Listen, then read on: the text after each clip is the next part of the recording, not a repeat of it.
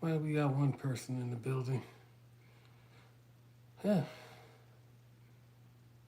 I took the cuffs.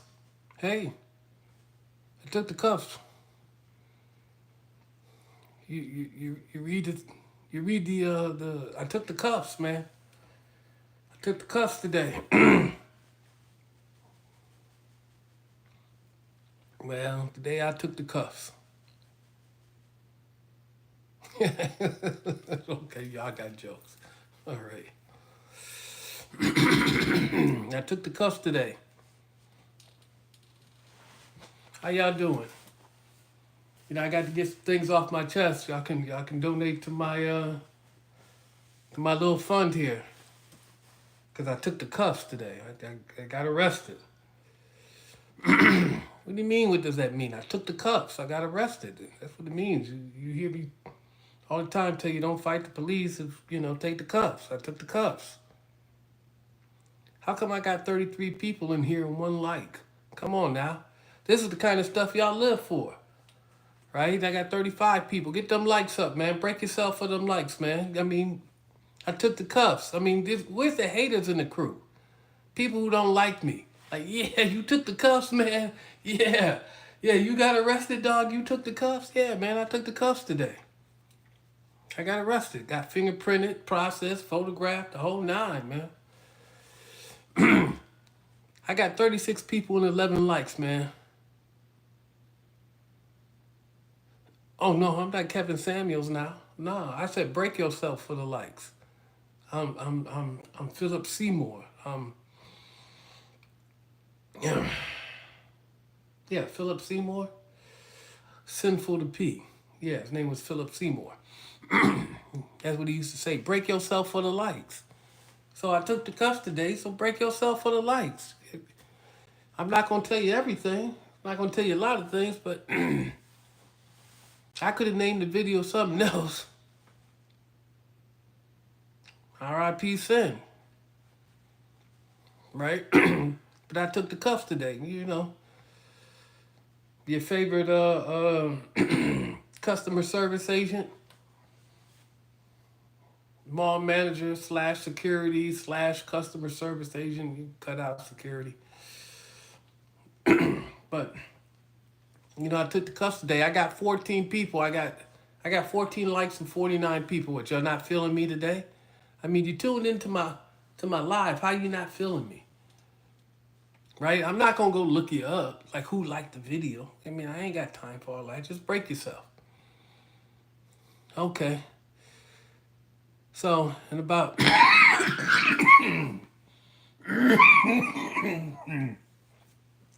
so I took the cuffs today, so let's talk about it a little bit. About 15 seconds. I've been talking about this. Break yourself for the light. Stop hurting my feelings here, right? Go ahead and and donate to Darren Long's defense fund.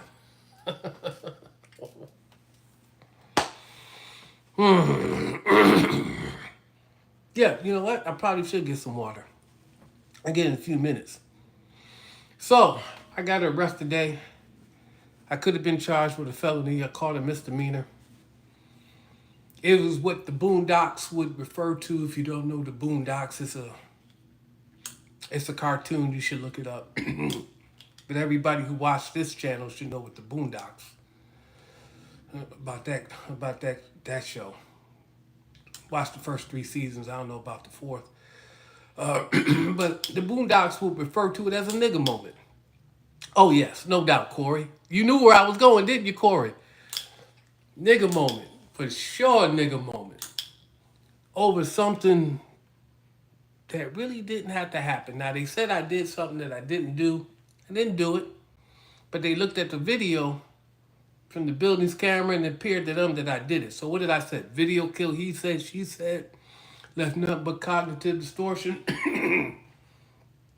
Now, it was over nothing, and they side-talked me. So I exercised some bad judgment.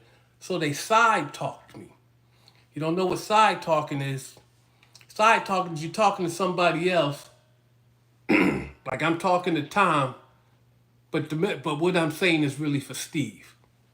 So he was talking to a store associate, but what he was saying was really for me. And so I addressed it. And then we went back and forth. And then at the same time, we said, well, what you gonna do? I thought that was at the time, I thought that was kind of comical and hilarious, although I didn't laugh. And then it went someplace else from there, right? And then he said something that triggered me, that made me stand on something. Now, it's funny because I wasn't even going to make this video, but I read in one of my comments, some guy was talking about he did executive security for a living, and he talked about how my interactions at the Metro Mall were all bad, that I really handled a lot of things the wrong way. And, you know, my response to him was this, that I'm not suited for executive protection, right? Basically, I'm just paraphrasing. I don't know exactly all that I wrote. But like executive protection is not the hood, and I'm not suited for executive protection, although I've been offered, not executive, but bodyguard people. And I've always turned it down because I'm not suited. Now, you got to be authentic to who you are, like sales, security, policing, some professions that you do, you have to be authentic to who you are. So if you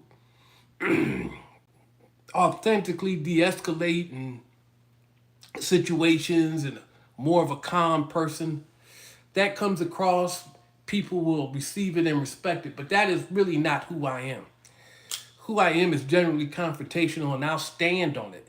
And, you know, I'll test your word. You talk that gangster stuff to me, like what did Anthony say? You know, gangster to the lane. You could talk that gangster stuff to them, but when you talk that gangster stuff to little Anthony, well, we gonna see what you about, right? I mean, generally that's how I handle the situations down at the Metro Mall. If you gonna talk that stuff to me, then I'm gonna take you right there and see what you about. Now, the police that I was dealing with today, that's how you want the police to act. Of course, the police, if they're dealing with a suspect, that's how I was acting. That's how they want me to, how they would want the suspect to act. Because I told them, I'm not going to fight the police. I mean, if I got to take the cuffs, they can take the cuffs. They extended me a few courtesies, which is probably why I'm standing here talking to you. They did that for me. They extended a few courtesies for the investigation, and I appreciate that. They were professional in every way. You know, one or two of them. Well, one in particular, dog. The one who actually put the cuffs on me, man. He felt like sometimes I felt like he was cool, but sometimes I felt like he just wanted to get into the mix a little bit. But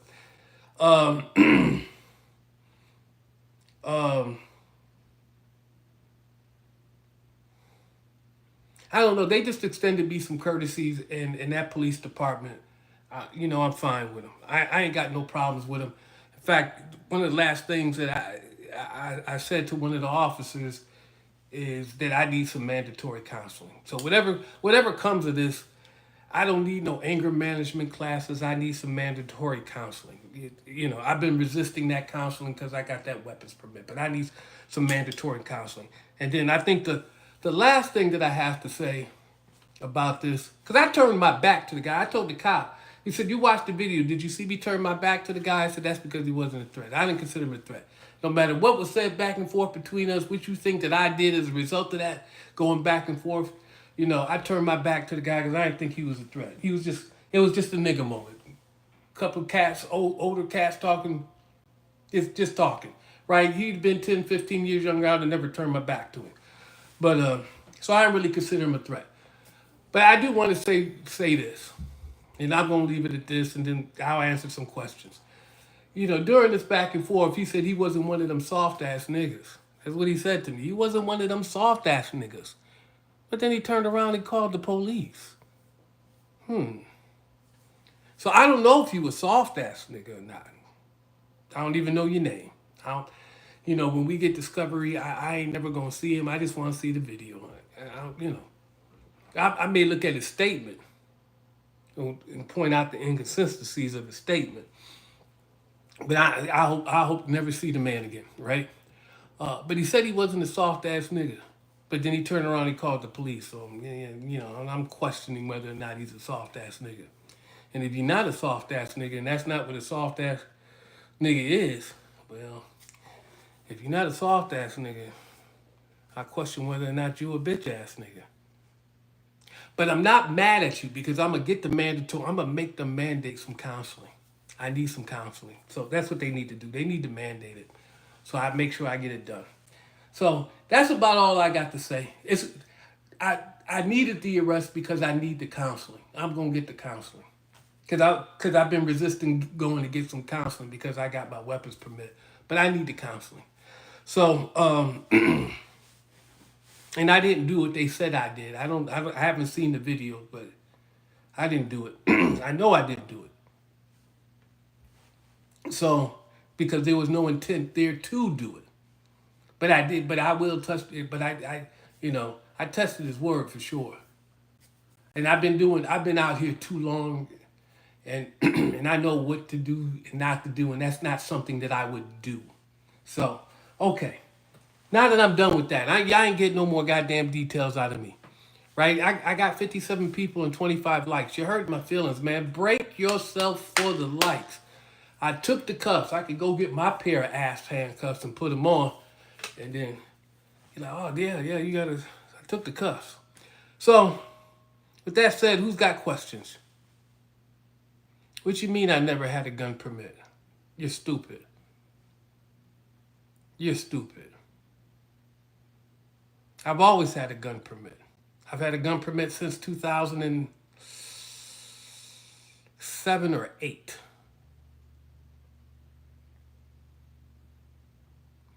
No, that's not what I said in the video. I said I didn't have a blue card. That means, so here's another motherfucker talking shit who don't know shit. So let me enlighten you. See, this is that confrontational thing that's in me. You talk some shit, I'm gonna start talking back to you. So get an education, motherfucker. So I didn't have a blue card. I was working for a security company at the time, and in Georgia, to carry a firearm, you need a separate license from your personal permit to carry a firearm working security. I did not have that, right? That was more of a problem for the security company than it was for me. But I always had my personal permit. So I couldn't carry one legally as security without the blue card, but that's more of a violation of business rules than it actually is criminal law. But I had my personal permit. So I do have a permit. So you should probably stop talking shit about things you don't know about and restrain and refrain from making commentary and maybe ask a goddamn question. Probably be better off for it. You see how I talk to my listeners? Like, I'm not taking that shit, not even from people who patronize my channel. Makes you think I'm gonna take some shit from somebody on the street. You see I need a little bit of counseling? You see how I need a little bit of counseling? I need to let some of that stuff go. I'm too old for that. I be talking about 50 and I can tell 50's had some counseling by some of the things that he said. But now I can't get no more 50's counseling through 50. I need to go get my own counseling so maybe I can have that epiphany and some things in me can turn off and we can go on about our life. I do need counseling. This is what the fuck I'm saying. Shut up. Um, Yeah, I'm generally angry. I don't know why. You know, my it's not even what he said. He was side talking me, but but but he said something and then I addressed it like you don't have to side talk me. You can just address me. And then then it just went left like real quick. What, a good ass whooping? What, you think you gonna be able to give me some ass right? I mean, some act right? You can catch them, okay. Listen, I'm too old to fight. I'm too old to fight. I ain't fighting. We ain't doing that. I mean, I'm willing to pick up a weapon and go stand on the battlefield of war. I'm willing to do that. But you think we fighting out in public? Oh, get your fist up, get your hands up. Scratch that, player. Scratch that. You gonna whoop my ass. You gonna get a response that's gonna take you right to where you think you want to go. I'm gonna test your commitment. Cause a lot of people say things they ain't really about that. They ain't really about that. You say those things and you ain't really about that. And I keep telling you, I ain't really about that life myself, but there ain't no bitches on the set. I mean, I'm too old to be going to prison. And I ain't going to prison over somebody I hate. I only go to prison for someone that I love. And shit, I don't even hate this person. I'm not even mad at this person. I'm probably thankful to this person because I'm going to get some mandatory counseling because I need it. More than anything, I need some goddamn counseling. How I'm gonna pay for some goddamn counseling, well, that's a whole other issue. Um,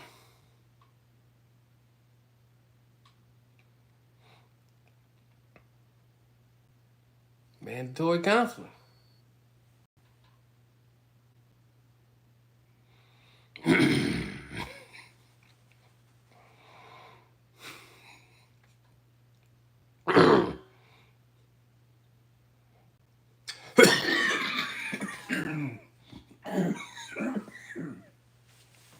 Y'all having a conversation amongst yourselves? Anybody got any questions, or can I just bounce? I said what I wanted to say. Maybe I can bounce. I can bail. I can go edit some video or something. No, I'm not blind. Am I back in Detroit? Uh, I am where I am. I'm only here because of wherever I'm at is because of the money. But I don't live here. I need something, dog. Yeah, I'm working. That's the only reason why I'm at where I'm at. Because I'm working. Oh, you here to roast me? Can't none of y'all roast me. Ain't none of y'all got no jokes like that. No, I don't miss being at the Metro Mall. No, I don't smoke no weed.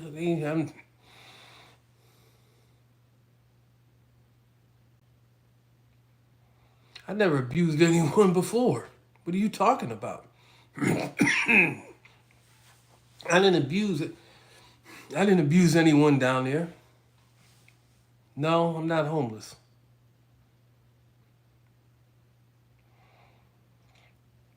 I'm not putting any of my videos on Patreon. Well, I'm not a guard. I don't know where Kennifer's at.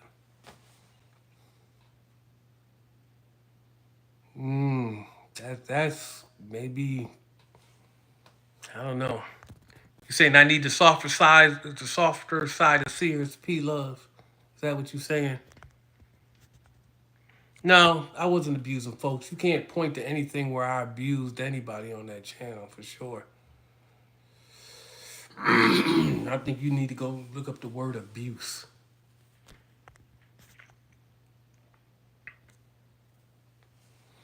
I'm a courier, and anything that I would record now, any incident that I would have now, in terms of my job, you would never see.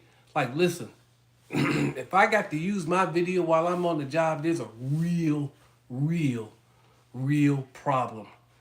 And you won't ever see it. What do you mean tell the truth? Who you lie to?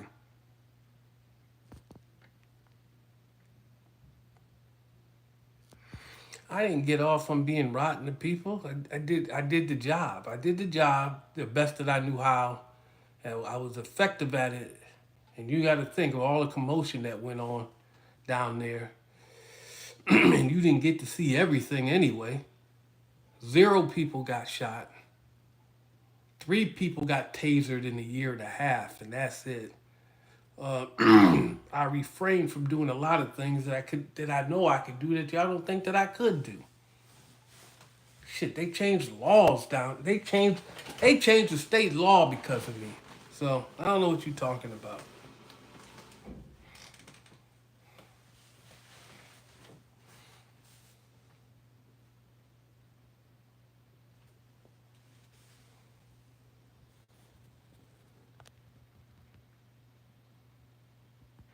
Nah, dog, that's y'all. Y'all think that's my most famous line.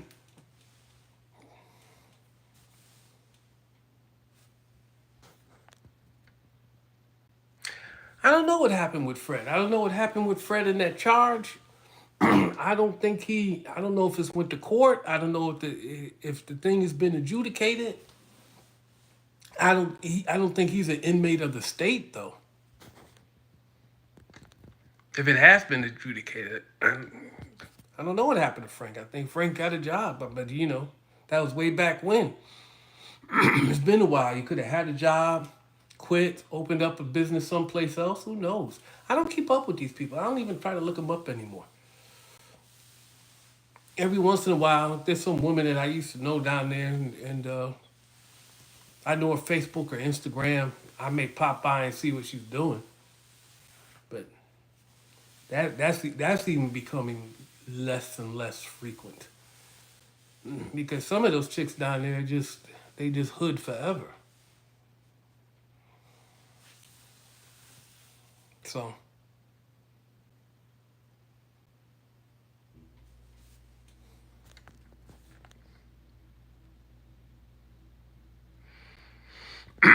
no, I don't think they're any different. You think the kids are different? I don't think they're any different. They just, people are just reckless. Listen, if people want to get at you, they gonna get at you, right? If they about that life, you gonna find out real quick, and then you just gonna have to deal with it. But I keep telling people, most people want to be in a shooting and not a shootout. Most people expect you to back down from a shootout, and I don't. I won't back down from a shootout. If you want to shoot me, I've had people tell me, you ain't the only one with a gun. Okay, well, so what you want to do? I mean, there's an incident in Atlanta last year. Never mind, man. Yeah, I start telling on myself about some stuff that I don't need to tell people about. But that person in Atlanta found out real quick. I mean, like, nah, man, nah. I'm not what you think I am. I mean, like, I'm not wild, ruthless, and crazy and super reckless, and I'm not gonna shoot up the whole damn block. I'm not, but I ain't no bitch on the set either. You challenge me, man, dude. Stop talking that trash when you ain't really about that thing. And I would just advise everybody that. 50 said he don't say things unless he mean it. And then, the one thing that he said, I hate going down, man, I wish I would have been thinking about that. Right? Because, if you continue to go down this path, we gonna bump heads, and the end result ain't gonna be good for nobody. And so today I didn't really go down that path, but we started to walk down that path, and then it just went away, which it shouldn't even started in the first place. Because I should ignore what the fuck he said in the first place. But his reaction to like what I said initially was just way out of proportion of what was going on. Maybe he just felt offended. Maybe he's a United Autos worker and he on strike or some shit. I don't know. You know, they get $500 a week, I think, for being on strike. I don't know what the hell you're gonna do with $500 a week now, but you know, I gotta deal with a whole bunch of bullshit because I exercised some poor judgment, and the poor judgment initially was just saying something in the first fucking place. This is why, yeah.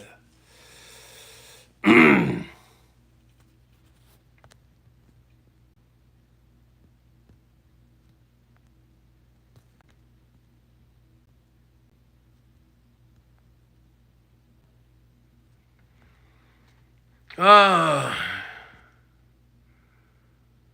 who's avoiding who having some mental health issues? I don't know if I'm having some mental health issues, but I do need some counseling though. I got glasses. You want me to put my glasses on? If I put my glasses on, I'm not gonna be able to read what the heck you people are writing on the screen. I could get bifocals. I just refuse to get bifocals. No, it wasn't a road rage incident. I've been doing better on that. Like I just I just go around you. You hit me with your high beams because you didn't like what I did, and I didn't like what you did. I can just drive away from the whole situation, and so usually, that's what I've been doing as of recent. I've accepted the situation that people are just they can't drive, they can't do this, they don't drive worth the shit, they're inconsiderate, and I just accepted the situation as they are what they are, and then I just drive around them, and sometimes I just don't wait for them, and I just, and then I just leave. And then you're back there, and I'm somewhere up here, and I don't have to deal with you, and yeah. But but we can get rid of the problem, so.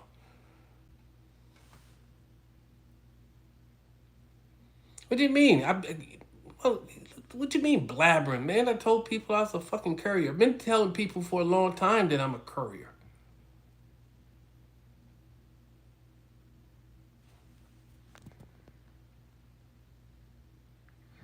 One man told me I didn't talk about his wife. What I did was told her that she should focus on me instead of him. Because she was at work and he wasn't. And he was interfering with her doing. Her job was to deal with me. And I was trying to lead a parking ramp. And I couldn't lead a parking ramp because he was taking up all her time. See, once again, somebody talking shit don't know about the hell they talking about.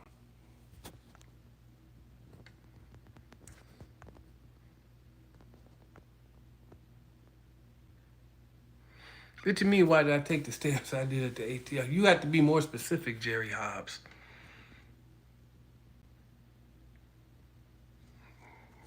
I didn't disrespect his wife in the first place. I don't know what the hell you're talking about, D-Wise. There is no money in security. I don't want to do it. Some people say they make money. I'm like, okay, whatever. I can make that money and better and just not deal with the problems. Listen, I'm well suited for difficult demographic security. I'm well suited. But I would ideally like to have one or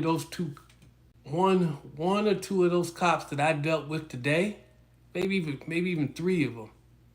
I don't know about the other guy, right? I would want them to take the lead. And then when they needed the hammer, then I would come in and be the hammer. But that don't mean that don't mean like that thing that popped off in Florida. If the guy don't want to put his hands behind his back, that don't mean I'm striking him in the head to get him to punch, to get him to put his hands behind his back or kneeing him in his ribs or none of that. None of that is necessary. There's other training that you can get. the agency that you work for, the municipality that you work for might not pay for it, but you would have to go get it yourself because there's ways in which you can get people to comply without striking. Um, and the only other problem that I had is like, and they talk about that guy's face. Um, and I think even the manufacturer says, you're not the taser a fleeing suspect. If they're running, because if you tase them and they lock up, they can't protect themselves from a fall, and they usually fall flat on their face. People have had teeth broken and other facial disfigurements, etc., behind getting tased while they're running away. They also tell you that the suspect is climbing the gate and they're they're off the ground. You're not to tase them because once again they'll lock up and they can't even begin to protect themselves from a fall. So, you know, but these things are what they are. Um, he ran away,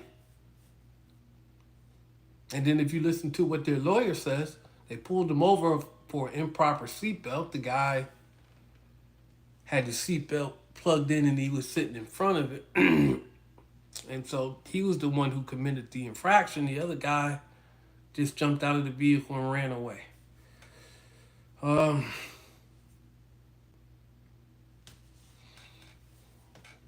they exercise a little bit of poor judgment, but then sometimes the police haven't been really taught all the law. Sometimes it's funny how the police don't always know the law. Now, I'm not sure. I haven't looked it up for myself, but and so you take what I'm saying with a grain of salt. But if you're not the subject of, I guess, a crime, if you haven't committed a crime and you're with someone that committed a crime, you have the right to walk away. You're not accusing me of a crime. I'm just with this person who committed a crime.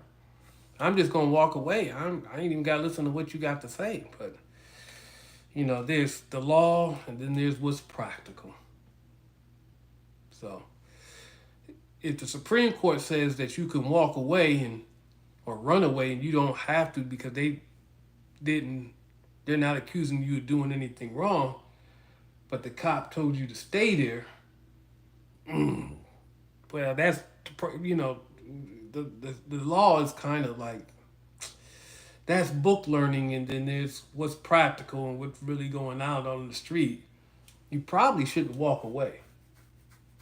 I mean, so I don't know. Oh, you. Well, I'm glad you're here, Eddie. Since you thought I was horrid.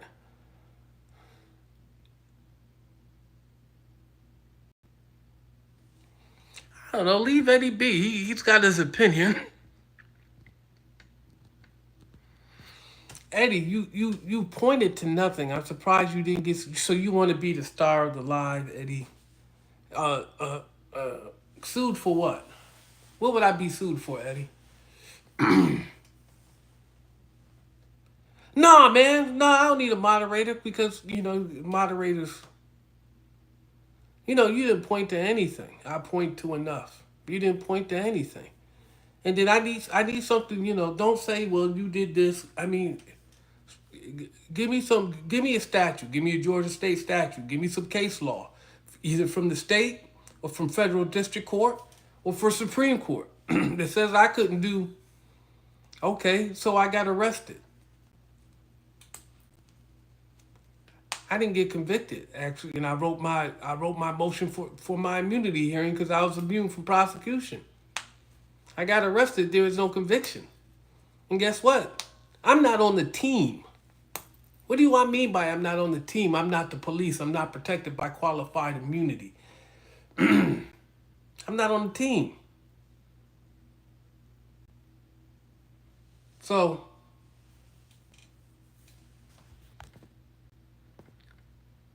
oh no, son, I'm not on the team. If I was on the team, I wouldn't even got arrested.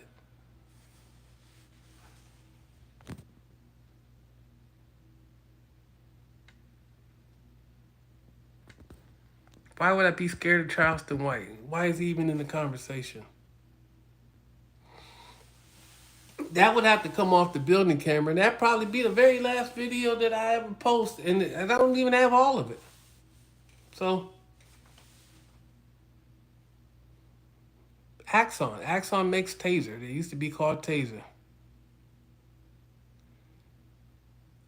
I didn't get fired. They told me they were laying me off. I don't know, but I'm not an employee, so you couldn't lay me off. I've been fighting it, but that's the language that they use. We're just laying you off and not firing you, I was an employee, so they just let go of the contract because they didn't like the publicity. It's not like people didn't know what I was doing. I've been doing what I was doing. We talking about something that happened about April 2013, and I have been there since January of 2012. No, I don't mind. Dude, he's the one asking questions. None of y'all are asking questions. Now, Armand Chester wasn't the biggest threat. I never considered him a big threat. No, you don't understand, and I don't think you know it all. I mean, I'm telling you exactly what's going on, and you just refuse to believe it. So, I mean, this by this time it's 10 years old. No one's coming back to prosecute me for anything. I don't know where Rick is. He's not in prison, at least not in the state of Georgia. But I don't think Rick's in prison anyway. I would be really surprised. Who was the big threat? The biggest threat was Sherman Martin. He would probably have been the biggest threat if I had, and he's a vendor. Had I had a problem with him.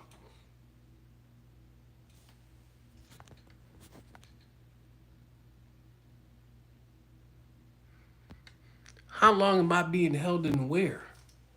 They processed me in and they processed me out. I probably spent less time in with that police department than Donald Trump spent in Fulton County.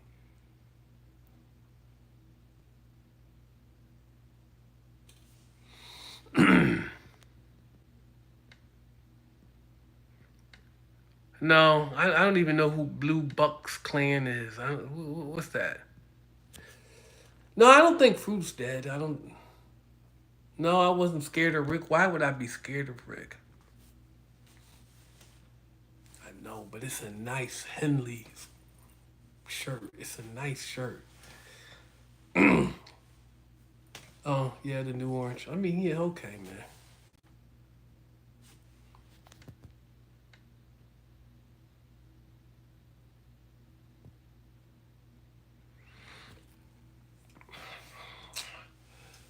Uh,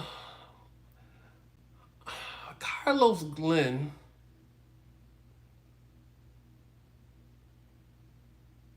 lost his life because he used to sell people fake shit, and the person came back. And he used to do strong arm robberies, and I told the police that it was kind of their fault that he died to some extent, not all extent, because you knew what he was doing and you let him operate down there like that, and somebody came back and killed him. But had you just ran the man off, he probably would still be alive because he was actually trying to do something different, but he never had enough time to to get there. I got all kinds of stuff from Atlanta that I've never gone through.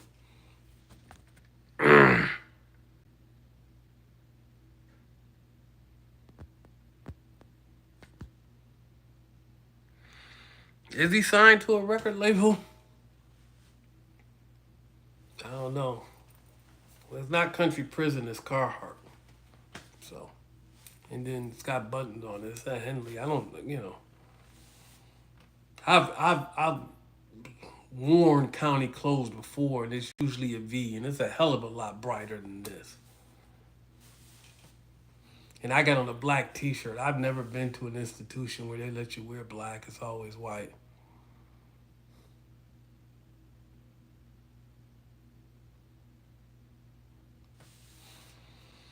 Well, I'm sorry you think it's a jumpsuit, but it's not. You know.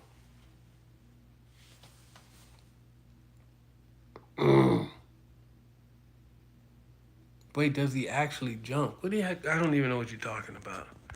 Can I stroll back here? Who's got questions? Because even though y'all hating on Eddie and Eddie just talking out the side of his mouth with some nonsense, he is actually the one asking questions, making commentary about the channel. I don't know if the police. Hey, I'm going back. Crooked Hood 412. I don't know if the police didn't like me. I don't think I did their job better than them. I would never say that I did my job better than they did their job because I don't. I don't know everything that their job entails. Um, I know some things about what they do because some things that I did were similar to what they did, and so I think I'm qualified enough to have a little bit of opinion on it. Not a lot, just a little bit. Um, but no, they weren't used to somebody like me doing the things that I did because they never encountered someone like me. And if they had, those people did had no idea of what they were talking about. But usually, when people talk to me, especially law enforcement, um, they usually walk away with like this guy knows something. He's not some idiot out here, which probably is a little bit of the impression that I made on the police today that I'm not an idiot. And even though you generally not supposed to talk to the police, you shouldn't be making any comments.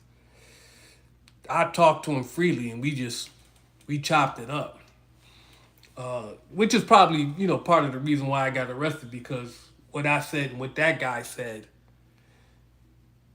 had matched up with something that I did say.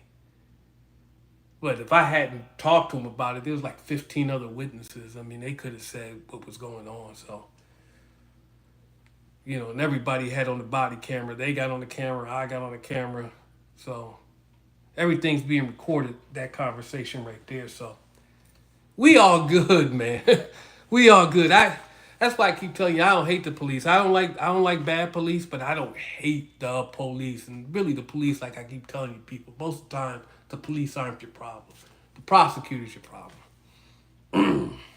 And then above the prosecutors, the legislature who makes these laws and puts these laws in place, they can just legislate everything and you can't. And that the police should be dealing with everything and they shouldn't. Um, but should they dealt with this? Well, yeah. I can't say they were wrong here. Uh, for showing up, coming. I can't say they were wrong at all. So um, I got no problems with the police. Not they, especially the ones that I dealt with today. I got no problems with them at all. Um, all right, let me go through some of these comments. Keep positive. Good luck to you on the content. I'm not telling people what I got locked up for. I took a charge. I could have took a felony, but but they arrested me for a misdemeanor.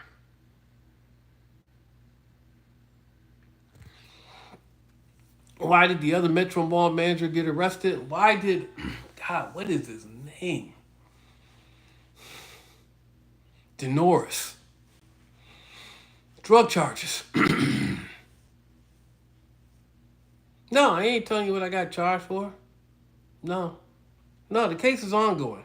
My lawyer would, if I had a lawyer, he advised me even making these statements. But I said so much to the police that it's out there. But I'm just not telling you, right? After the case is concluded and I'm taking my mandatory counseling because that's what I need. Actually, that's what I told one police officer. I needed mandatory counseling. Um, then maybe I'll tell you. But as of now, no.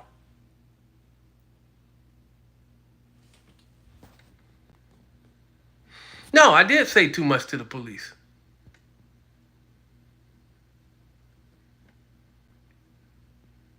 Yeah, and y'all only gave me $5. Why y'all only gave me $5? You know what? I got 75 people in here. 75 people can give me $5. Shit, don't even call it the legal defense fund. Just call it the counseling fund. Counseling is gonna get expensive. For real expensive. I'm not doing security, but at that time, it had been all together. I did security for about 12 years. 12 years. 12 years. When did I start taking testosterone pills? Yeah, I got more videos. I was just telling somebody earlier today that I need to make myself do some things that I didn't want to do, and one of the things that I got, y'all love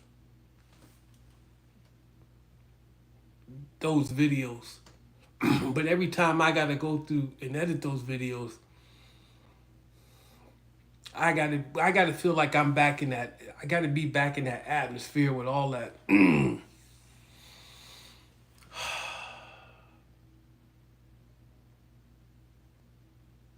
With that difficult demographic, and it puts me in a mindset. And it's a mindset that's not going to serve me. So it was quarries. It was a department store. All the ATL natives, quarries, they know what that was. It was a department store. All right, D. Good looking for the 10. The person giving me $4.99.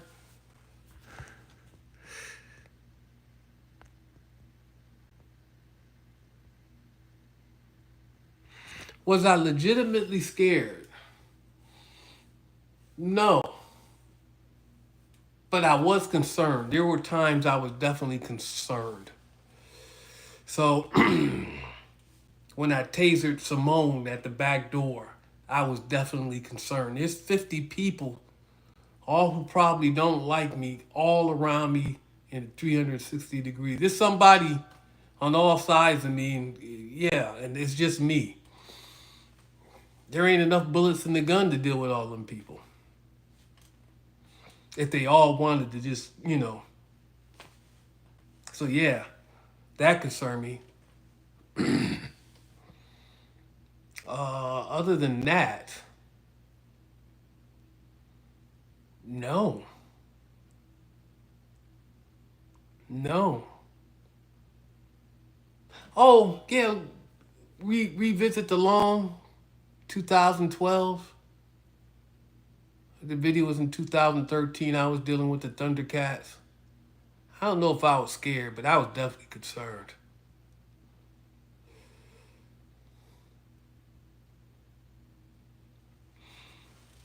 There's a lot going on when you got a lot of people standing around you. You take away your $4.99, dog.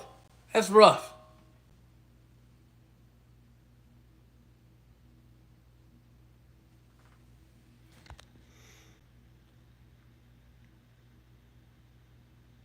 Yeah, that was a lot of adrenaline, dog. I mean, that wasn't a result of me being scared. That was a lot of adrenaline. But I keep telling people, like y'all keep saying, well, you were scared, you were scared. Well, imagine if I had shot somebody. No, you shouldn't have shot anybody. But all you said I was scared. I mean, you literally said I was scared. That's from your view. You said I was scared. You actually gave me my get out of jail free card. Because your impression of the video was you said I was scared. Like, you won't see the video. I don't know when I post that video, but there's a video in Metro Detroit with which the aggression of these three gentlemen, especially the two bigger ones. When I showed my friends that video, they was like, okay, okay. When I told them I almost had to shoot these guys, and they was like, they thought it was on some Metro Mall nonsense, and they looked at that video and they walked away from it like, okay. I'm like, yeah, yeah. It's like, and everybody, see, in that day I exercised good judgment because I walked away from the situation because I could. But man, I think if they would have pressed a little harder, those guys would have got shot. And then just to get out of that legal shooting, because it would have been legal. But I would have had so many problems. So many problems. I would have been able to walk away from it, but man, it wouldn't have been easy. But I would have been able to do it. But it would not have been easy.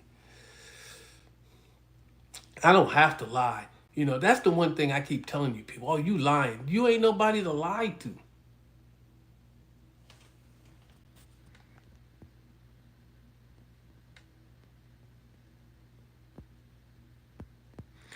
Uh, yeah. Yeah. And the three people I'm talking about weren't inebriated at all. They was about it, and I was ready to stand on it for sure. For sure I was ready to stand on it. I made the right decision. I made the right decision. I was damn sure ready to stand on it. But I made the right. I don't regret that decision at all. I get to be here. Uh,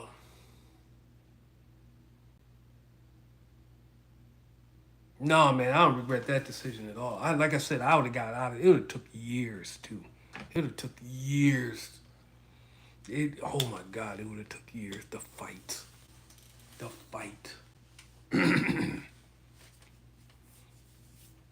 I definitely would have had to get a lawyer.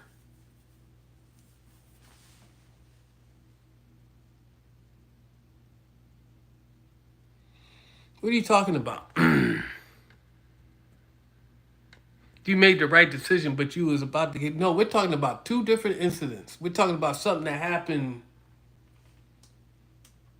almost 10 years ago. We're not talking about what just happened. See, what happened almost 10 years ago, I was on the job. What happened today, I was just a patron of a business. And it was just a nigga moment. And in fact, 10 years ago, that was a nigga moment. But that was a nigga moment of something that was exponentially more dangerous. Exponentially more dangerous. And if I showed you the video, you would understand. But I'm not going to show you the video. Not yet. It's going to be it's going to be more than a decade old before anybody sees it.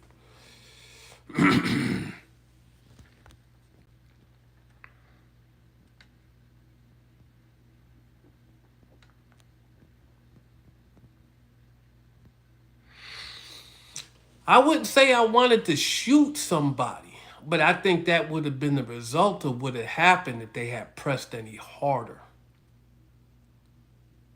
Because mind you, what I've told cops this, right? I've told law enforcement this. You can engage with somebody and then you can back up. You do not have to stand your ground. You can actually back up. But when you back up, you're doing two things at once. You're creating distance. And if they keep advancing, you keep creating distance. But you're also establishing their intent to do something to you. So me and you are having an argument. Me and you are going at each other. Right? and I back up, and you take a step back, and I back up, and I keep telling you stay the fuck back. You stay there, and then I back up, and then you taking the, dude. I'm doing in a roundabout way. I'm establishing your intent to do something. Now, when I did that thing 10 years ago, and I was on the job, there was a gun in my hand. It wasn't in a holster at the time. It was in my hand. It was low and ready, and I'm dealing with three people, two of them much larger than me. Obviously, just looking at them, obviously stronger than me.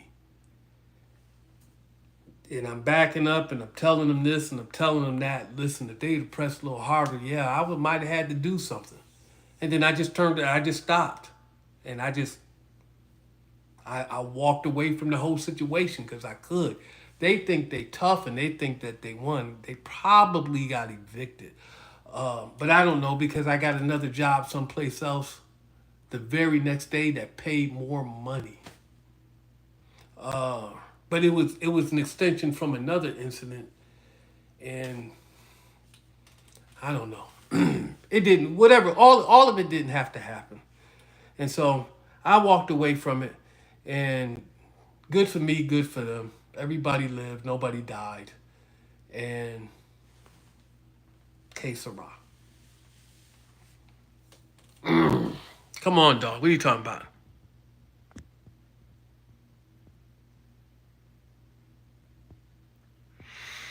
Yeah. Okay. Well, sometimes, man, you got to let people just say what they want to say, and sometimes when people say, one of the things that you here's the thing: when you tell the truth, there's always consistency to a truth. It's always consistent. When people start telling lies, you'll start to hear the inconsistencies. People talk long enough, you'll hear the inconsistencies. People tell the truth, it's consistent all the way across the board. So one of the things I told a cop today, I said, I don't lie to you, right? Because if I lie, then I lose my credibility. If you catch me in a lie, you see, if I tell you some untruth, then it makes everything else that I say suspect. And so I lose my credibility after that. So if I'm going to tell you anything, I'm not going to lie to you. There's no point to it.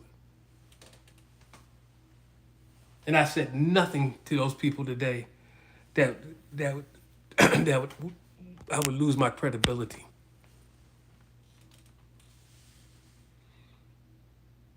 The mall got raided for not once but twice because they were selling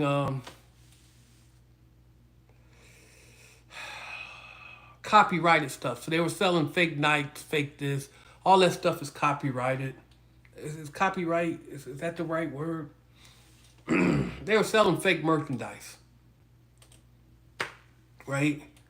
It wasn't Nike. It looked like Nike, but it wasn't Nike. It said Nike, but it wasn't Nike. Counterfeit goods. Yeah, but they don't use bootleg. Counterfeit goods. Trademark. There you go. Trademark infringement, counterfeit goods. There you go. Thank you, Mr. Maynard. As you get older, you lose language. I got to start reading again. I don't look like Garfield.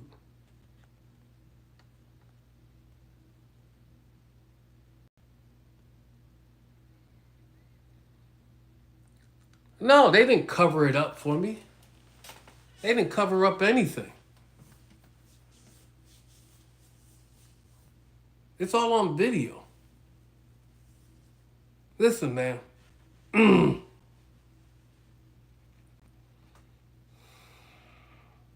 I keep telling you I'm not on the team. And those guys didn't cover up anything and they did their job. And they could have charged me with a felony, but I don't think it would have stood. Right? Because I know the elements, because I was there. And it did not happen. Trust me, it did not happen. Yeah,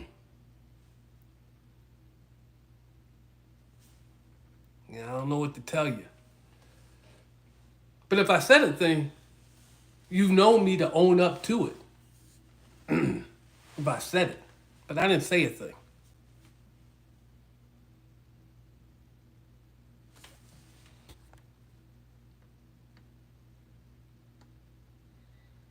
I don't know if any cop, y'all, all y'all like to call McFarland a dirty cop, and I never called him a dirty cop. I just said every time he shows up, my shit goes sideways. Uh, but that don't mean he dirty. That's that y'all need to like clean up your language, right? That don't mean he dirty. That means my shit goes sideways. That doesn't mean he's dirty. He's just not supporting me, or he doesn't believe in what I'm doing, and I'm not doing anything illegal. But even then, look, it took one supervisor to take something that I did. We pressed the video. We put it on disc. They took the disc to the solicitor's office. The solicitor prosecutes misdemeanors. District attorney prosecutes felonies. And he took it to him, and then they came back and said I didn't do anything that I couldn't do. And they didn't know that. And so I would never call McFarland a dirty cop. You've never heard me say that. My shit goes sideways when he showed up, though, for sure. That I did get mad about.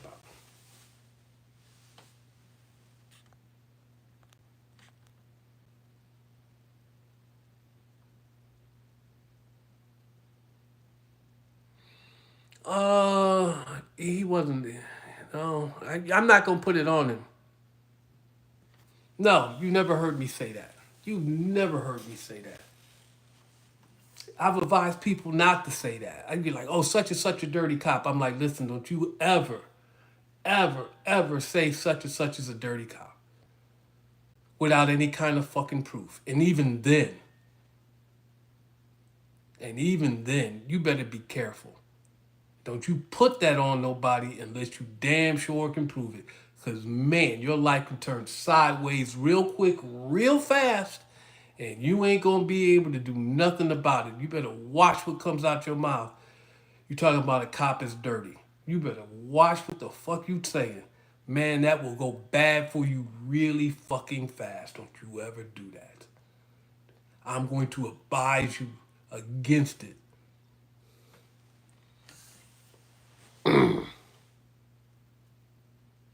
What am I planning to do for work next? I'm a courier. There may be certain things I may or may not be able to do now until I get this situation straightened out. But I'm still gonna be a courier. I'm probably still gonna make a pretty good buck. I mean, this is a bad season, but yeah, we'll see. Come to New Orleans.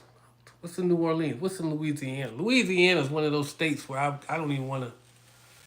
I can miss. So Alabama, Mississippi, and Louisiana.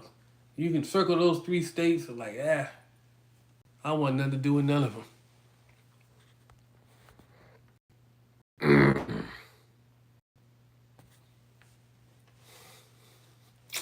Anger management's a joke. I need counseling.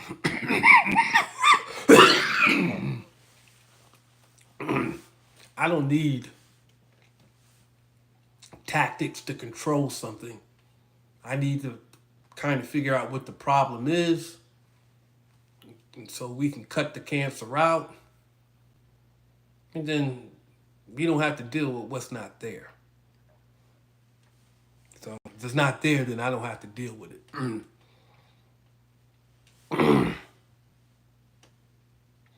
No, I'm not going to be in law enforcement. I let some other people handle that. Some other people should handle that. It shouldn't be me. It's not my job. It's their job. I've done a thing. I was in security. I worked at Metro Mall. I was in security. I did it for 12 years. I'm good. I'm good. I no longer have any desire to deal with the general public in that regard. So I deal with you guys. I deal with these people. And me and Eddie can go at each other. Me and a couple of other people. And that's cool. Right? What's wrong with Louisiana? Oh, the bigotry's off the chain. The bias is off the chain. The state and how they treat their citizens off the chain. And the people in power have no wish to change it. They like it just the way it is. The same thing in Alabama and the same thing in Mississippi. Parts of Texas, the wrong part of Georgia, go down to North Carolina, South Carolina. You can go up to New York State too, Michigan, Wisconsin, Illinois. You pick a place, but there's places that are worse than others. In Louisiana, Alabama, and Mississippi. Nah, dog, I'm not from Louisiana, Alabama, and Mississippi. I don't know the rules up there. And I'm not likely to follow them either. Right? Oh, you on the wrong side of the tracks, buddy. I mean, that's a real thing. And like, you know what? I don't care. Who are you talking to? I'm talking to you. Fuck are you? Yeah, having those kind of interactions with people in authority or real hood people, probably not the best thing if you want to live your life without problems. I don't like Florida either, right? When I like Georgia, when I talk about Georgia and me loving Georgia and liking Georgia, I'm specifically talking about Metro Atlanta. I'm not talking about no other place in Georgia. I'm not talking about Macon, Savannah, Warner Robins, Darien, none of those places by Florida. I'm not talking about going up to North Georgia, none of them places, man. Nah, just Metro Atlanta. Fulton County, Cobb County, DeKalb County, Henry County, Coweta,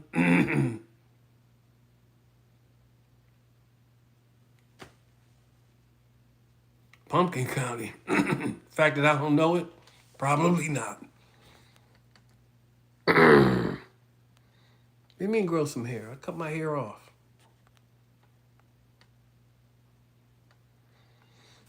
That's that's one county. That's one area.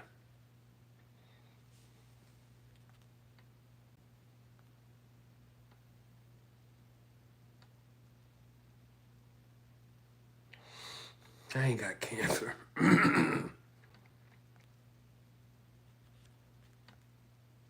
Do I have any kids? No, I don't have any kids.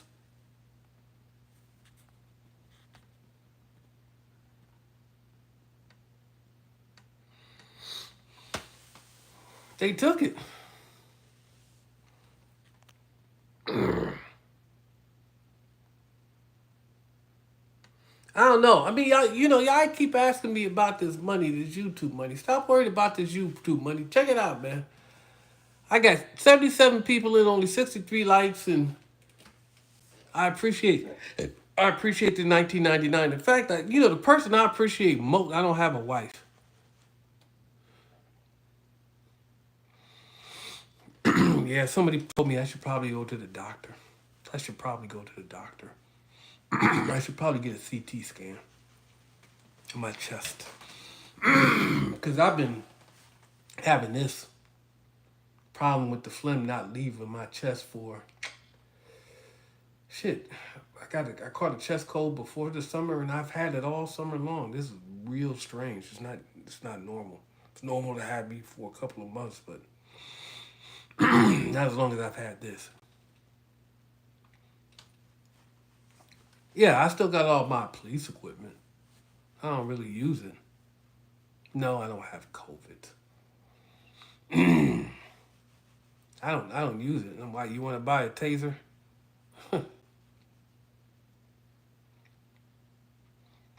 Allied Universal is a big corporate security company with rules and policies, and you follow their rules and policies. And if you don't like the post, you get the hell on out of there because they're thinking about their bottom line, and you don't make no difference at all whatsoever. I would say the same thing about Securitas and a whole bunch of security companies, big and small. Me and my friend were talking about my car insurance went up $130 a month, and I was just like, what the for? And they told me, well, you had an introductory discount, and then inflation. I'm like, what? Yeah, inflation. So I called a couple of my friends. I called somebody I knew,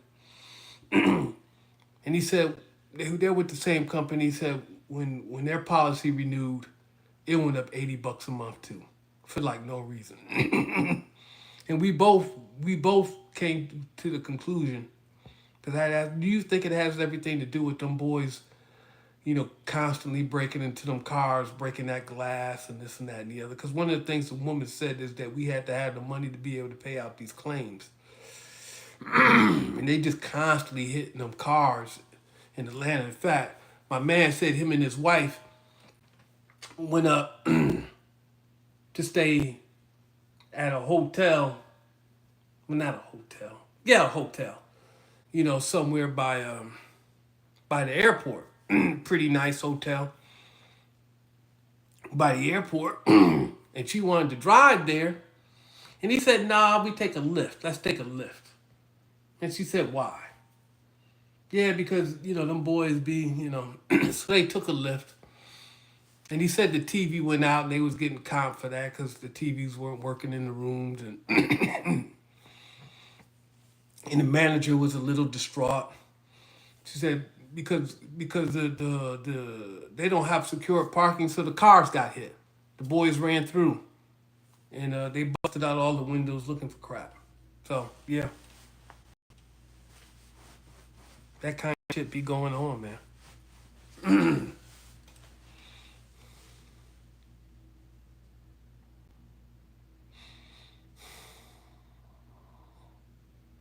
Mm.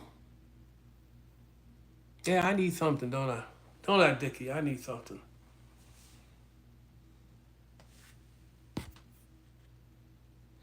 12, Eddie. 12. And I grew up doing difficult demographic security.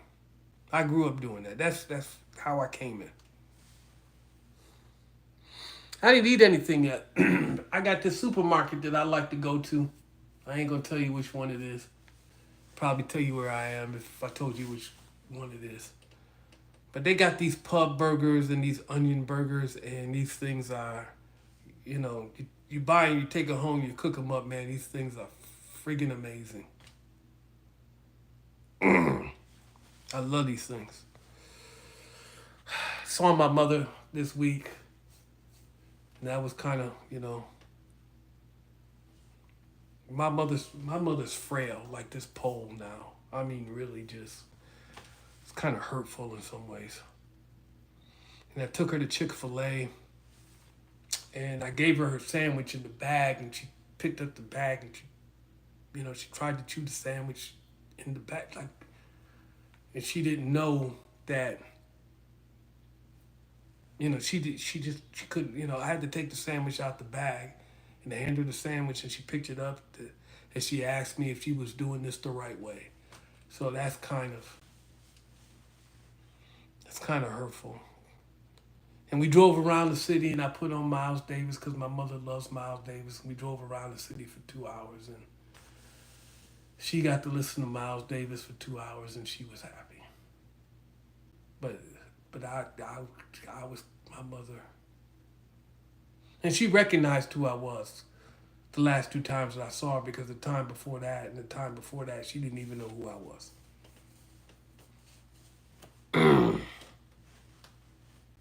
So there's those things going on.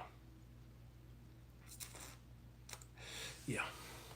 All right. So, any more questions about the Metro Mall?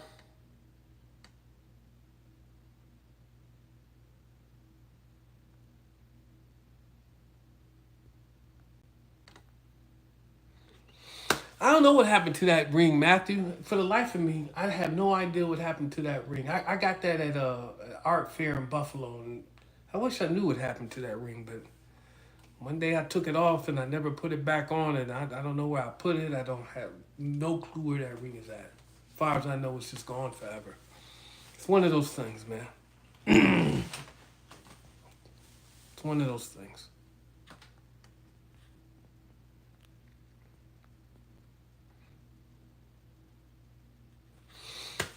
No, I mean, you can pray for me and my mom. I mean, she has dementia. These things happen. So, if you pray for anybody, pray for my cousin who deals with her, and she took that over, and I'm thankful for me. I probably don't tell her enough. I haven't told her at all, but I do thank her for dealing with it because I wasn't able to deal with it, and then my level of frustration in my life and my aggressiveness would be so high that I'd probably be in prison. Because dealing with dementia, someone like me, who needs to be able to interact with people logically and reasonably, that kind of pent up frustration and anger, but that usually it comes out someplace. It's displaced anger and it comes out someplace. And it comes out like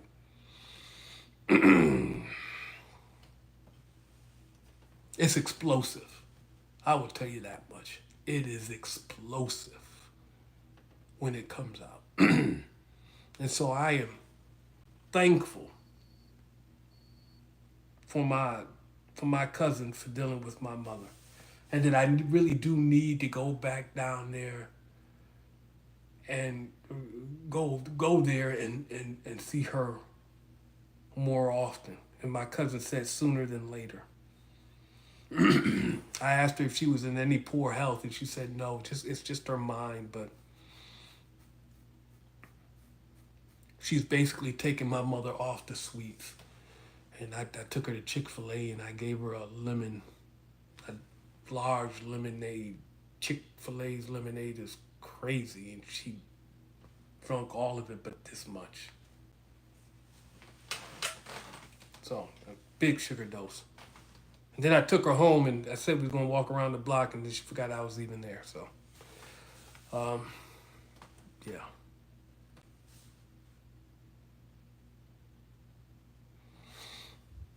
So these kind of things are going on, man. I mean, I don't need to be there in the spirit. I need to, I just, well, I take small donations, and that's all I need is a small donation. I mean, I appreciate it. A little bit of money helps me out. I get some things done. It's probably, like I said, going to go to which should be, mandatory counseling. 'Cause that's what I need. And if you mandate it, I will be forced to get it, and so it will probably happen. And that is not a bad thing. That's a good thing. That's what I told the cop, that you should tell the detective, we should tell the prosecutor when they're determining what the hell they want to do with this case, what I need. I don't have to lie about anything, man. I mean, I don't see the point of it. Yeah, well, we all got things to work on, but this is. I'm not. I told the cop I'm not mad at dude, and I'm not even mad about the arrest because I probably needed the arrest because I probably need to get mandatory counseling. So I'm not even mad about the arrest. And I'm not even mad at dude. You just he ain't a soft ass nigga, but if he ain't a soft ass nigga, he a bitch ass nigga. But I ain't even mad at him for being what he is. Because if out of this I get the mandatory counseling that I say that I need, that I should get, then I should probably, if I happen to come across him again, shake his hand.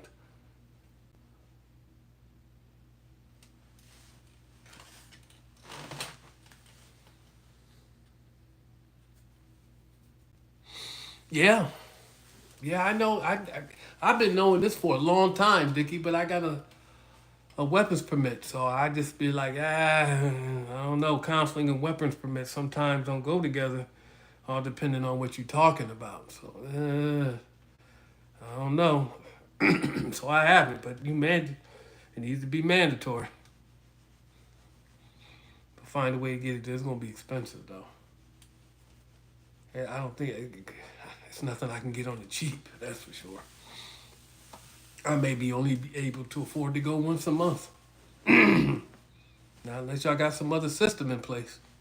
Because anger management classes are just, that's some old clown shit. That's for people who are really just not self-aware at all. And that is not who I am. Don't let fear or common sense stop you. What does that mean? Qualify that statement for me.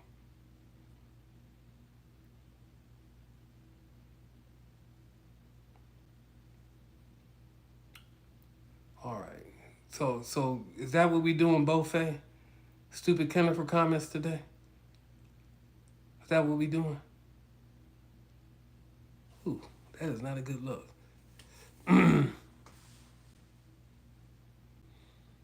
Okay, well, I mean, that's not really qualifying the statement, sir. Ain't nothing between you except space and opportunity. I need, come on, do better than that. New York with the 4.99. I got you, baby. I appreciate it.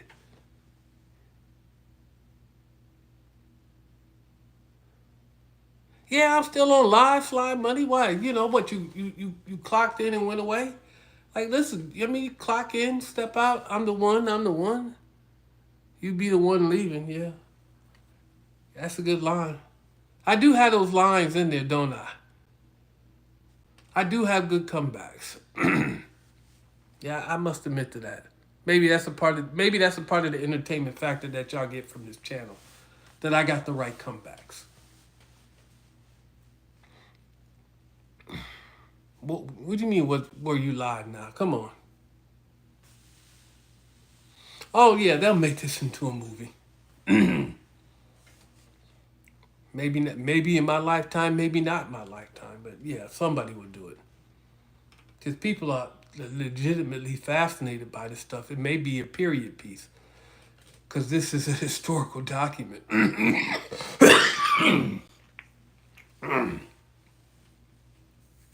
And it's comprehensive in the way it's shown. It's not a documentary has a point of view. It's just this is just what happened. This is how people acted in this part of the city at this time period because all the shit is dated. You can't get no better than that. I live in Atlanta. That's where I live. That's my permanent address. That's where I live.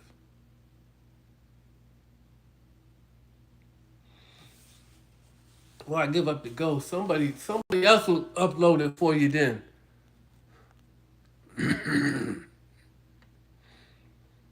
Nah, Taser won't even come out the holster. How have they helped you, Gru? In what ways have these videos helped you? Yeah, my comebacks are quotable.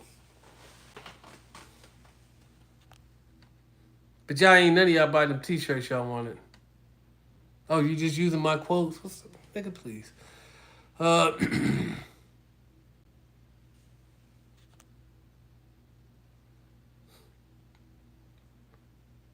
is TTS?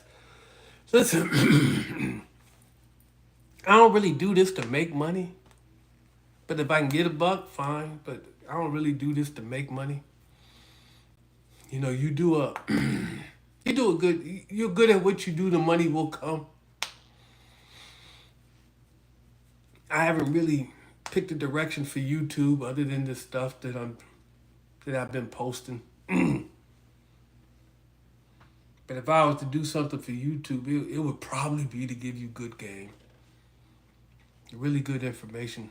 I talked to somebody who knew nothing about simple asset forfeiture, and what little they thought they knew was wrong. So I'll probably give you good game, and I've been telling you where I get it from, but maybe you just need to filter because you just don't want to listen to it. So, what is TTS? You're telling me to get TTS. What is good TTS?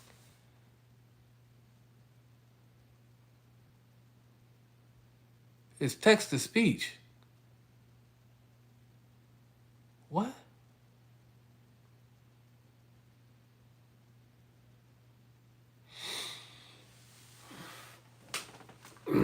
What do you mean by my rhetoric? I understand. I understand the first part of it because sometimes I feel like the videos do depict that.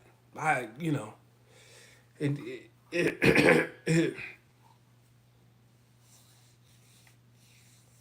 but what do you mean by my rhetoric? I understand what you're saying about the videos, though. I really do.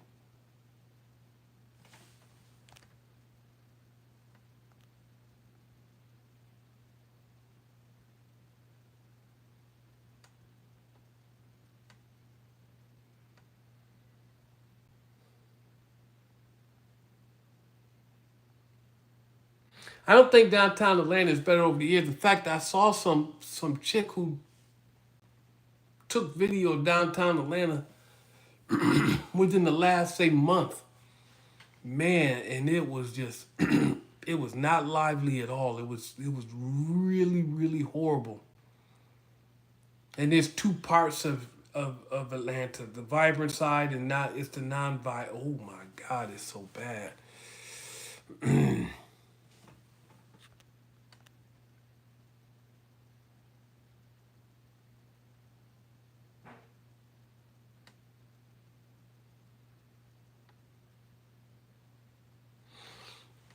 No, he's not saying that the videos are racist. What he's saying is that the racists are using the videos to say this is how this group of people act, and they're not deserving. Uh, and man, I hate when I lose language. But they're not deserving. They don't know how to conduct themselves, and all the bad things that happen to them are what they deserve because look at how they act. That's what he's saying. And I've had I've had my concerns about that over the years because it's not a good depiction. If you're just looking at a group of people just through these videos, but I'm saying nah, you can't look at a group of people through these videos, and then you just can't look at this group of people and not understanding how they got from where they were to what they were at that point in time. And then some people have, because it's been 10 years, you expect people to change. Some people have, some people gotten smarter, some people haven't changed. And they're still in the street like that. Some people have gotten jobs, but they don't really pay well, and so they got those problems. And you have to look at everything in its totality, like a crime, because what you see before you in some ways is a crime. It's the result of, crimes done against that community. Listen, you can't teach people what you don't know. And if their parents don't know, then they can't teach the kids, and the kids don't know. And then sometimes kids just want to do what they want to do, and they just go off in a direction that you just wasn't, that they shouldn't have. There's a lot of things going on. See, they don't want to hear that shit. That's why I lose viewers, because they don't want to hear that shit.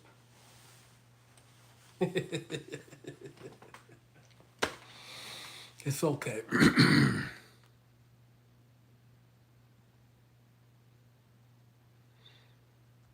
I don't have a video called Overcooked.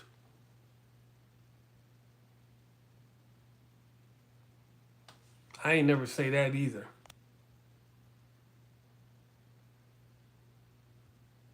No, it's not all bullets. It's only bullets, not all. That's what I told Fred.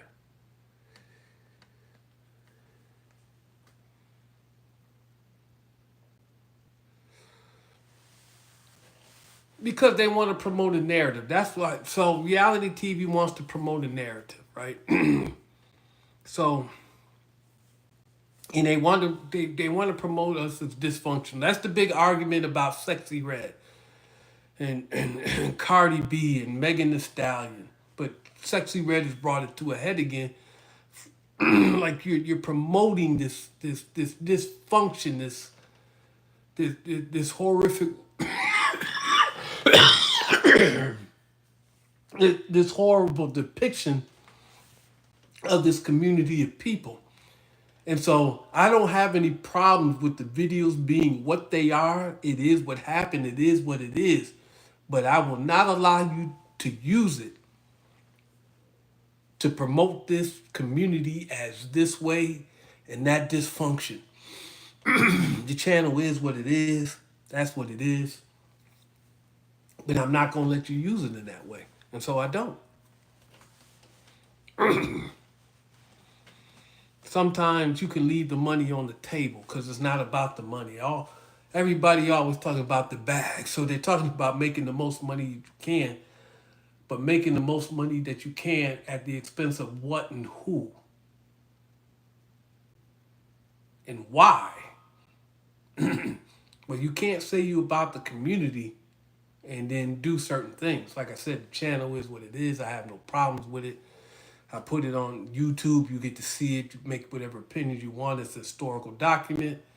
It's not really a reality show, even though it's got a catchphrase, greatest reality show ever. It's way too late for me to change it. So it is what it is. But it's not a show. It's just reality. And there's nothing that has ever been produced as a documentary, as a television show. There's nothing out there that is remotely close to what this channel is. Nothing. Nowhere. You can't find it. Not people who post videos of them doing vehicle recoveries. Not even cops, who was about the original reality TV show, or at least the modern interpretation of it. And not even cops is close to what this is, because you have the same recurring people going on and on and on, and there's different aspects, and you get to know about some people's personal lives. It's just not incidents. And that's just a decision that I made so I can humanize people, but I've said this before.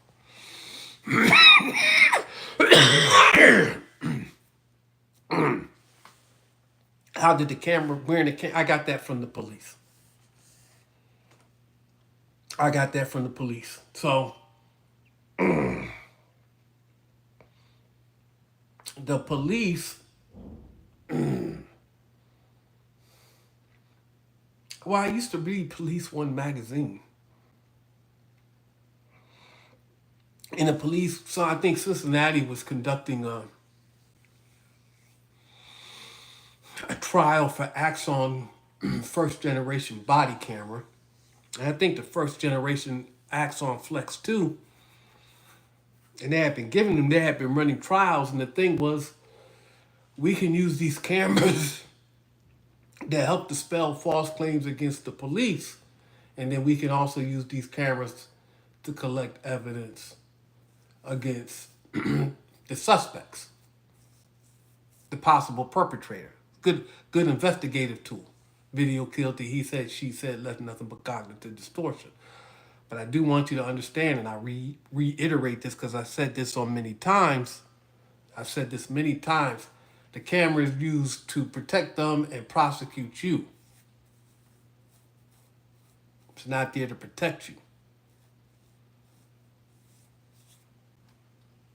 So, I want you to understand that.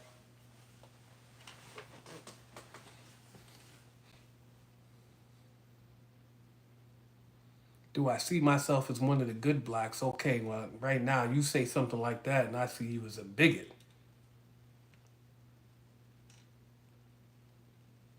Buffet, making that kind of commentary. I see you as a bigot. The good blacks. The fuck's the matter with you?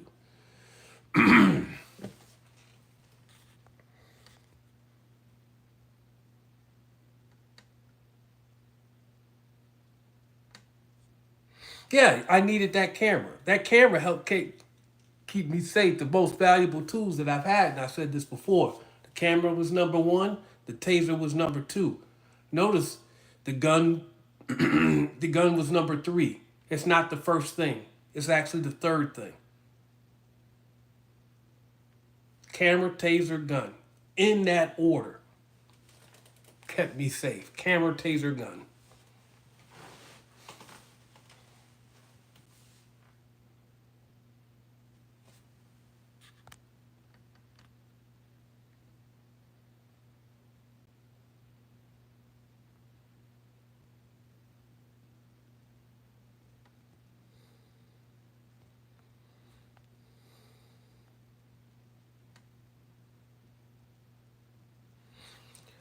I don't know. Last time I was there, and I was actually working at the mall, Ballhead had been sent over to what, Zone 3.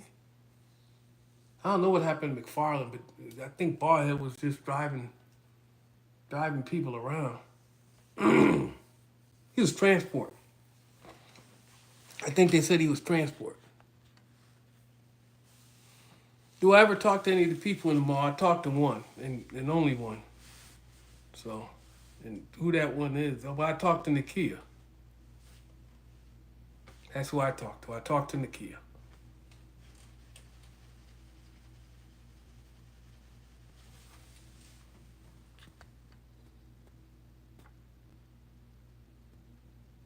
First days at the mall, there was a lot going on, and I didn't have a camera. Well, I had a little thumb camera, but it wouldn't stay on for any period of time, so you can't. And then there's some video that I lost that I had, but yeah, there was a lot going on, and those videos are kind of hard. For whatever reason, those videos are hard to find. Like, like I think 25 January 12. I mean, that's how you GRSE 25 January 12, GRSE 26 January 12, GRSE 27, and then you just start going through the dates that way. And I think January and February is where you're gonna have the most problems, and then I think March I started using the GoPro. But you go through January like that, GRSE. So you put in the search bar GRSE. Then you put 25 January 12. See what comes up. And then you put in GRSE 26 January 12. See what comes up. Nothing comes up, next date. Nothing comes up. And you do that at least to the end of February. And then maybe March, because I don't know when I started using that GoPro.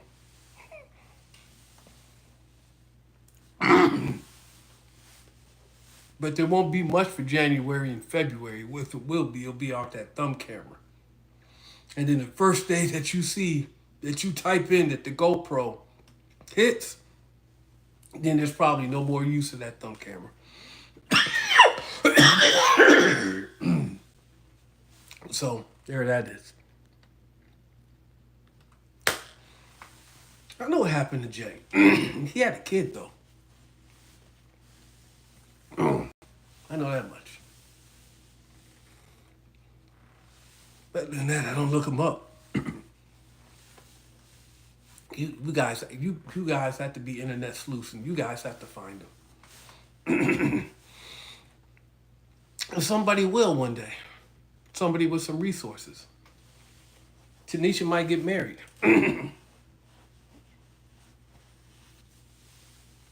Yeah, Tanisha might get married. She lost a lot of weight. Had some surgery. Lost a lot of weight. She's always been a good person. She's just been around the wrong people. Had she been around some different people, Tanisha would be a completely different person. She don't really engage with, she doesn't even engage with me like that.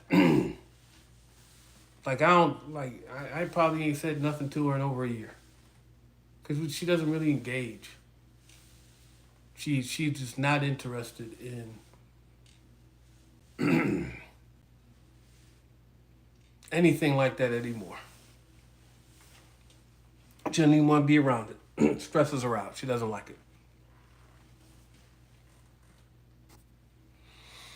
Her earliest release, well, her latest release date is March 26th. So, who knows?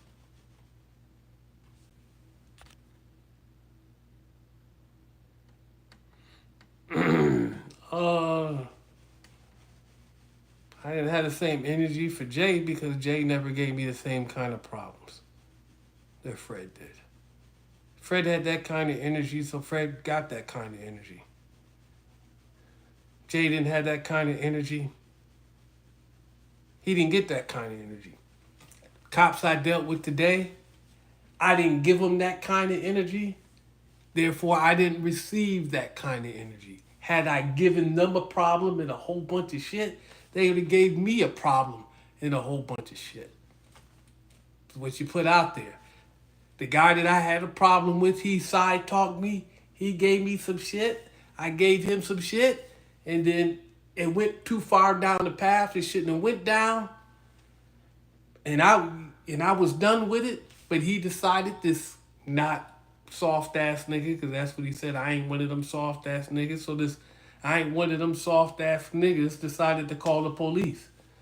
Looking like a soft ass nigga. And if you're not a soft ass nigga, which is debatable, then you're not gonna claim that. Well, then you probably a bitch ass nigga, but that's just a different thing, right? Because I let it go. I was done with it. And if he hadn't said something that pressed one of them buttons, he it just wouldn't have went nowhere. But it was my fault for even responding. So I shouldn't have responded in the first place. That was my bad judgment. So I'll take that. I'll carry that weight. That was my bad judgment. I'm in this position because I responded to something that I didn't need to respond to at all. So I'll carry that weight.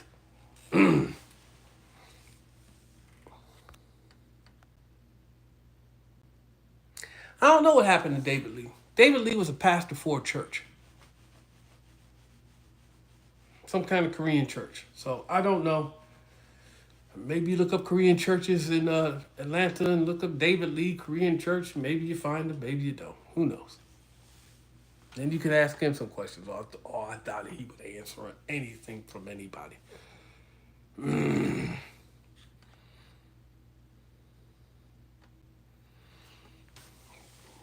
don't know if I ever told Fred to lead the hood. I told Fred to lead them all, for sure.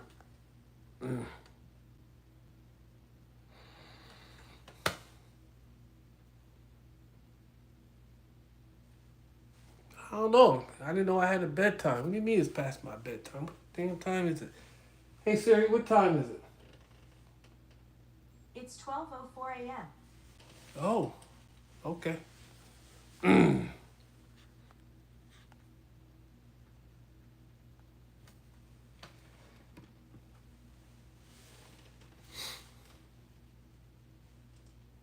No?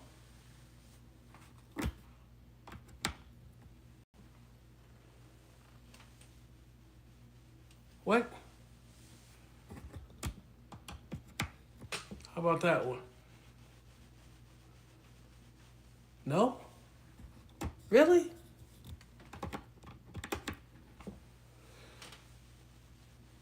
Oh, it don't like that. Why don't you like that? There you go. Now we got some cooperation. Okay. Because it is getting late. Every time I do these lives, it's always like we get to having discussions about stuff.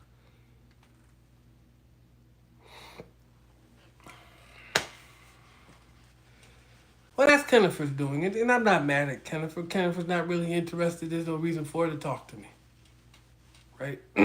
So,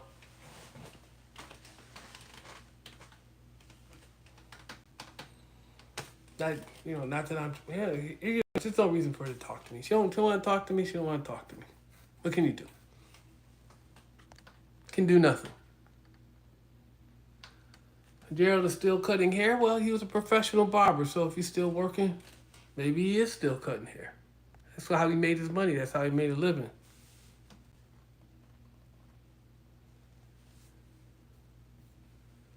Skyline versus Mini. Well, the Skyline will win, but man, I'm gonna get a Mini.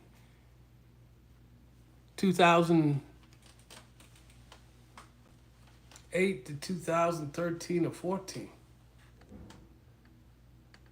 I won't get the first generation of the BMW Minis because the Supercharger is limiting. Plus, more than anything, it's too hard to replace. So when my 2006 Supercharger burned out, I guess that's the end of that. I guess that is the end of that.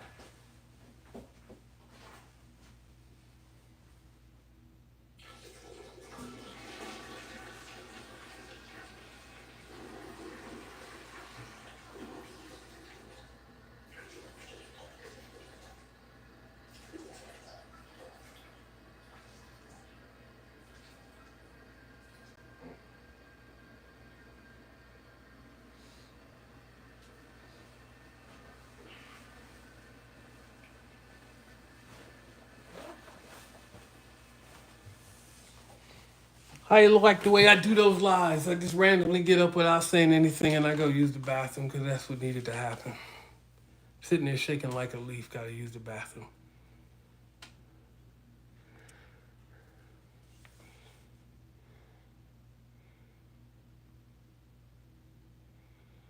The tires and brakes will kill your pockets. I just brought some all season 4. I took off my Michelin Pilot 4S's and I just brought some Michelin Pilot all season 4s and they break without warning. You get they break like a race tire. You get and then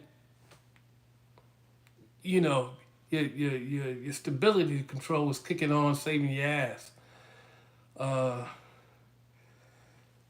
And the fact that they're breaking at that limit where I was is really concerning. I probably gonna have to go. They shouldn't break that early. I know they're all, and then they should be more progressive because then you get a chance to back off. But they damn sure not my 4S's. So they damn sure not that. What dark skinned chick are you referring to? Well, stop using run flats. Your car will ride better if you don't use run flats.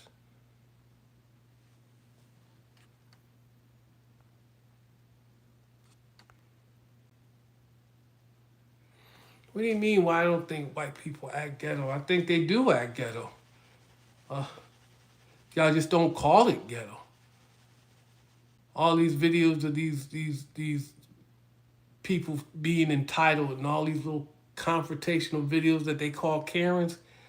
Dude, that is arguably, ostensibly ghetto behavior.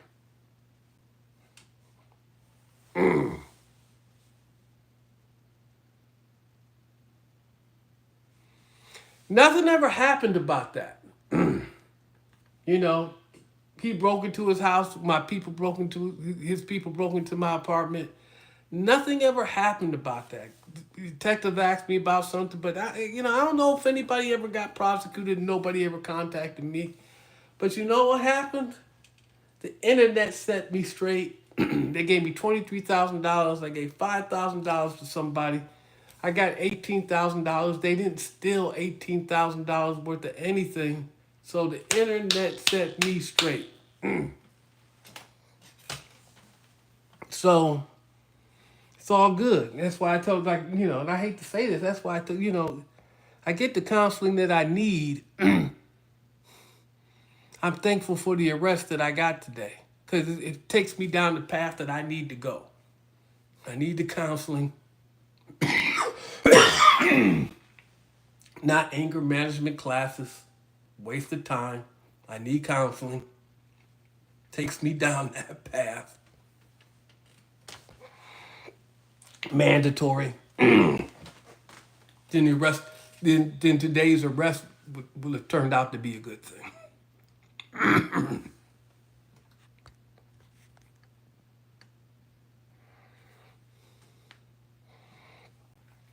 I don't know where Fred is.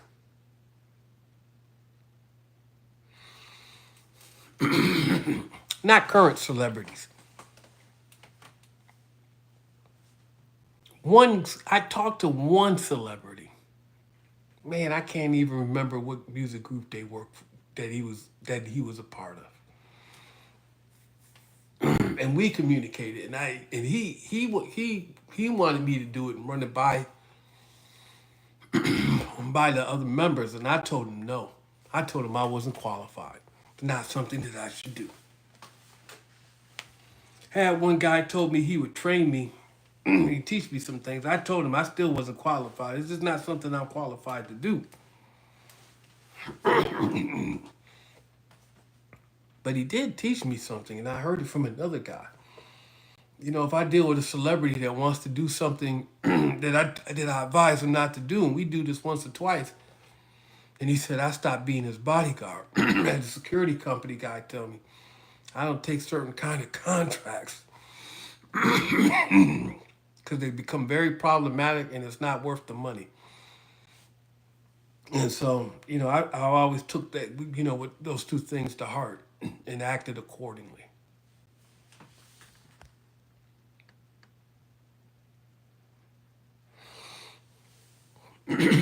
For me, the most concerning moment is when I tasered Simone with all the people standing around me.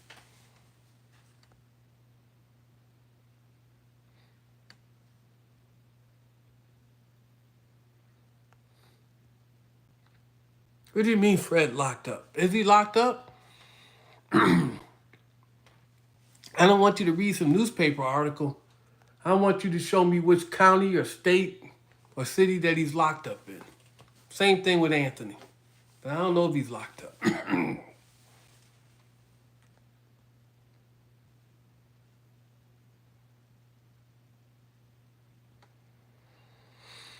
Man, I can't comment on that. This is the first thing I've ever heard of. Is he shot a black pregnant girl for stealing drinks out of a Kroger? Really?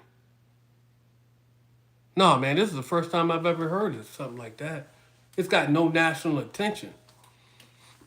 So I'll have to check some of those feeds. But it's got.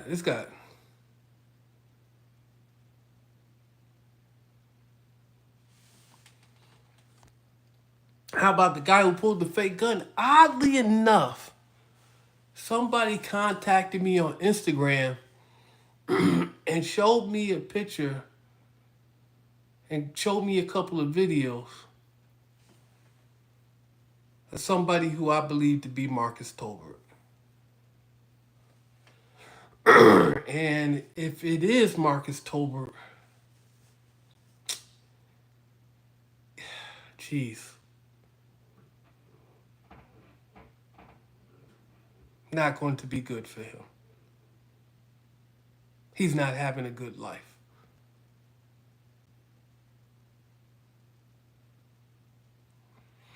He's having a pretty bad one. If what I saw, and just, I mean, very short, like 15-second clips. Not good. Not good. Because I take no joy in seeing any of these people fail. I know people seem to think I don't take no joy. None. I don't know what happened to Chris Kitchens. Last time I had looked him up, he was an inmate, but this is years ago. He was an inmate for the state of Georgia, but this is years ago. She has not been released. I can tell you that for sure. She has not been released.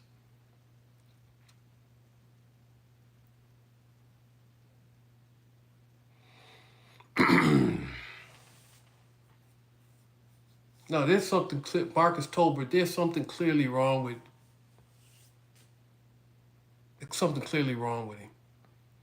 even then, he was a street dude, but he was a street dude that I don't think anybody really respected. So on the street, to hold somebody in high regard, you get a lot of money, or people fear you. I don't think people particularly feared him at all. But whatever, man. And he didn't make a lot of money, but whatever. I just, there is no joy. I don't feel any joy. Anybody failing. I don't know what happened to Red. Somebody said he was dead, but his name is too common, and you know, I don't know.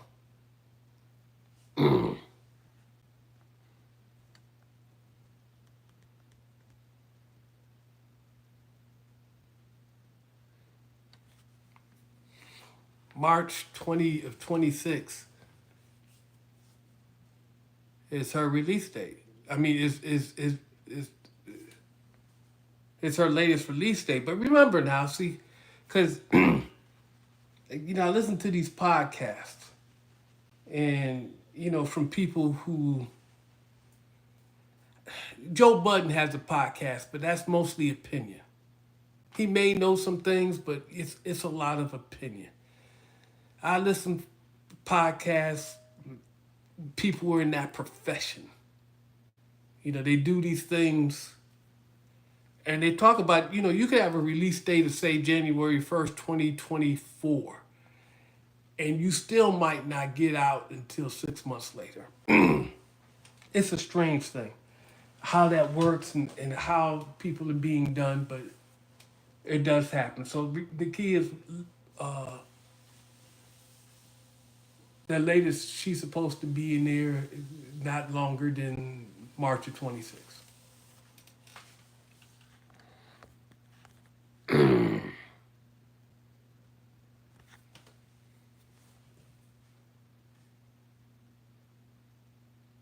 He was born in America. So maybe maybe that's his. I don't know if that's his actual name, but he was born in America, and I've never known him as anything but Frank. No, she didn't get 15 years. I don't know. You have to look it up. You can tell when she went in. Uh, well, I took the cuffs. That's how everything is today. That's the name of the video.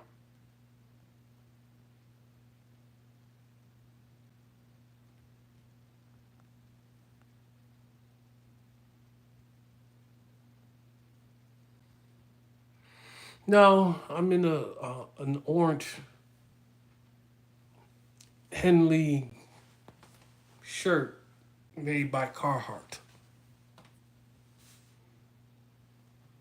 Selling counterfeit goods or trademark goods, counterfeit.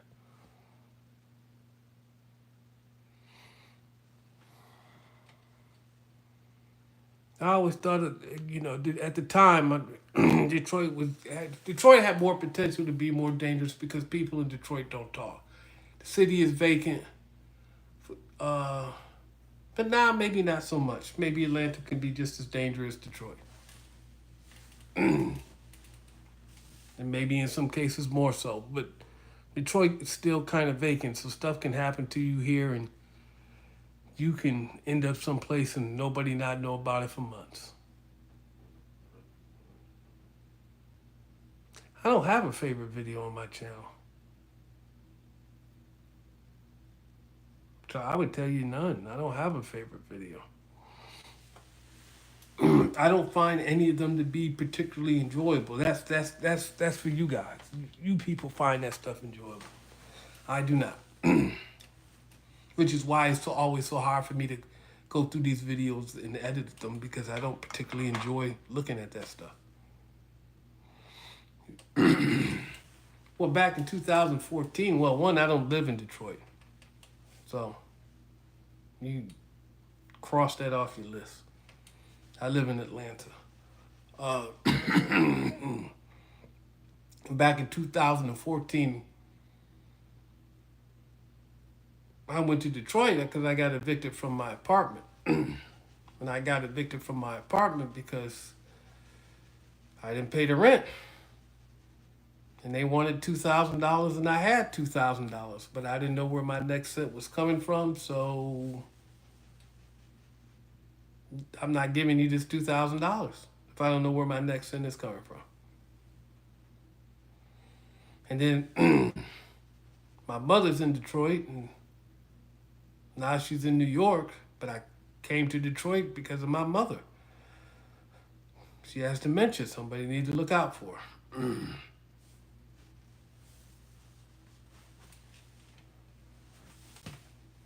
Hey, I had actually quit 2019 in trucking and came to Detroit to take care of my mother. I just couldn't deal with her. Came back in 2021 to deal with my mother because she had dementia and she threatened the manager. So life's been real interesting. But me, I live in Atlanta, Georgia, or Metro Atlanta. So I don't live in Detroit. Can't put that on me. I have been to Virginia.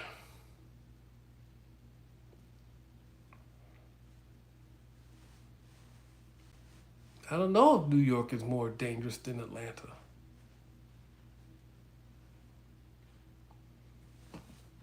I know they want to disarm you in New York, and I am opposed to it. So you can keep New York. I am opposed to it. Everybody wants to take care of the problem without taking care of the root of the problem. They never want to address the root of the problem. If you address the root of the problem, you can get rid of a lot of problems. You won't get rid of them entirely because people are just people, and some people just want to do things they want to do. Some are slightly illegal or slightly against the law or slightly out of phase, and some are just extremely against the law and out of phase with everything else. So, people will be people.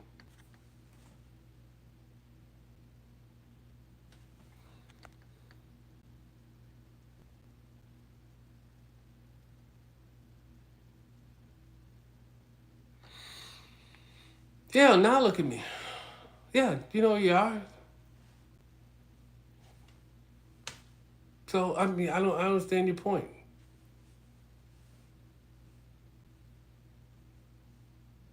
Was I supposed to apologize? Could I apologize? Or did the father ever give me a chance to explain what I saw when I saw it? No, he just came in, said what he had to say, and he left. So, and you say I accused him, but I never accused him of anything. I mean, I understand why you feel that way, but you never hear me say anything to that effect. Well, not to that effect, but you never hear me actually accuse them. I didn't say that you did this thing. My recollection is what's in your pockets. So I understand that what you're saying is an accusation, but you never heard the accusation because I never really did make it. We're splitting hairs at this point. I understand that, but legally, that hair split, that's kind of important. I didn't work there that long. Few months. 4. They had like payroll problems. That was a problem too. First, we would get the checks at 1 or noon, and then we would get them at 3, and then we get them at 4. And I was telling people, maybe it got back to them that they had payroll problems. They had cash flow problems, not payroll problems. They had cash flow problems. Guys rushing to cash their checks, before the checks come back. I think I tried to cash one of their checks once, and I just asked them did they have the funds in the bank, and I think they told me no.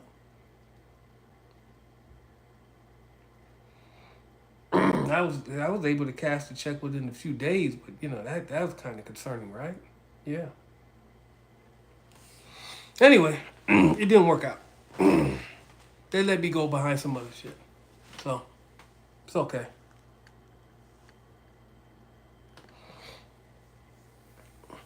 Well, any place feels less safe if you don't really know it that well,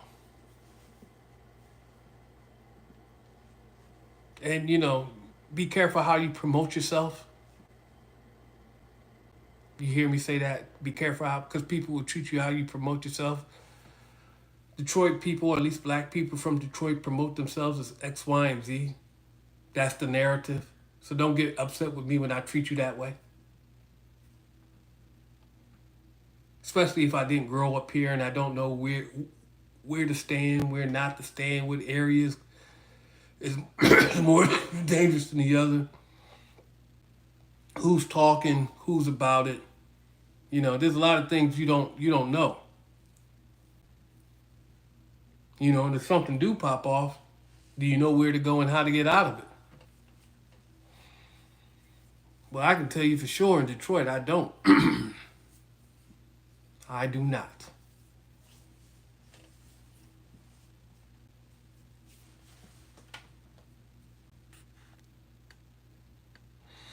I didn't have kids because I didn't have the money to have kids. And I didn't come across the women that I wanted to have kids with that wanted to have kids with me, although I was never a thought in my mind. I never really pictured my life as having kids. I always pictured my life as me and her.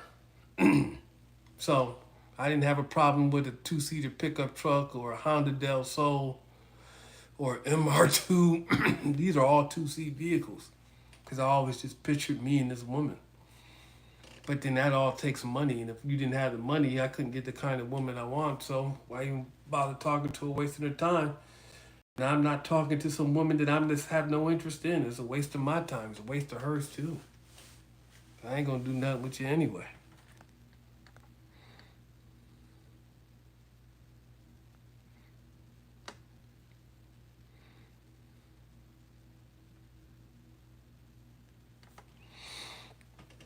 Oh, you don't know what career.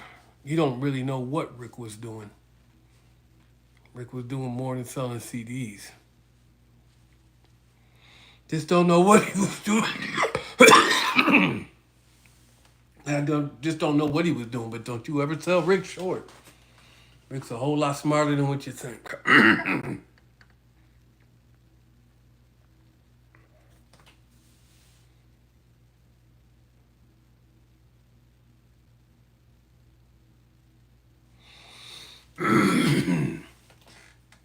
I'm not worried about women at this point in my life. If you meet one, you meet one. If you don't, you don't. And I don't worry about it. I know the woman at this apartment complex who I thought was a leasing agent is actually the manager. That is a pretty decent looking woman. She appears to be feminine in every given way. And I don't want nothing to do with her. She's the manager of this place, and I don't like this place. And she's just, no. She's a good looking woman, though. And she presents very well. I mean, anybody who looks at this woman, yeah, you're going to be interested. I'm, no, no, not for me. No, she doesn't look like Dandy Newton at all. She's still a good looking woman. She presents very, very well.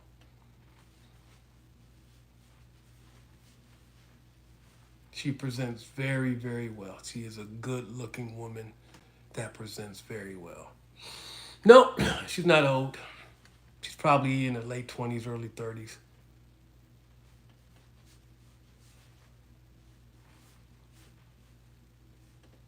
Yeah. I may push her to early 30s, but I could be wrong. She could be 28, 29. Who knows? I don't care.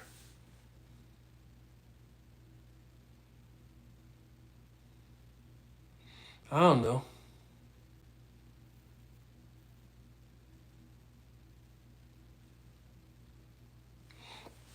It's not about what she looks like. At some extent, it's about who she is. That you can be beautiful today and ugly. Something can happen to you tomorrow. You don't look like that. So what did Chardonnay tell D'Angelo Barksdale in The Wire? Don't last forever. Don't last forever. And looks ain't gonna hold it down anyway. Because when it's a new sensation, it's all good. But no matter how beautiful she is, I mean, if you looked at Halle Berry for 3 years, she's still beautiful, but then she's just Halle Berry. And, you don't care how beautiful she is. You got to deal with Halle Berry. And if you don't like Halle Berry, who cares how beautiful she is? So when it's exciting and new, it's a new sensation. It's one thing. And then when he gets past that infatuation stage and all the rest of that, then it's another thing. So after that, what you have is the person. And you're still going to have to deal with the person. So pick the person. Just be attracted enough to him to have sex with him. And know that the person that you're looking at now, especially if they're young, probably won't be the person that you're looking at later. But if you married a woman that you care about, that you respect, that you honor, that you love, it will carry you through some other times. And respect is a key thing too. You got to hold them in high regard. And respect is something that not only do you earn, but that you have to maintain. So there's that thing.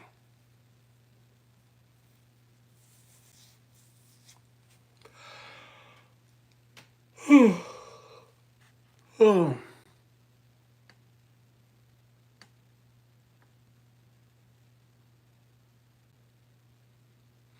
No, it's not even about you having problems sometimes. It's about what you do about your problems. So I can tell you the difference between Kennifer and Samara. Kennifer knew what problems that she had, and Samara kind of knew what problems that she had. Kennifer would try to do something about it, and Samara did not. And so, and that was the difference between just generally those two people that I can recall very vividly. And one of the things that I liked about Kennifer in particular was not every day she was trying to do something about her problems, but she understood that she would, try to come up with some kind of solution. Well, whether she succeeded or not is a different thing, but, Samara didn't seem to be making any headway in that direction. And that's a non-starter for me. You won't even get me to touch you because I don't see the value in you.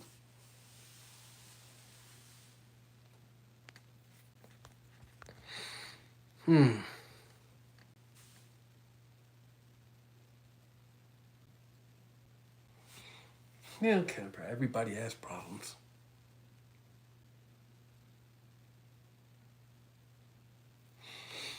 I don't think Kennifer was not decided whether or not she wanted a family. I don't think Kennifer wanted anybody like that. I know that she always struck me as she just didn't want to be committed to anyone. It's like she always had like trust issues.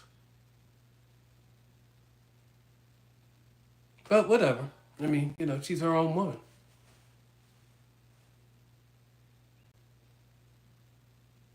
Hmm.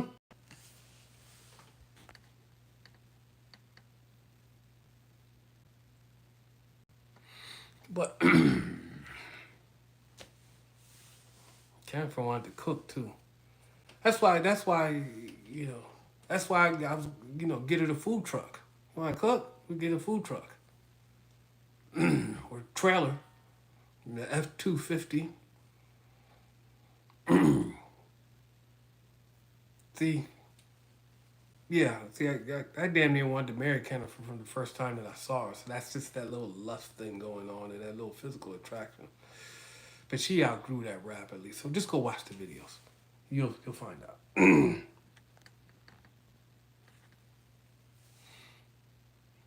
I don't know if those issues came from a past relationship. Not that I wanted to tell you whether I did or didn't. But all that stuff is Jennifer. So you had to ask Jennifer. She's out there. She's on Instagram and Facebook. Whether or not she'll respond to you is a whole different thing. I suspect not.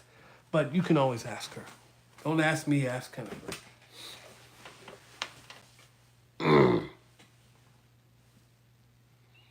Oh,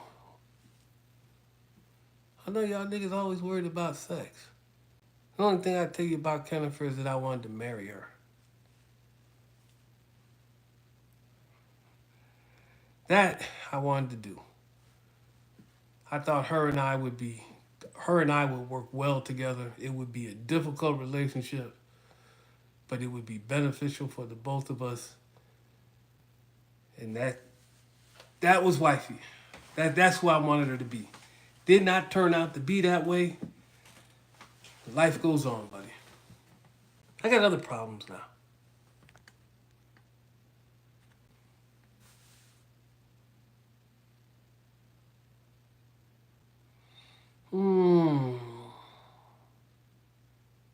Jennifer? Oh, that's why I call her. That's why I call her Cyberdyne Systems Model 28. To Jennifer, she was 28.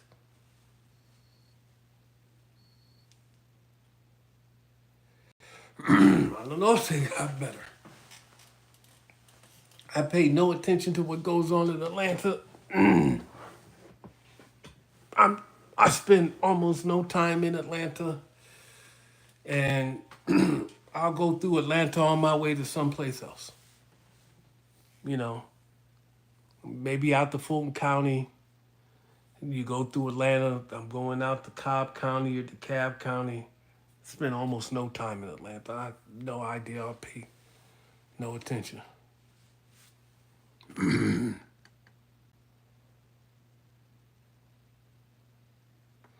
No, me and Jennifer were not an actual thing. I wouldn't say that would be true. I would say that is not true.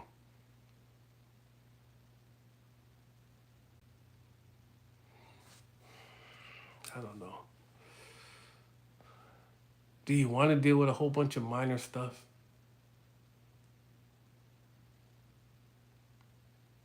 I mean, if they wanted to clean up downtown, they could. I mean, they could just make it so uncomfortable that those people would just leave. But they gonna go somewhere. You know, they're pushing the poor out of the west side. Where they going? They going to Clayton County. They gonna go somewhere. They gonna exist. They just not gonna disappear, poof like a magic trick. They going somewhere. They gonna be around. She is not a dentist. She is not a dentist. She works at a dentist office, but she is not a dentist.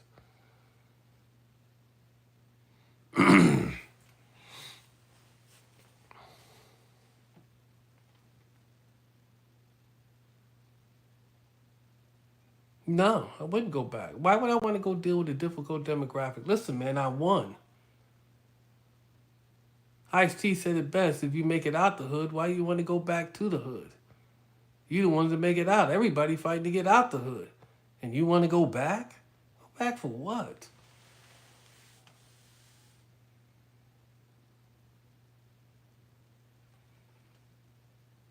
I'm out the what nowadays? What is that? I need more money. Y'all gave me $29.88. Can y'all make that $229.88? Shit.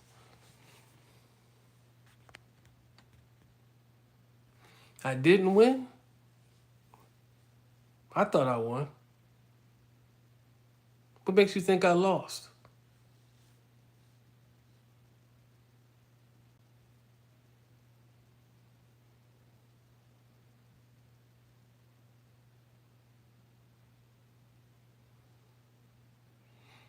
Oh yeah, Cleveland Avenue, down there by that Kroger, that apartment complex, off to the left by that Kroger. Oh yeah, it's probably crazy as fuck over there. Shit. No, it's actually been converted to nothing. That whole block is virtually vacant. And there's a guy named Miles Edwards who has some kind of magazine. I can't give you the article. ATL magazine. You can look him up, Miles Edwards. He has a magazine. He talks about like like some conglomerate brought up all those buildings and had planned to do something with it, and then I think COVID hit and and some other economics, and so they bailed, and then somebody else, I think a Chinese company, he said maybe he brought them from there. You have to read the article. Had brought it from them, but yeah, downtown is that part of downtown is vacant. That block in particular, no, there ain't nothing on it.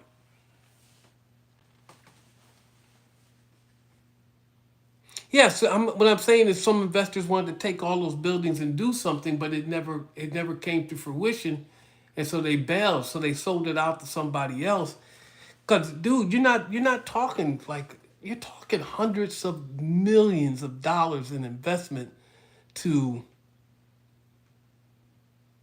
do something with those properties. You're not going to have one shining beacon and the rest all dilapidated. You gotta take care of the whole thing if you want to bring down a different kind of a patron. You got to change that whole area, and then they'll kick people right the hell on out of that place, dog. Trust me. But there ain't many people down there now. But a lot of things will change. You bring enough money into the area, those people will not tolerate it, and that stuff will go away. And those people will have to find some other place to go. They spend enough money, man. They'll move those buses too. So,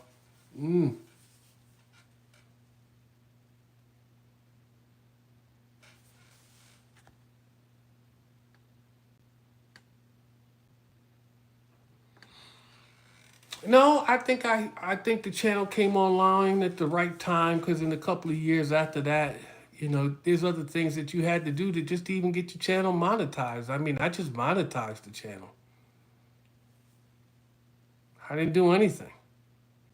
I didn't have to have so many views and so many hours. Nah, man, I just monetized it. And I think 2 years after I monetized this channel, man, all that changed. So I don't know, but it's okay. The channel could be bigger. I could make more money from it. I just won't do. It can't be about the money. I'm not. It's not. It's not what we're doing here.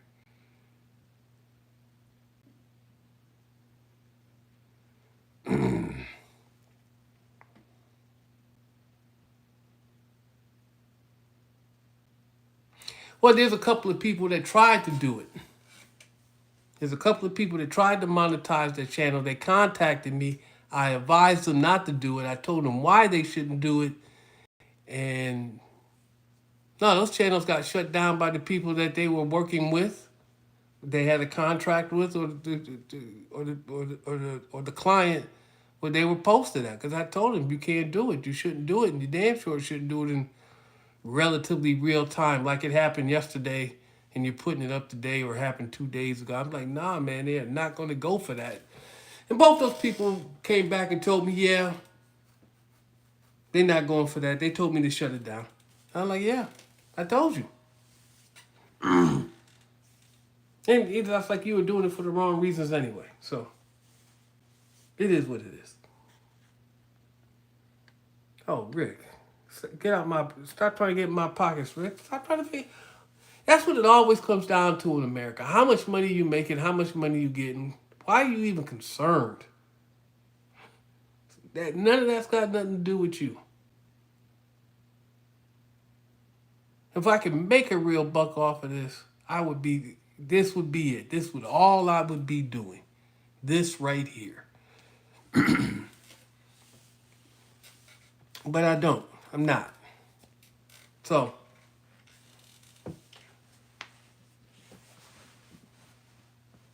and I don't pursue it like this is all I want to do, although I probably should. And then to do it, you had to work at it. And the only thing I can think of is just trying to give people good information, things that they need to think about. Viewers of my channel who got maybe a somewhat hood mentality, uh, and just give them something. Just give them everything that I can find out and figure out. I see guys who in the music biz do it all the time. You need to go with this people. You need to go with this. You need when you put up your song, it needs to be on this platform, that platform. You need to have this documentary, this right. You need to be with ASCAP and BMI. You need to do this. You need to do that. And they're giving away that game for free. So I can tell you how to do security work.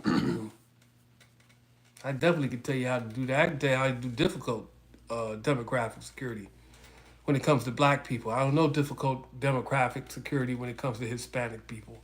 I don't know difficult demographic security when it comes to white people. I don't know difficult demographics security when it comes to Asian people because I'm not familiar with any of those communities.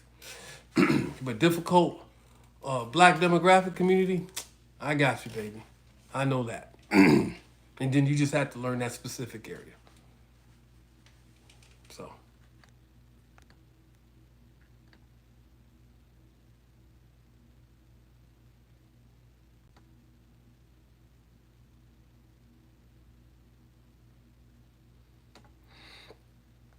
I don't know if I de-escalated anything. I'm not.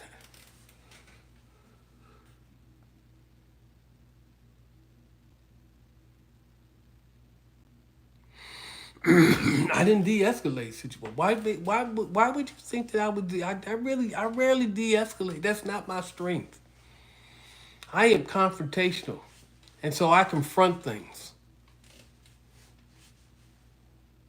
You know, I don't know if it's the best attribute. It's probably not the best attribute to have in security. Someone so confrontational, even a patrol officer, first responder, probably not the best attribute that you want to have in a patrol officer, confrontational. Now, if you got some particular squad set up to deal with a particular difficult demographic and the dudes and the people they're dealing with are on that shit, then yeah, you may need someone who really knows how to de-escalate well and maybe they lead the contact. So they're the first contact. Officer Smith is good at de-escalating. He has great people skills, but he's not a bitch on the set. He's not going to run from a fight if a fight happens, but he has all these other attributes, so maybe the fight don't happen. So we're going to lead with Officer Smith. Then we'll bring in Officer Bernie, because he's pretty good at it too. But now Officer Long, now that he's not going to run from a fight. He's got a little more tactical sense, but he's too damn confrontational. But that's the guy you want to be with you when the shit goes down. But he can't lead the contact because he's too damn confrontational. So he plays the back. Smith, you lead. Bernie, you in second. Long, you in third. But you don't do anything until something needs to be done. And then that's when you go. That should probably be my role. I should not be a patrol officer. And even then, any kind of special squad, I shouldn't be a part of that either. If I was police, I would be best suited as a detective. I would be best as a detective. But since I'm not doing none of it, you will never find an application anywhere at any law enforcement agency with my name on it. It's not nothing we have to concern ourselves with because it's not going to happen. Amen to that.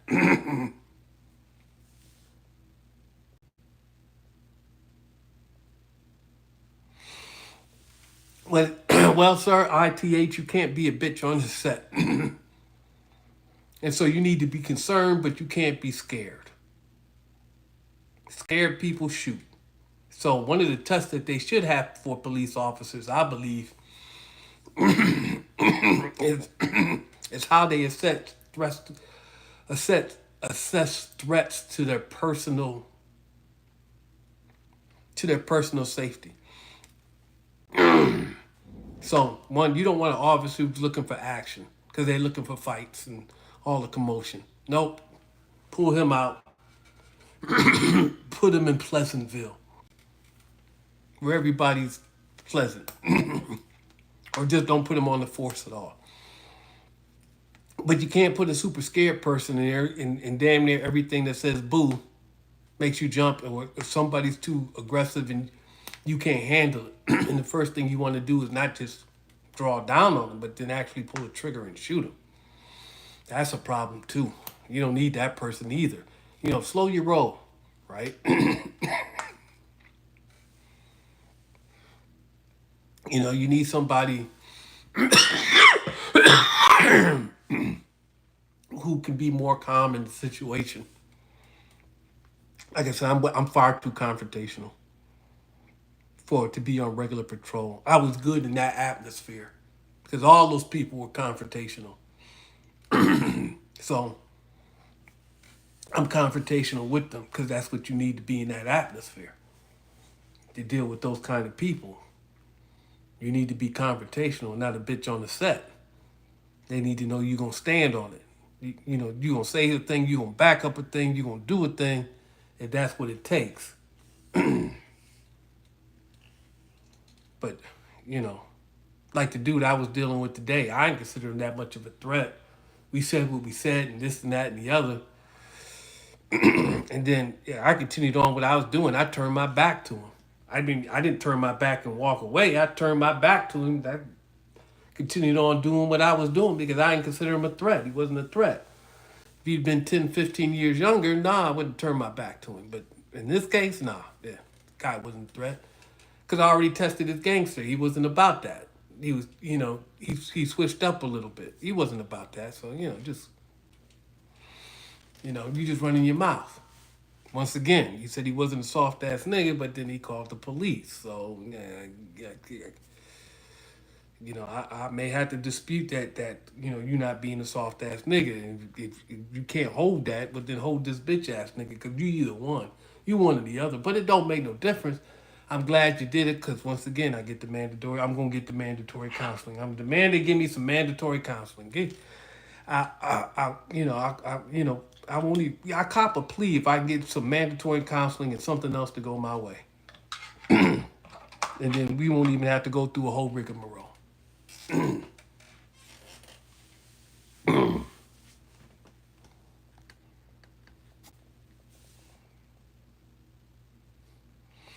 I don't know what happened to Dolores.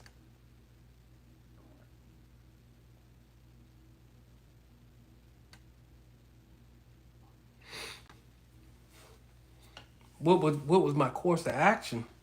Dude, I just gonna have to stand my ground. If you came with the madness, if listen, I'm not gonna do I'm defensive more than I am offensive. I've always been throughout my whole entire life. I've been defensive more than I've been offensive. Right? You gonna really have to do a thing to get me to do a thing. So it'll take me a lot to shoot a person. It, it'll take a lot. So let's talk about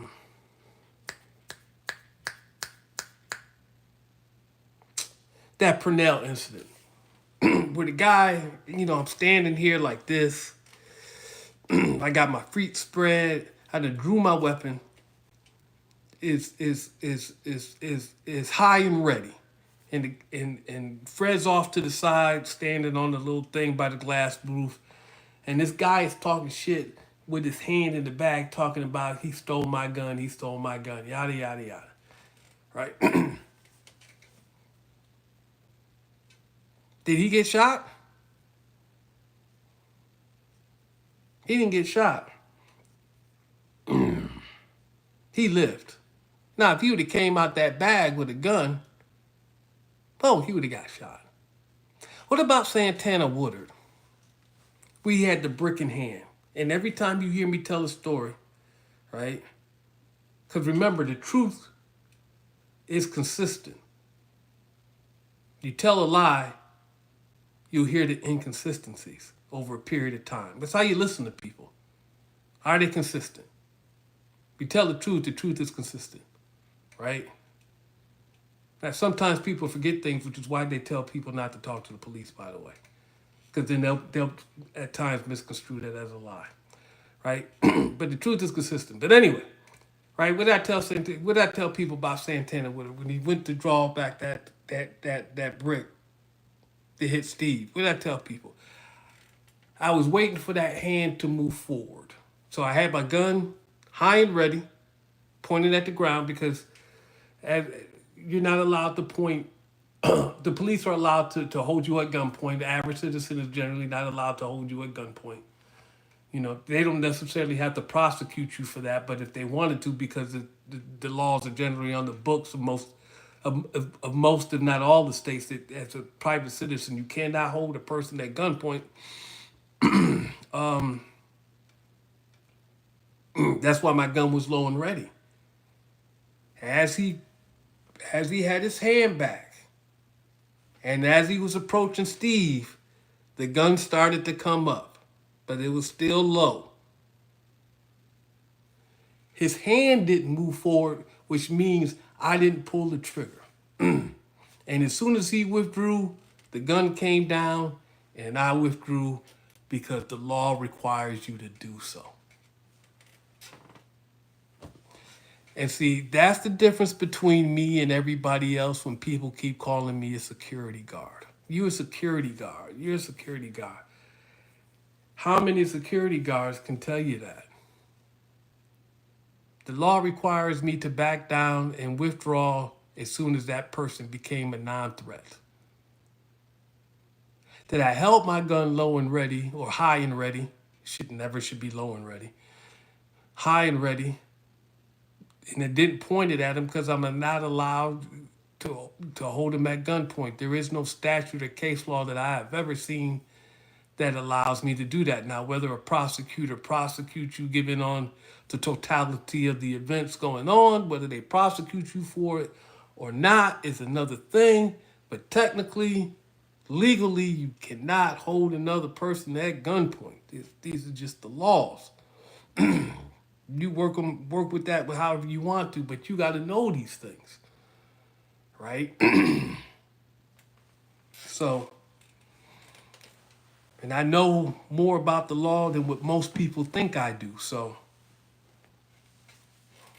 I try to tell people sometimes. Sometimes people don't listen when I tell them I don't do a thing or I didn't do a thing. It's just they don't listen.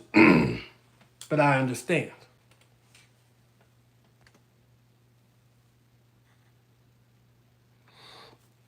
People will lie on you, but you know, it is what it is.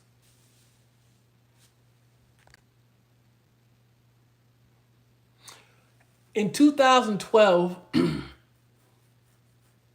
the taser in the state of Georgia, in 2012, I don't know what it is in 2023,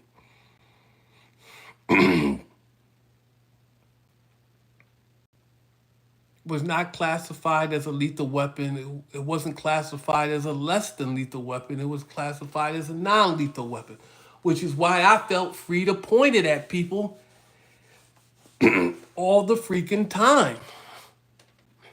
It's better than pointing a firearm at them. What does it do? So I point a taser at you. So I pop you with the taser. Say you happen to die. God forbid, right? But say you happen to die. Well, you're not going to get me on murder. That's for damn sure. Because I got a sidearm and I use a taser and it's considered less than lethal. And so I use that, you happen to die. So the charge would be manslaughter. But At the most, it would be manslaughter, but it damn sure ain't gonna be murder. So you get to sidestep that. So that's one of the reasons why I wanted a taser. It took me a while to get it because I needed to earn the money to buy the damn thing. And I really wanted the X26, but I couldn't wait any longer. So and I had the $400, which is why I got the M26. But I really wanted the X26. It was $1,000. I just couldn't wait. The shit was just too volatile, and the only thing I had on me was pepper spray, a baton, and a firearm. And the taser is much more effective than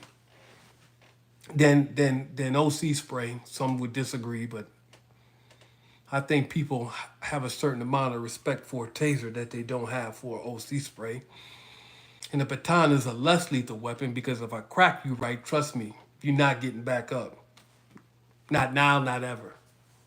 Even though your training says that you're not supposed to, but in the heat of all this shit that's going on, who says that I accidentally hit you in the wrong space, in the wrong place, and you don't go down like a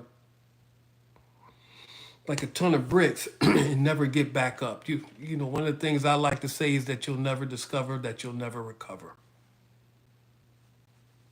So, so the taser, I brought the taser, and then I needed something less invasive than a taser to gain compliance. That's why I got the air horn. No contact, audio, loud, disturbing. And I gained a little bit of compliance like that when I use that. They complain, but then they just walk the fuck off while they're complaining. I didn't put my hands on the people who don't like me to put my hands on people. There it is. I use an air horn. They complained. They walked off eventually. So there you go.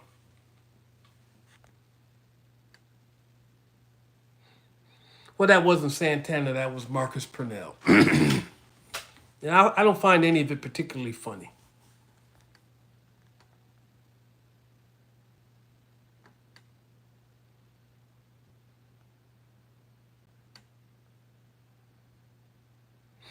I only hit 3 people with a taser the whole time that I was down there.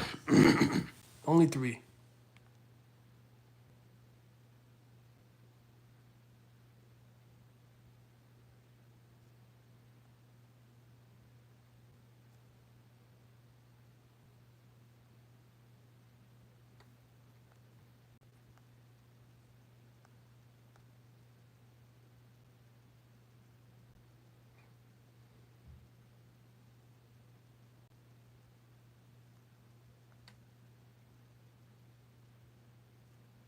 The law requires you to do a thing whether you're recording or not. The law just requires you to do a thing, right?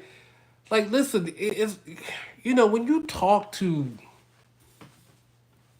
officials, people who have authority to make decisions about your conduct that will affect your life. We're talking first contact would be police.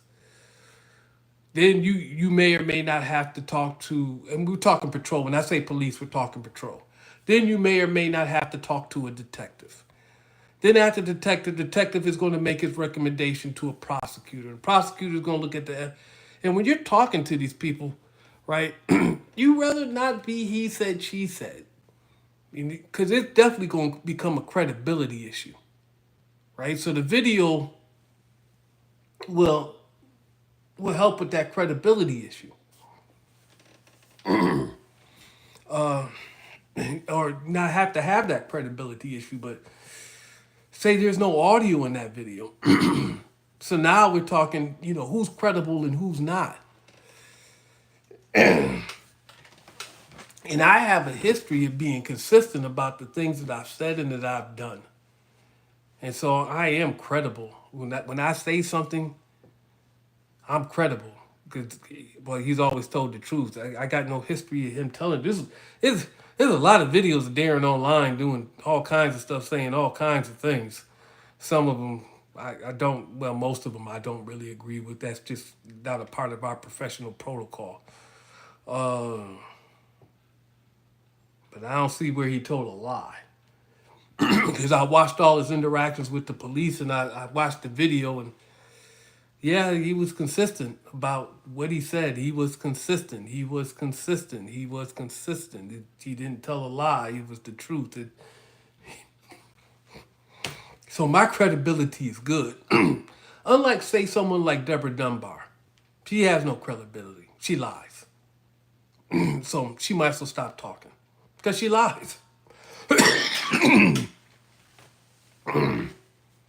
She lied when she told the police I pulled the gun out on her. I've had people tell me that I drew weapons on them, and not the case. Didn't happen. Just didn't happen. But, you know, I'm credible. I think one case I had with people were trying to say some things. I did have the camera rolling, and I transcribed that video second by second.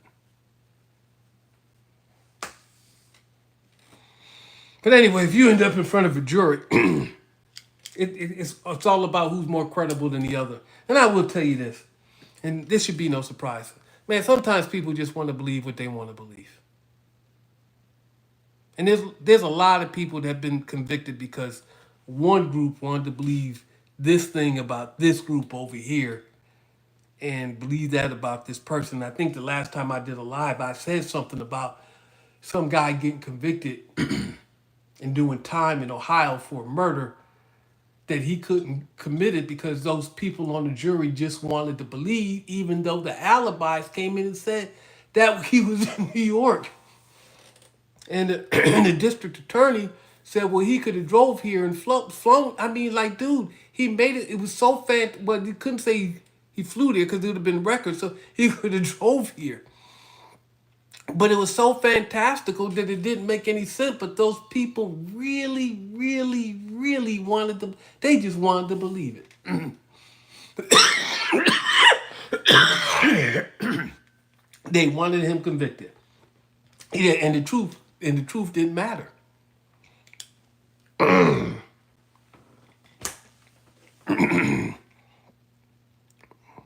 How do you know Santana drives trucks now?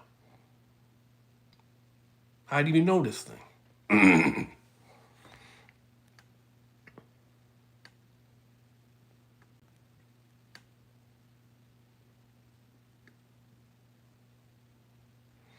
No, no, it didn't happen.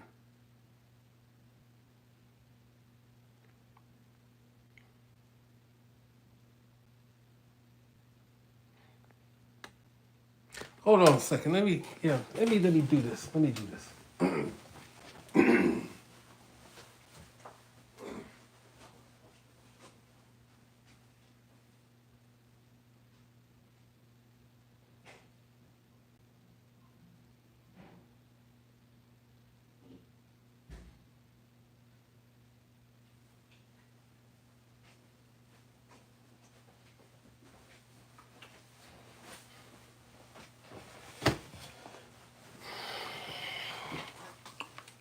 Brought to you by Core Water.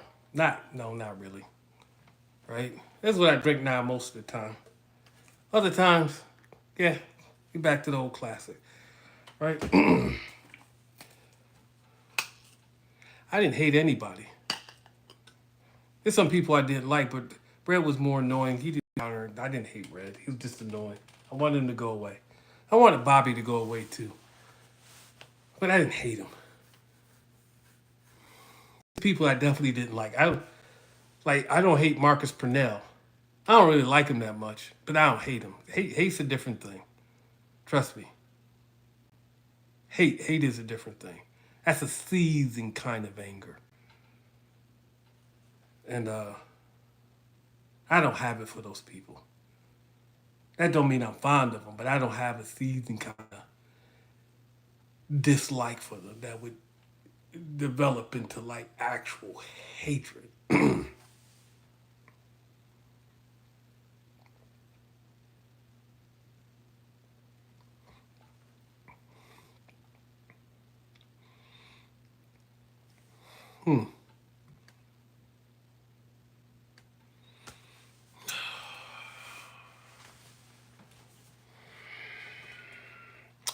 When did I say that?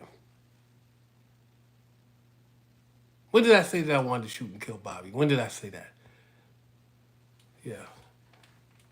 Because, yeah, you'll let me know who you are now. When did I say that? I say that in live? Go ahead and find it for me. Did you hear me say that somewhere?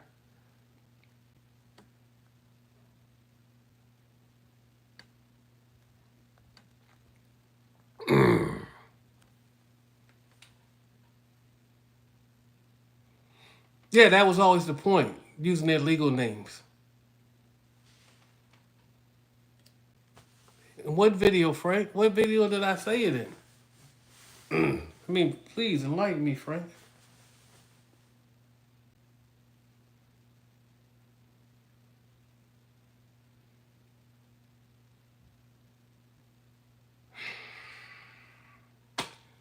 I mean, you can't produce the video. I can't. I mean, you guys watch these videos. I haven't seen these.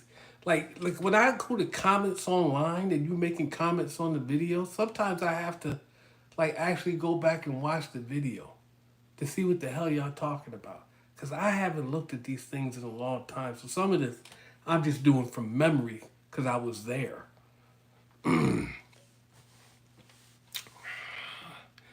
Bobby wasn't really a drunk. I mean, he got drunk, but he wasn't really a drunk. That would be Red.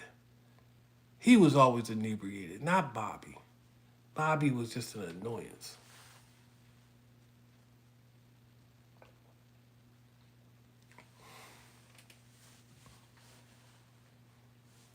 I don't know, godson. Aren't you an Atlanta dog?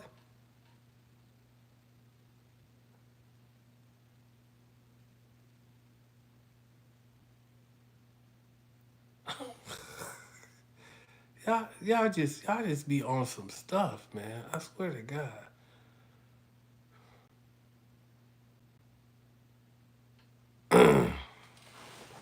Houston. Okay.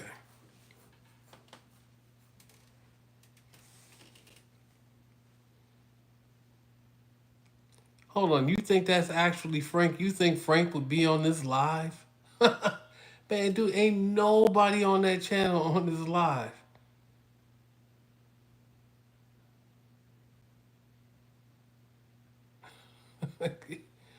Amber Kilpatrick. When did you pop in? How long you been up here? I'm surprised some of the other people that been leaving comments on my channel ain't in this live. I would invite somebody in my comment section if I knew how to jump on one of these lives with me. But I do like the people who ask pretty prevalent questions here.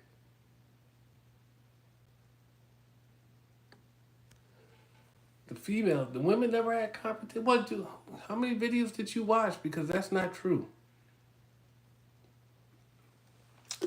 You haven't watched enough videos, man. There's got to be like 1,500 videos on this channel, man. Lives, GRSE, mini shit. But dude, there's you haven't seen enough. Trust me. And I know sometimes it's hard to see them all. Hell, I can't even find them all. I have to, Jesus.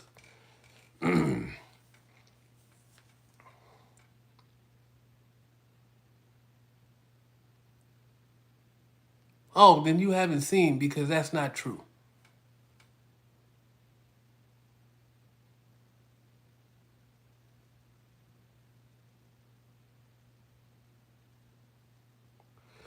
Very few people have seen all the videos, man. I swear to God. I mean, it's probably less than a dozen. I seen all of it. I ain't never seen that one. Yeah, I know. It's been up how many years? Oh my.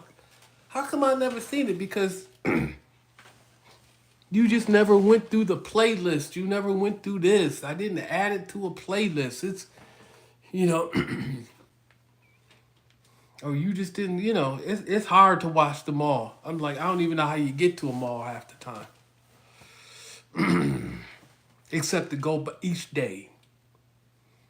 Just type in a day. Start with January 25th, because I think that was my first day there. January 5th, 2012. And just go day by day. 26, 27, 28, March 1st, March 2nd, March 3rd, yada, yada, yada. April, May, June, July, then 13, day by day. And then maybe you'll find them all. Me and Reddit never gotten to it. Reddit's just been annoying. Red's been talking stuff, but I don't think, I would never consider me and Red like getting into a confrontation. I would consider Red just being like annoying all the time.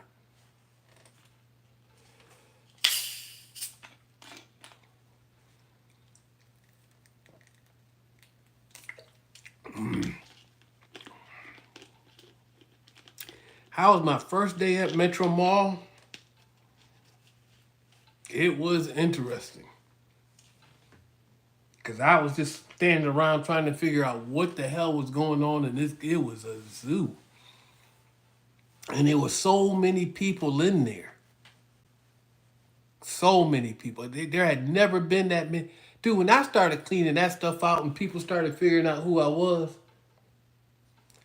people actually started to disappear. And I mean fairly quickly, too. Not everybody, but man, there was people there. There was some chick there. I said something to once. We had a couple of words, and I never saw her again. She never showed back up. When I say a couple of words, it's not like I was trying to hit on her. I said something about what she was doing, and I got a picture of her. I can see her face, and man, she never showed back up again. There's some people there that never showed back up again. After me being there for about 60 days, never came back. There's a like Krishana. So Krishana was in that melee. There's a girl in beige. I don't know if that's Krishana's cousin or not. I don't know who she is. Right? Looked like she could be Krishana's cousin. After that day, I never saw her again in life. Never back down there. Never once. Krishana didn't come back down there that often after that. Not that she came down there that often at all anyway, but nah, not her, not Beverly, not that chick. Almost never saw her. Never. Didn't see, I seen TT a few times after that melee, but she may have been pregnant then, so that's why. But nope. No, there was some chick down there with a cleft lip I saw once. Never again. There's a lot of people that came through after 60 days. You had saw them a couple of times in 60 days. Never came back through. Never saw them again. All right. What are we doing here? I know David Lee was the will.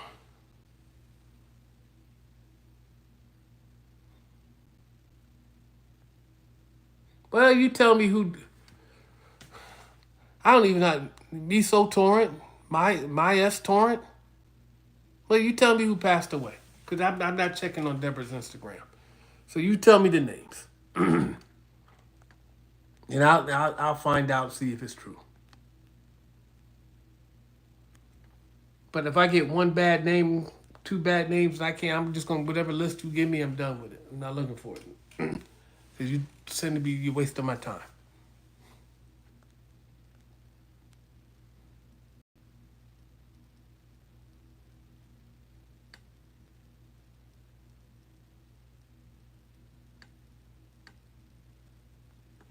I don't know what they were, but I know they never came back.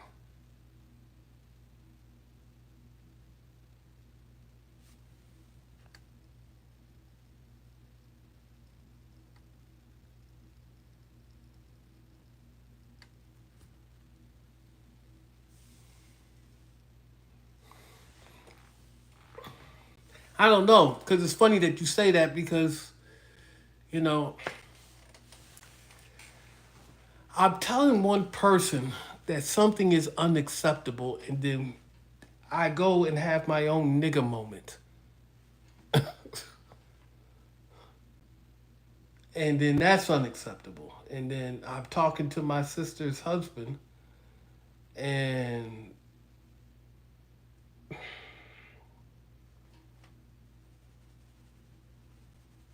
he's giving me an earful. Not that I'm not deserving of it. He's giving me an earful, and he's made some different decisions because there's something that I wanted to do. You know, he was having a problem, and I wanted to do for him, and I told him, man, I get my affairs in order, and we just gonna handle that because that kind of stuff can't go on. And he just made a different decision. He made the right decision, but nah, man. No, I'm really disappointed in myself. Because it didn't need to happen. It shouldn't have happened. And you know, you can't you can't tell somebody what to do. You got to show them what to do.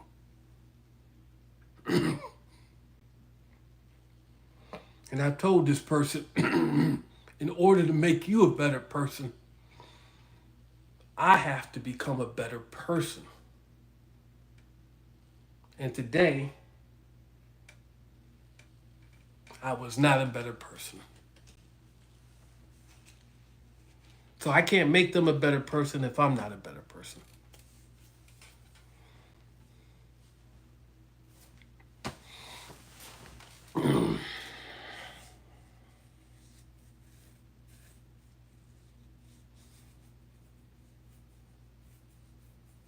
It is problematic.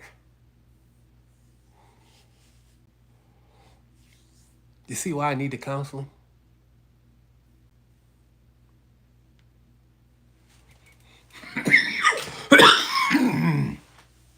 I got to make them a better person. Or I got to help them become a better person. Well, I don't got to. It'd be nice if I could. But ultimately, that decision will be theirs.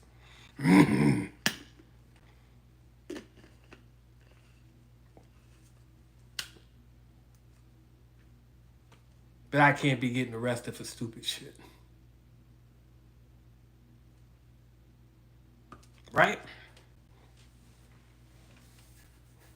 Because admittedly, it was some stupid shit. Admittedly. Just a nigga moment. Just.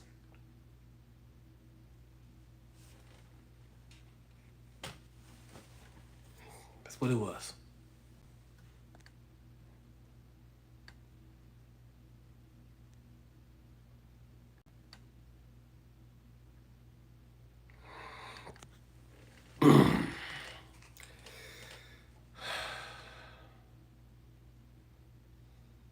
Well, I didn't feel anyone downtown. I gave some people some information that they probably didn't have, and maybe they did something better with it. Maybe they didn't. I don't know.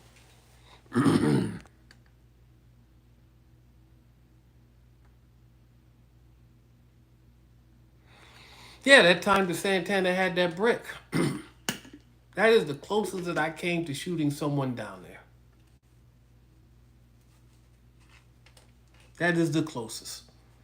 Not even with this guy with his hand in the bag that the taser, that the Marcus Purnell had been flopping on. Not even then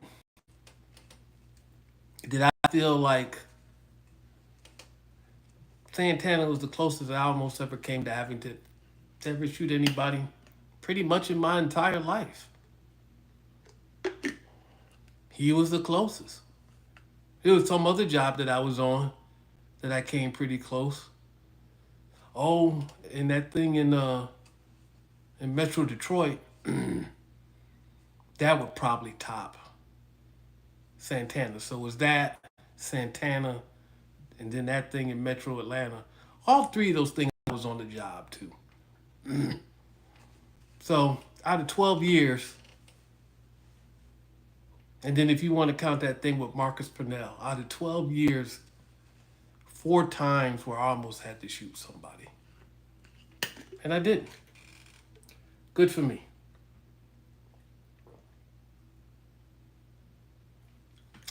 Good for them.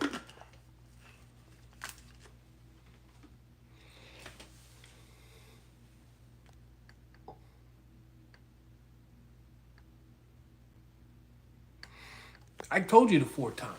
4 times where I almost had to shoot somewhere. I really felt like I almost had to shoot somebody. And I don't really consider Marcus Pennell one, but y'all might.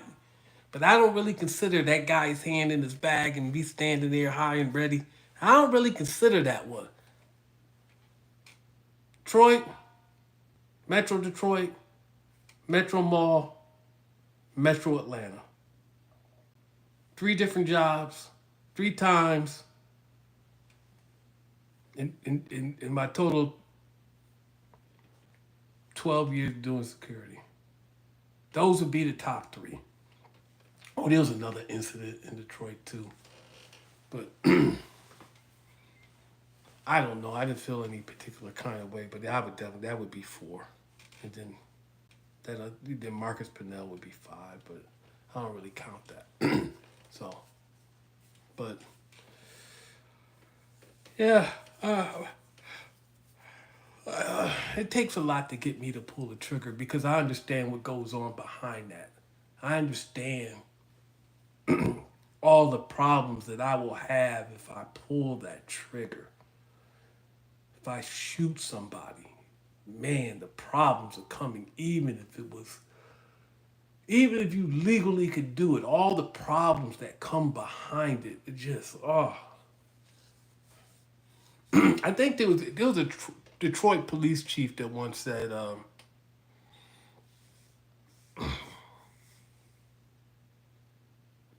that guns cause more problems than they solve.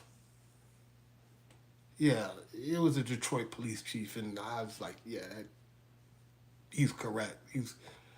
I mean, I said absolutely. He is absolutely correct.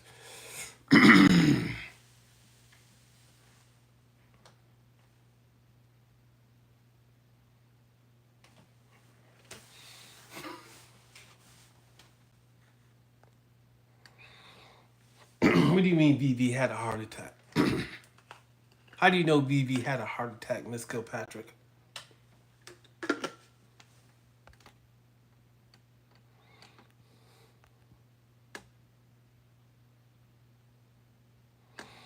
I never pulled a gun on Armin Chester, and I never considered him to be a real threat. Now, if he'd have came back and tried to do some things, then maybe then. But nah, he was just angry. He got fronted. He got fronted in front of his girl, and he was just angry.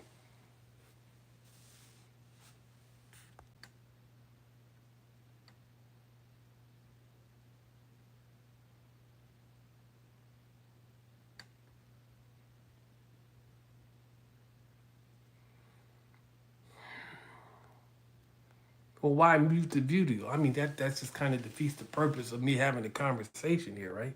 People are crazy as hell.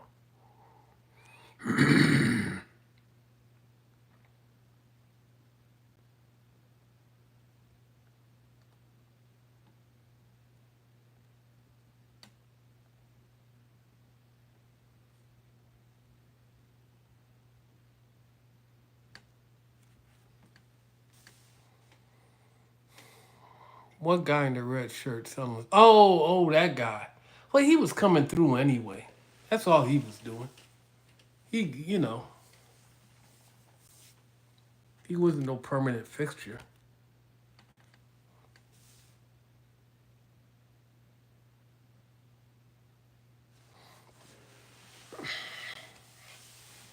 I don't know. It's people I saw doing things and people I suspected of doing things.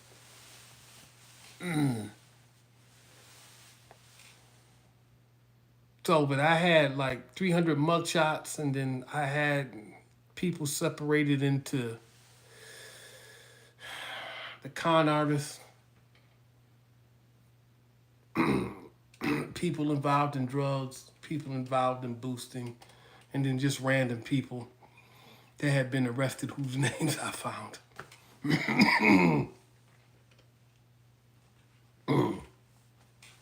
Whose names I found. So, So I can't tell you. But I think there were 3 or 4 drug crews down there. And they all seemed to work the same area and get along with each other. Wasn't like it wouldn't be like that in New York or say Baltimore, like in The Wire. Like you're not gonna have 3 or 4 different drug crews work in the same area. That will not play in those places. I don't even know how that existed, except maybe the police station was Kitty Corner, the MARTA police station. Which, by the way, transit police are state police in most instances, if you don't know. But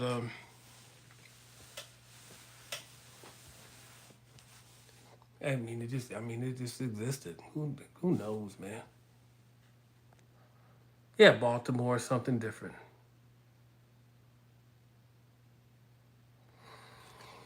It went like any other 3 card Monte game. Except when I came out there and saw it, I would say something or I would stop it just immediately. Take that shit down the street or take it to the other side of the pole. Because on the other side of the pole, and then on the other side of the brick, where this building bumps up against this building, it's hard for me to make an argument. If you're standing over there, over here, so with premise liability, what is it, 51-3-1, premise liability? My approach and my responsibility would probably have to be fairly small, since literally this building is backed up to this building and there's a business right there. So it kind of leaves me boxed in. There is no space in between the buildings. So by Rick's booth, get on the other side of the pole, and I ain't got nothing to say to you. And on the other side, get in front of that haberdasher. I can't remember what that shop was called. And I really can't say nothing to you, right? But now I may say something to them, so if you take it down the street, well, I ain't gonna come down the street and say nothing to you. But if you're doing it right there, hell, I may not say nothing to you, but I may tell them that it's a scam. And y'all want to say it's gambling, but I just say it was theft by deception, because you thought you could win, but you never could win, because it wasn't gambling. Gambling, you stand a chance. Here, you didn't stand a chance, so I consider it to be theft by deception. I wouldn't charge him with illegal gambling.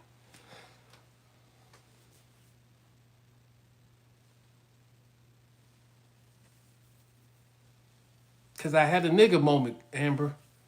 I took the cuffs today because I had a nigga moment.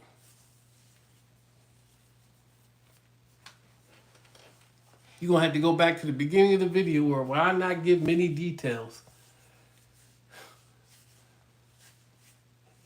Because it ain't like this stuff ain't going on.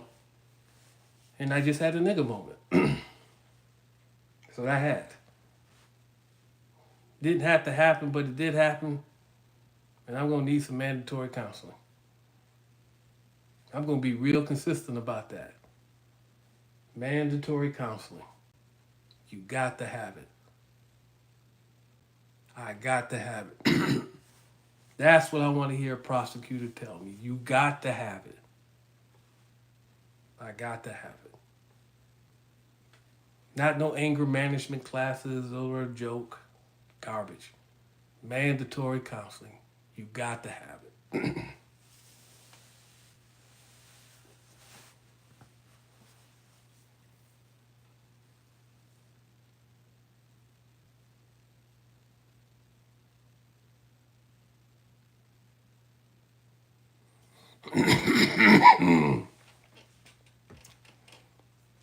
It was edible. It wasn't inedible. I wouldn't say it was particularly good. It was just, I didn't have to leave the building. If I went anyplace else, I'd have to leave the building. And when I left the building, who in the hell knows what would go on?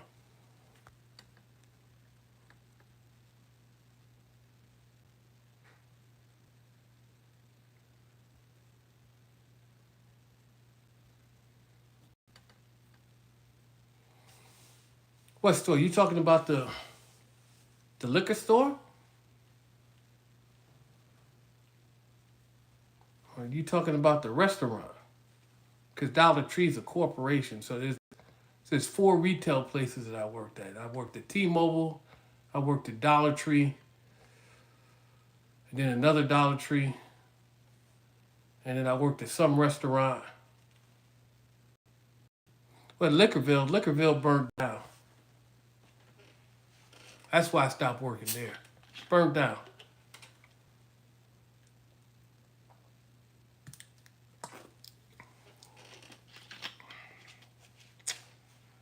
So wing spot in the mall, it was edible. I didn't have to leave. I could stay right there and have my presence felt. I keep telling people, there's people that have been shot downtown, people that died, people that got murdered, and people who murdered people. Had I been present, just my presence down there, none of that would have happened. It just wouldn't have developed. It wouldn't have got that far. Everybody knew I wasn't the police, but everybody knew I would do things like about things that I saw. People knew that I would do things.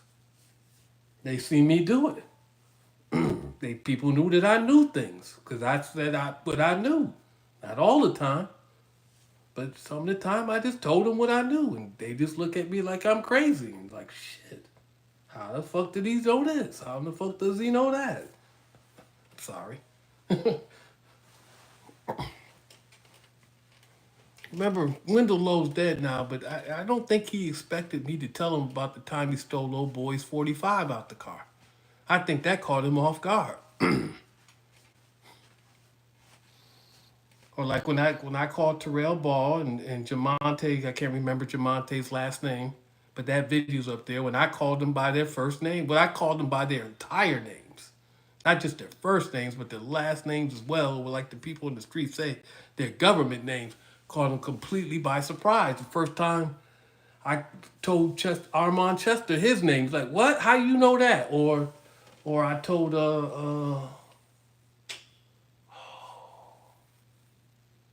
Janika. When I told her name, that caught her completely off guard, and she was stunned. And then she said, "Don't you be calling me by my name. You don't know me like that." They wasn't expecting that. But there's other things that I said to people that they did not expect. I don't even know if I have video of it. Where they just didn't know that I knew what I knew. And they were just like, how in the fuck does he know that?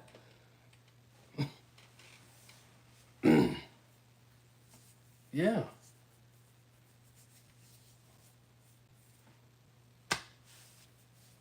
Security, huh?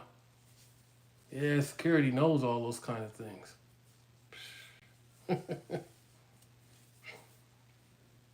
Security's got 300 mugshots in their phone.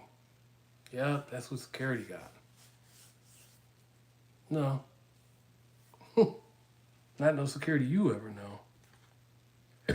know. Yeah, he didn't die. He got murdered. Dying is something different. Murder is he was killed. He was murdered. So that's something different entirely altogether.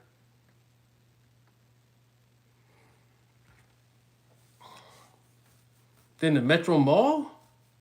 Nah, man, there was more women coming through the Metro Mall than it was any of those Dollar Trees that I worked at. For sure.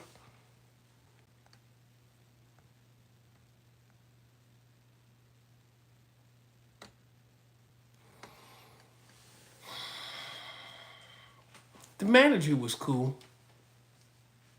I liked Aisha. I liked her niece Halima even more when she came through. Halima was not feeling me at all. But I like Halima. This well, I was attracted to Halima. She was cool. I mean, she was all right. Halima wasn't feeling me at all, but I didn't care, right? Halima had a hell of a physique.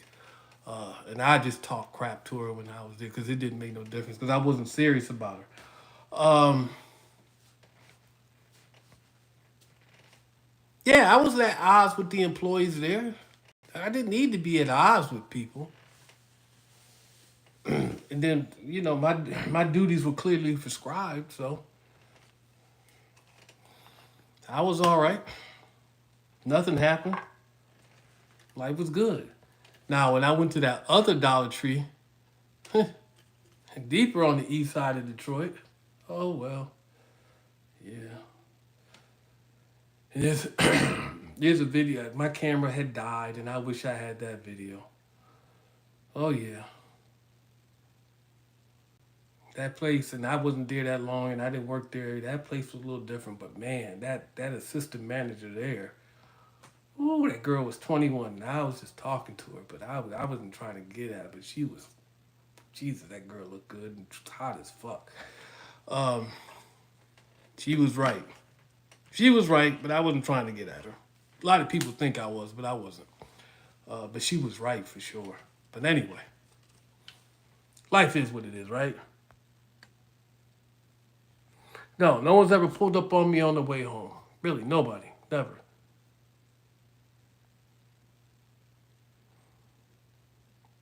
Well, because they don't attract those kind of people. You're the Dollar Tree. You're going to do some shopping. You're going to get your stuff. You're going to go, right?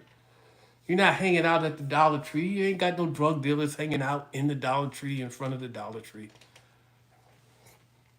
Come on now. Yeah, there's more videos.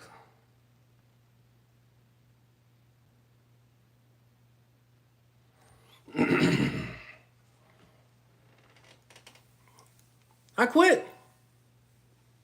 I quit the first time because you brought me back to help you run this place,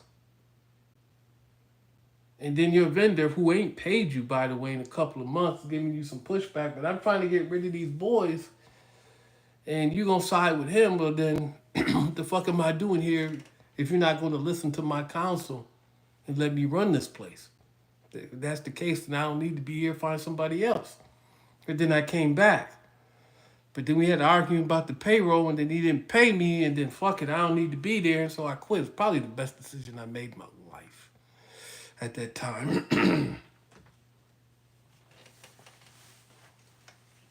And trust me, you weren't gonna get a whole bunch of video during that time, for that time period anyway. Because once people knew that I was back in that spot,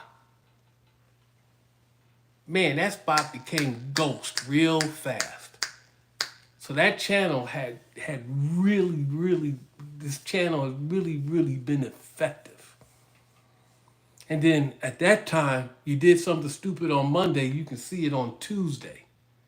It wasn't a year later. It was like, and I used that channel as a tool to calm it down quickly. And people just,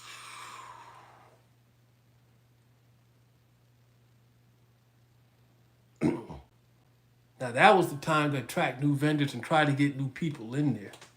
For real. But the publicity, you didn't take advantage of the publicity that was out. You wanted me not to be there. That's when you should have done all that. But even then, it would just been harder. But the mall was so empty, and you'd had to slowly build back up, but that might take years.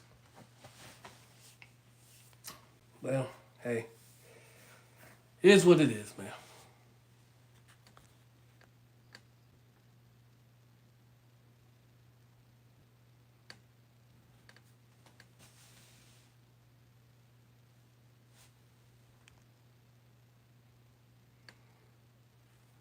Yeah, well, the crime, like, so in The Wire, you know, I don't know who said this, who's McNulty or somebody else, you know, there's nothing going on in this corner as long as we're standing here.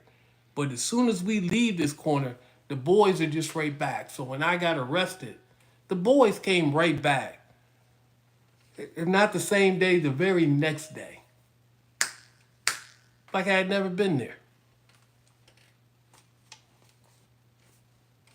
So while I was there, it was less nonsense. You could literally come to that place and buy stuff and really not have too much of a problem because I was there. Not because of the police, because I was there and that you knew what I would do things. And then if it got and if it got too close to where I would have to do something that would be detrimental to your safety and the situation was moving slow enough, then I would bring the police and pass on some of the liability to the police, let them handle it. But if it was a fast moving situation, then I just handle it myself because I could. All depending. Most things I can handle myself. So, yeah. No, dude, I'm thinking. Like when I talk to you, I'm actually thinking. So when I think, I close my eyes. I'm thinking about what I'm saying to whatever extent, because I'm responding. But I'm thinking. It's how I'm thinking. That's what I'm doing.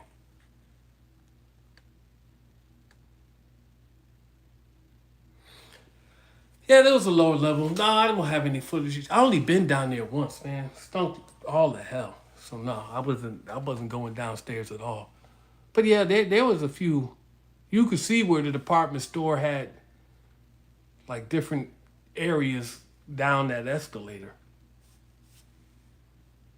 But Enrique was the one who originally blocked the escalator off so you couldn't walk down there at the front where they sold the gold teeth off to the left side. I think there was stairs that you could actually walk down, and then where Rick's booth was, when you open up the door to go into Rick's booth that was facing on the right side of that was the elevator to go up one floor and down one floor. So there was that. Yeah.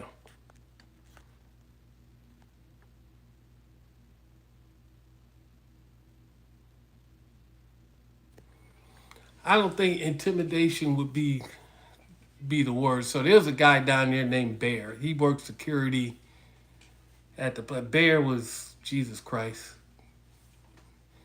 He was aptly named. He was appropriately named. Man, Bear is not a person that I would want to have any problems with. Because if Bear even looked like he wanted to be just, I mean, I would have shot that man so quickly. Bear, I would have shot that man so quickly. Jesus Christ. So there was Bear. I always felt that if I got into an altercation with Rock, that's the one who pulled his pants down, that he would give me no choice but to shoot him. Um, and then everybody think I gave Fred a pass because, or dealt with Fred differently. Well, I dealt with Fred differently because I promised Sergeant Mack a thing. Uh, and so, but you don't, you deal with Fred. You had to deal with Fred. You had to deal with Terry. Then you had to deal with Rock, and then Anthony came into play, and then you got to deal with so many of those people. And then there was the vendor Sherman Martin. I used to call him Mike, cause like Mike Tyson. Like I didn't know who he knew, but he seemed to be a little more of a.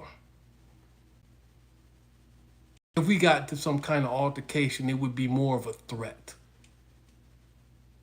Like if I had to take the people seriously, like Bear is just a mountain of a man. Just leave that boy alone unless you really got to do something with him. But he never presented a problem at all.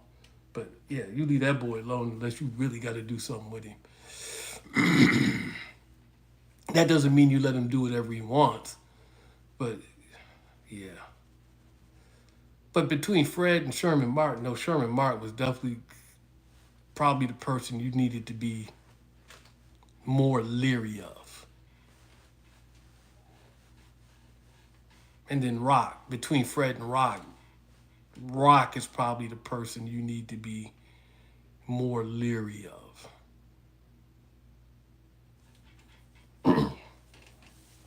That was my opinion.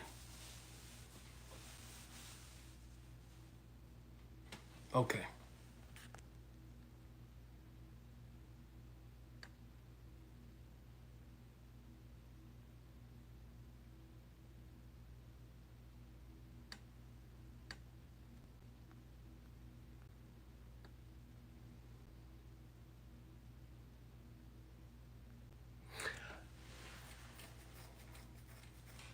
No, I don't think Rock would have shot you in the back. I don't think he was like. But if you got to an altercation with Rock, you you probably really got into a fight.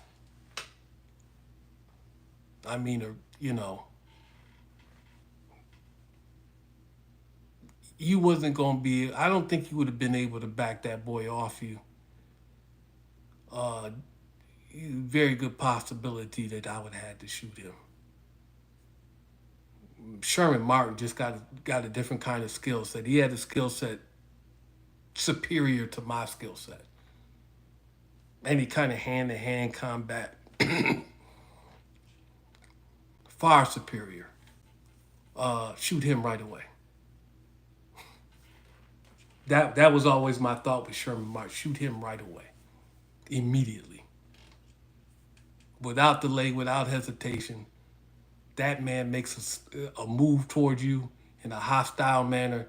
Shoot him right away. Yeah, so Sherman Martin and Rock. Sherman Martin, Bear, and then Rock. And then Memphis one time, and it's just not on video.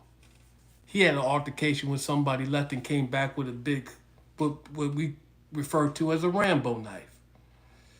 And he went out the mall and he went after the guy. That's why when you see me talk to Memphis and I mentioned that incident with the knife, I said, that's why you're a credible threat. Because of that incident, I have to take what you say seriously as opposed to maybe this person maybe just letting off steam. You a credible threat. Because I've already seen you do a thing.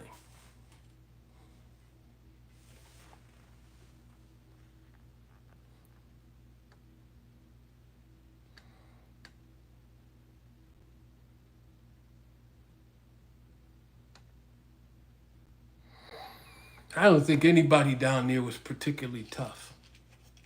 I think this was some dangerous people, and I've mentioned them. But when you're talking tough, no, I think there's some people down there reckless, and then some people you just might have to shoot right away. I don't think there was no tough guys. The real dangerous people wasn't on that tough guy shit.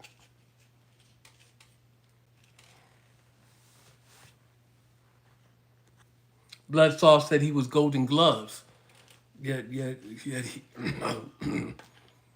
he didn't seem like a tough guy. But if you wanted to go toe to toe with him, you wanted to get them hands up. He seemed like he was willing and ready to do it. He said he was Golden Gloves. He said he could throw those hands. So he was confident in his skills and his abilities. I keep telling people, it's like, oh, you can't throw your hands. Well, okay, well, I'm not there to fight. I'm there to win. So, and I'm not there to give you a fair one. I'm there to win. As confident as you are in your hand skills, I'm confident in my ability to use this weapon.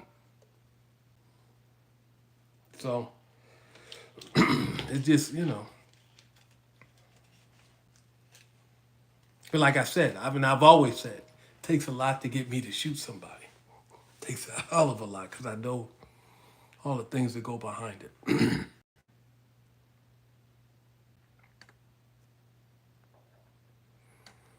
What do you mean, who dead Memphis? Memphis is not dead. That dude is not dead. Is that dude died? Did he die? I don't even know his real name.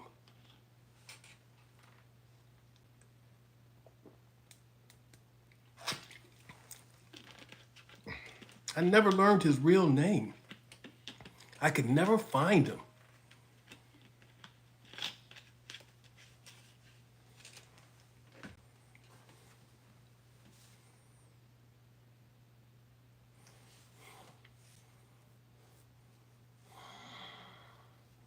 I don't know. I don't know what Rick did.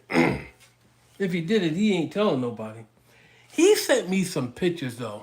And some girls, they weren't down there like that. Right? That they had sent him. Some of those pictures are real suggestive. I don't know why he sent them to me. But, whatever. Shows me that they just,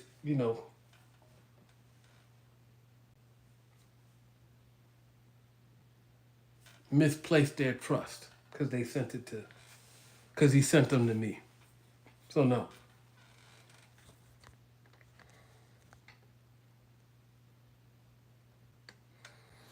Rick was trying to put me on.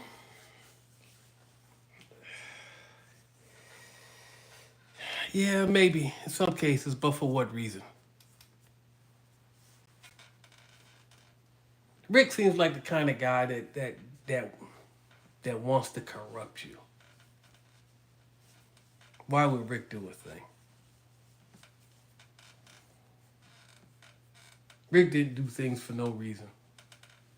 Why did he do things? I think he tried to set me up with Jaguar once. I said he sucked.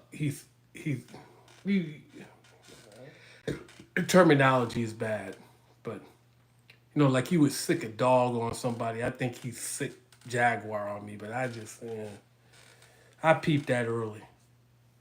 Like that didn't make any sense to me why she was, and I don't even know if I have that on video. Like, like, like I said, I would go through the video and I would delete stuff that weren't like incidents and stuff like that, and so I probably don't have it. But I always wonder why he did that.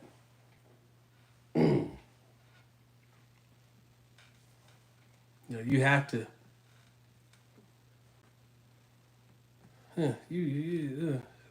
Yeah, Rick. Just me and Rick, we even went out to a bar once. I can't remember. It's a corporate chain. I can't remember the name of it. It's in Buckhead. And I went out and he wanted me to have, I think old girl's boyfriend cheated on him. And he wanted me to have revenge sex with that girl. And I was like, what the fuck is he talking about? But he mentioned it and I didn't do it. And then my mother gave me a call because my mother was living with me. And so in my mind, Rick put me with this girl, and we went out, and then he went home, and he wanted me to take her home, but I ain't taking this chick home. What the fuck? Where?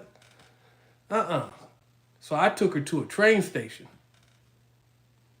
and I guess she told Rick because the next day Rick was mad at me. You took her to a train station, yada yada yada. Like, dude, I ain't going for the okey doke. I don't, she got a boyfriend, and I ain't walking into nothing, zero.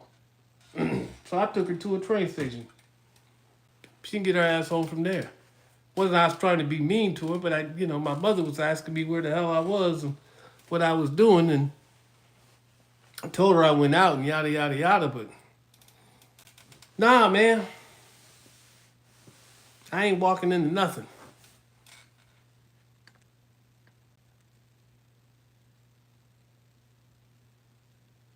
No, I shouldn't have done it.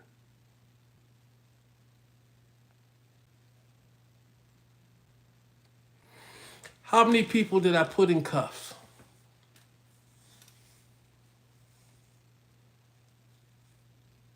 One, two.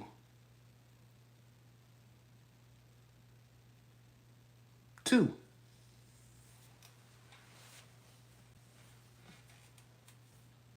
Just two.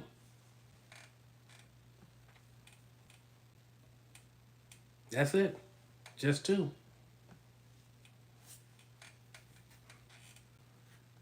That's good.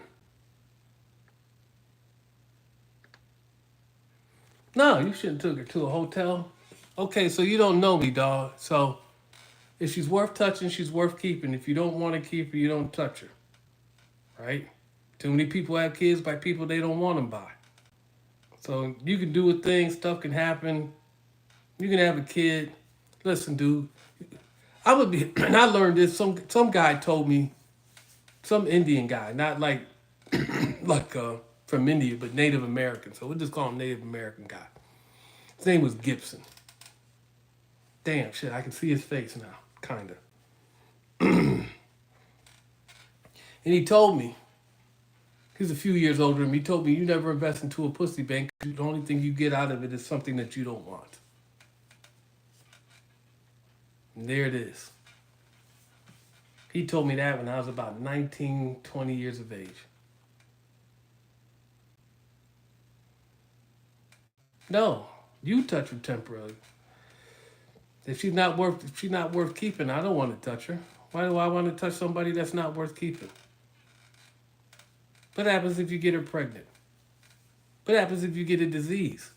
Yeah, disease from somebody you don't like, don't know, don't care about, had a little lust for, and now you got to deal with that.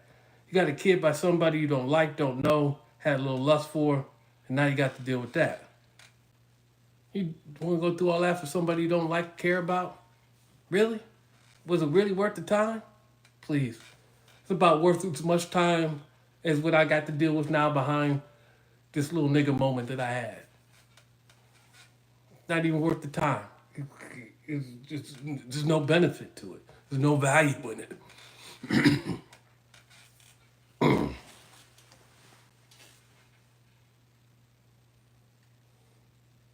Why you want to test drive a car that you don't even, it's not like test driving a car.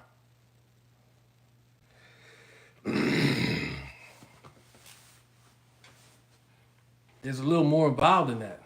What happens if you was test driving a car and she really likes you and now she's popping up all the damn time? Now you got to deal with that. I know somebody who test drove a car a few times, right? That girl ended up putting sugar in his gas tank.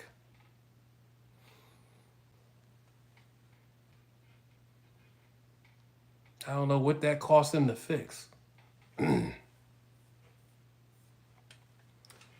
just saying. There's consequences and there's all kinds of things going on and you got to deal with it. The plaza.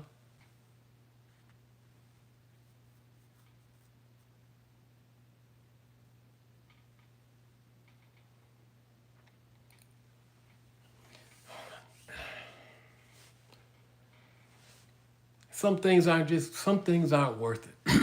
Some things aren't worth it.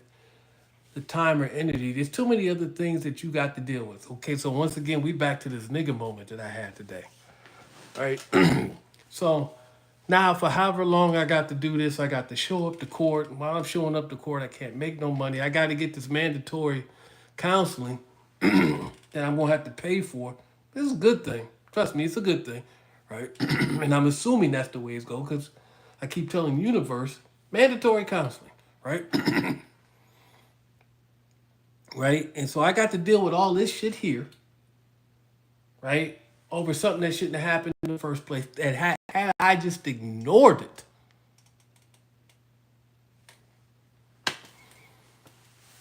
my life could continue on the way it was, which is probably not good because I still need the mandatory counseling. So, but you understand the general premise of it. Like, there's no value in it. And I don't even know what it was ego. I don't know what it was.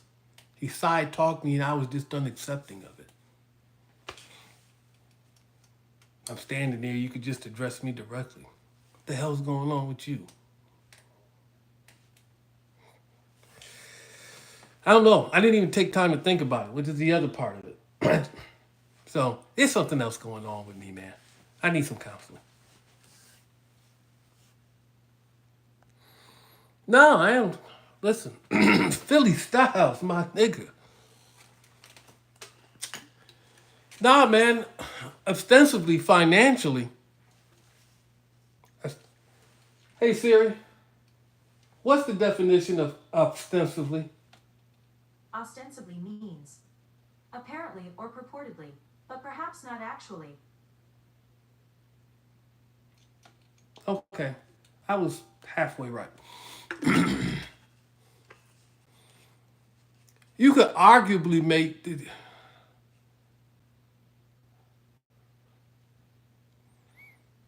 I could argue that financially, undoubtedly financially, the Metro Mall is proven to be the best job the best. I didn't want to say job because I had a contract. So the best contract that I ever had, hands down, bar none.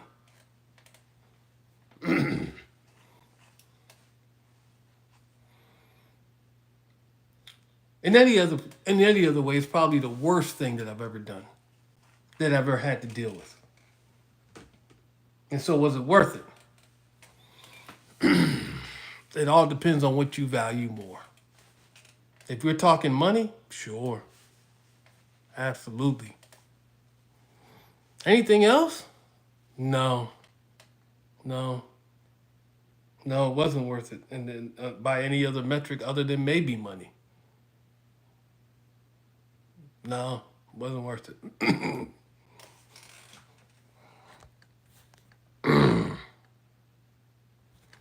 How many people did I tase? Three.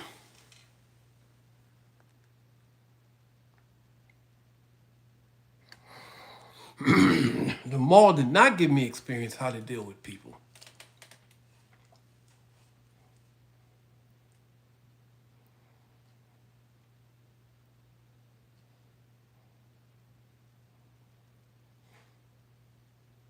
I don't say that I deal with people pretty much any better than I did then. I'm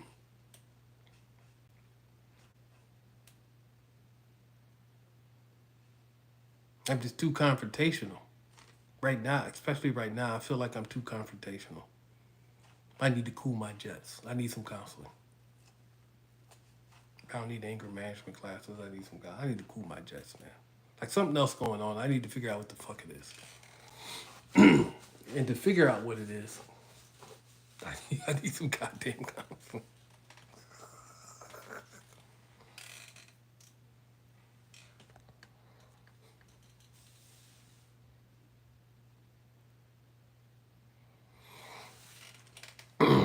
There is no right way to deal with drugs.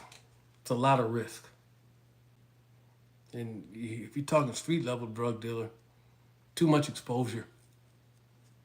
And I don't trust that being done something to my clients. No.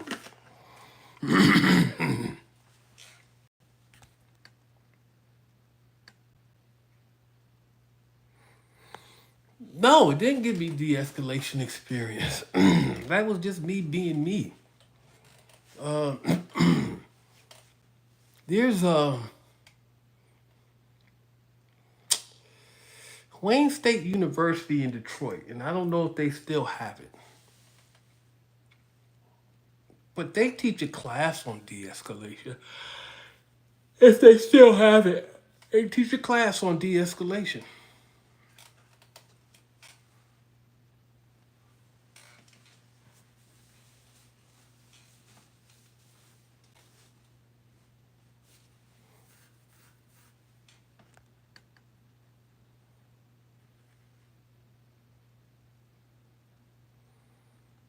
Who's Ryan Carson, and why did he get stabbed? No, I don't run my own security company. Yeah, I've been to college.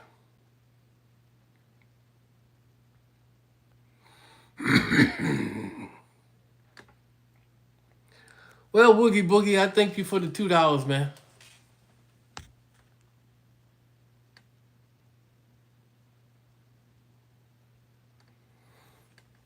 Oh, I could ignore Thandie Newton. I'd be mad about it. But if I didn't like Thandie Newton, I just liked the way she looked. Nah, dog. Nah. No. No. These are how mistakes are made. These are how,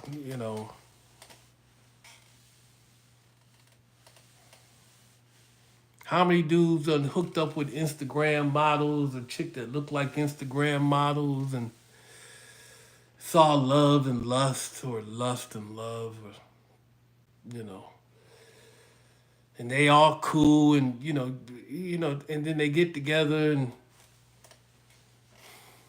they get down and a couple of times, few times, maybe they, she get pregnant, and 2 years later, man, they fuck that bitch, man. That nigga ain't worth shit. Listen, man, we don't do baby mama stuff, right? Like Kennifer would have never been a baby mama, not with me. The only thing she could be is the mother of my child. Never a baby mama. I'd never be your baby daddy. The only thing I could be is the father of your child, because I wasn't going to accept you as a baby mama. So we were going to be together. But for that, you pick a person and not what they look like, because what did Chardonnay tell D'Angelo Barksdale? Doesn't last forever.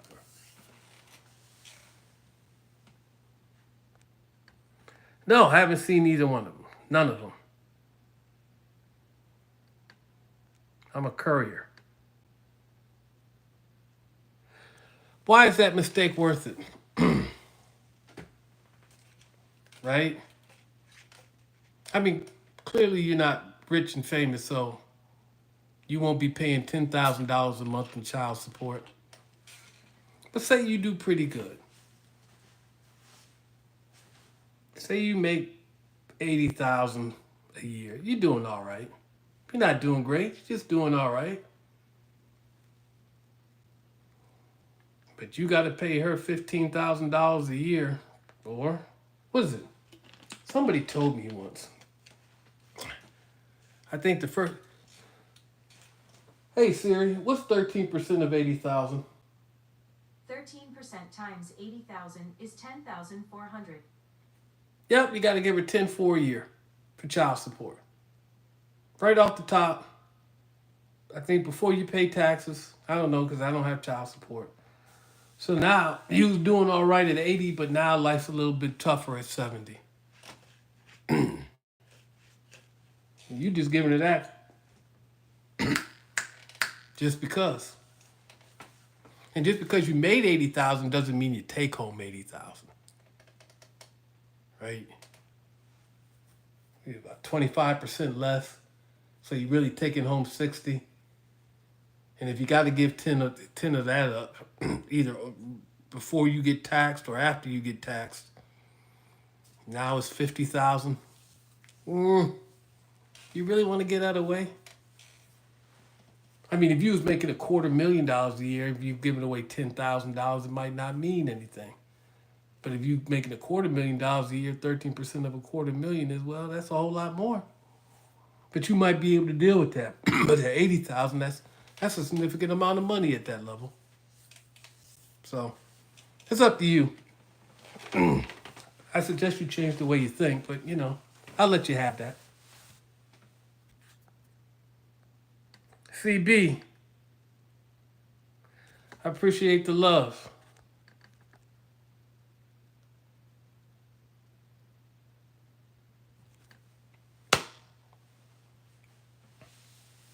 Once again, I think you're valuing the wrong things, but do you? I think it's a waste of your time. But if you feel like that cat is worth the possibility of having all these other problems, pull out game, disease game, condoms break, stuff happens. All kinds of things could happen, man. It's like those dudes that wanted to rob the drug dealers. Like dudes that rob the drug dealers. Well, the drug dealers ain't gonna tell anybody. And then they go to rob the drug dealer, but the drug dealer, he decided he don't want to give up the drugs or the money, so he fights back, and you kill him. So you went there for an armed robbery, and you left with a murder. You didn't plan for it to happen, but it happened. I'm just saying.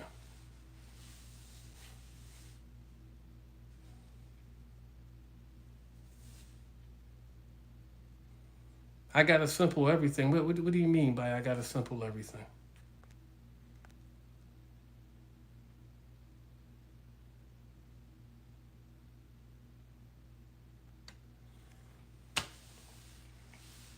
Okay, that's temporary though, dog. You getting off is just temporary. That's a temporary thing, man. That could turn into a permanent something. For I don't know. For me, it's just too much risk. There's other risks that I take that people wouldn't take. That say that's too much risk. So I get it. It's just not a risk that I'm willing to take. But I get it. There's some things that I do that people that's too much risk. I'm not doing that because the results of this could be this X, Y, and Z, yada yada yada. And I get it. But it's not a thing that I'm doing. Right? So, but I got you.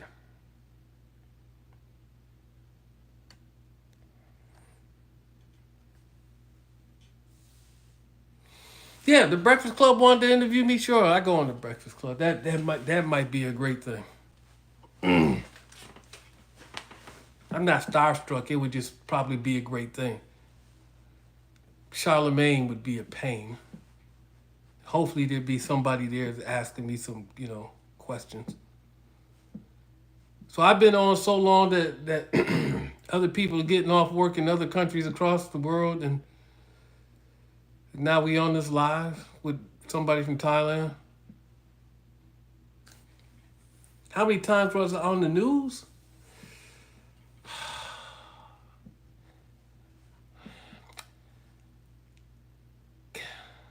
I don't know. I can tell you, Kennifer was in Columbus. She told me this. She was in Columbus with her family watching the news, and then I popped up. So I don't know because I popped up all over the country. I was on the Yahoo ticker. I did an interview for CNN, and I turned down E. But I didn't turn down E. They wanted exclusive. I said I was going to do with CNN, and they never contacted me, and the thing never went off with CNN. I was in the Daily Mail UK. Dude, I was a little bit of everywhere at the time. That's all I can tell you. That's why people contacted me. Like for reality TV shows and this, because it went kaboom. So,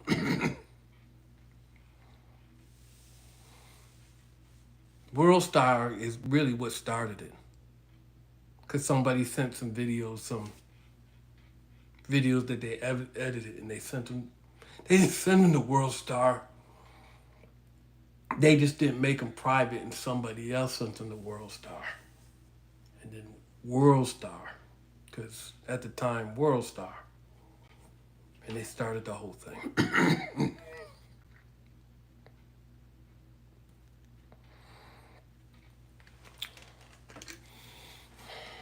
I can tell you this week, in a place where you never think somebody would recognize you,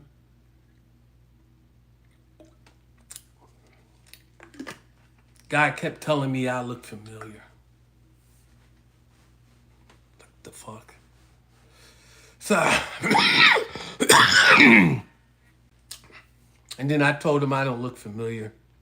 And then with 5 minutes, because I was working, he pieced it together. Within 5 minutes, he knew who I was. And I was like, motherfucker. I've been in the middle of Wisconsin in an ice cream store and had somebody recognize me. Of course, the guy that I got on video, he recognized me. Some guy who came to Liquorville, he recognized me. Two people on this property. One guy within the first day that I was here. Another maintenance guy recognized me.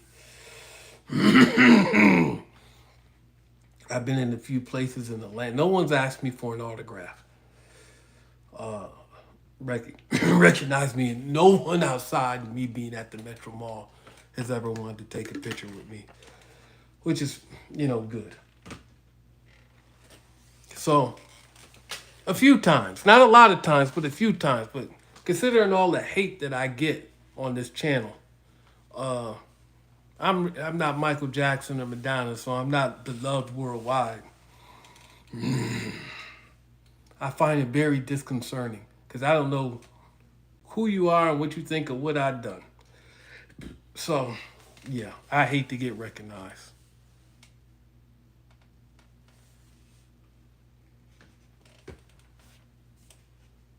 I think I've been to 45 states in this country. Or 44. Not Washington, not Oregon, not North Dakota, not Idaho,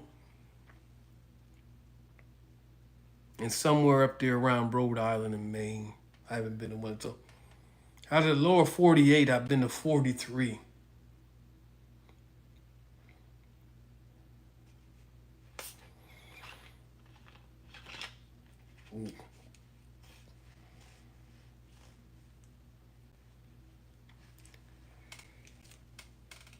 I'm really, I'm really ready to go back home. I just can't make the money at home that I can make here. So as long as the contract's good, there's no reason for me to leave. So,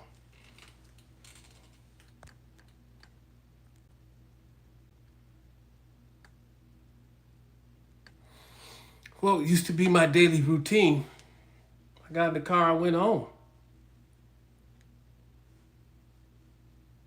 That was it.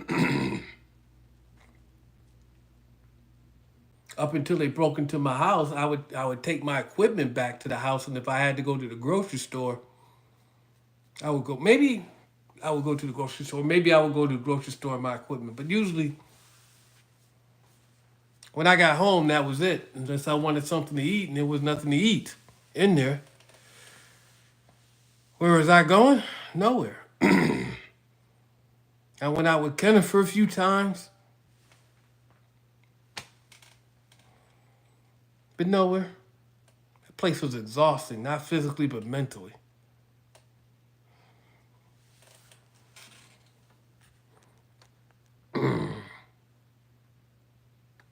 I live in Atlanta, Georgia. That's where home's at.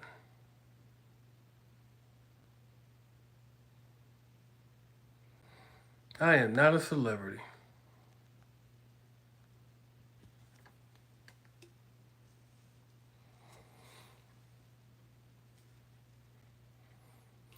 I'd be willing to do it. I don't think they would be willing to do it.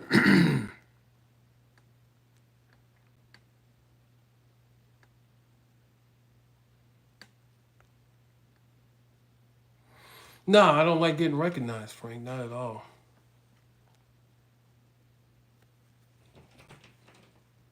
No, Vlad TV would not interview me. I'm absolutely sure of that. Not sure about no jumper, but I'm sure Vlad wouldn't do it. One, it's too far. It's too many years removed. And I don't think no jumper would do it either. They're always looking for something hot, something trending, and I'm neither one of those things. People will not pay me right now to interview me.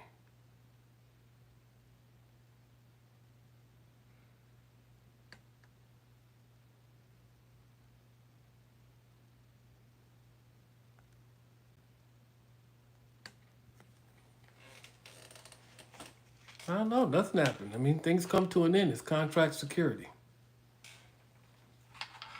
Things come to an end. Besides, I left Detroit. I went to drive a truck.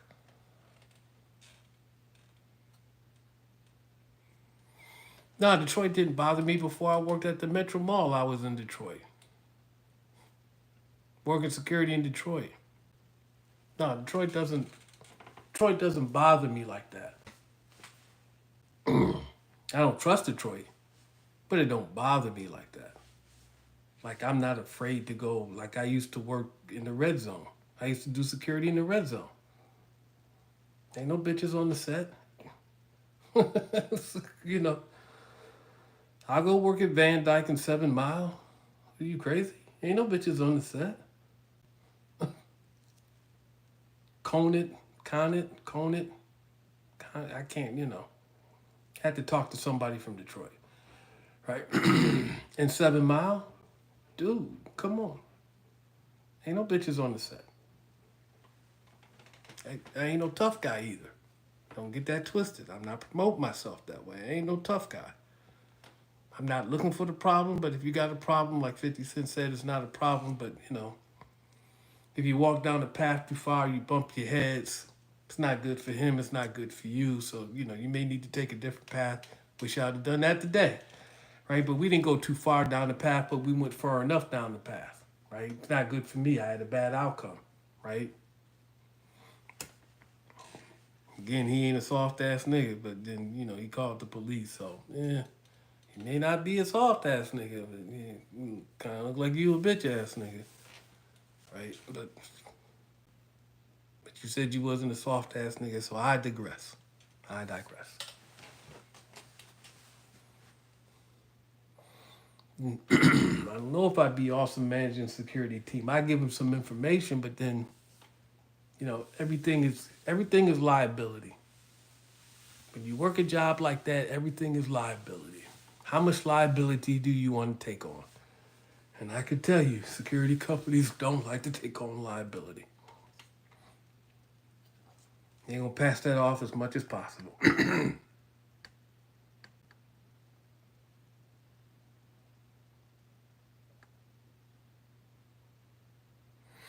Never, not once.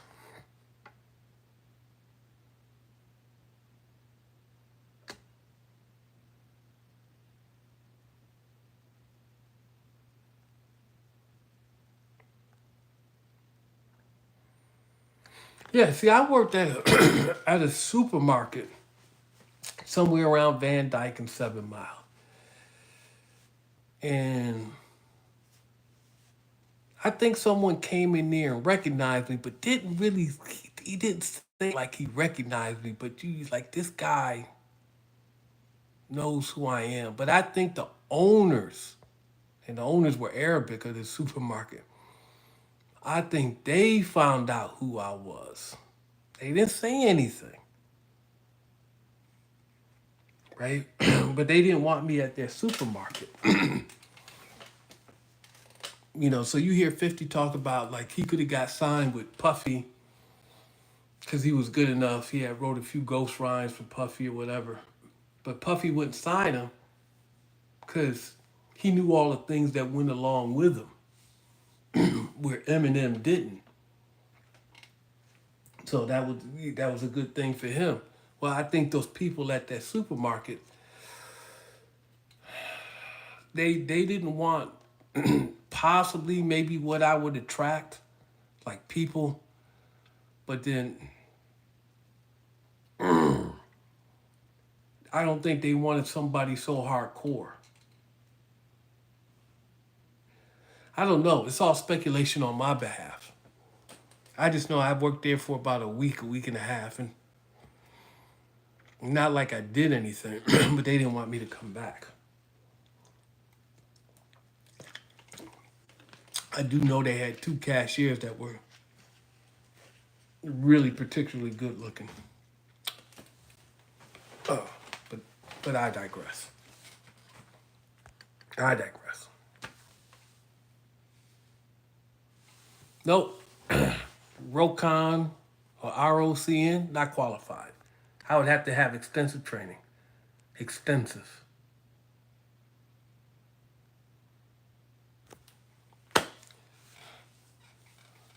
Then you clearly I can't pronounce that name, dog. Mr. Truth, clearly you know you're from Detroit. Clearly you're from Detroit.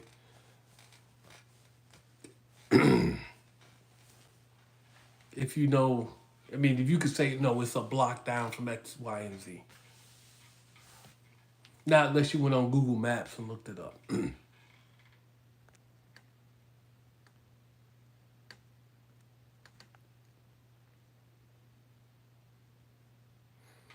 Nah, I don't want to go out to the West Coast. I've been out to the West Coast. I do not like California, dog. Of course, I was in the truck at the time. So, but nah, it did not, I was not overly impressed with California. I would probably much prefer to stay in New Mexico. Uh,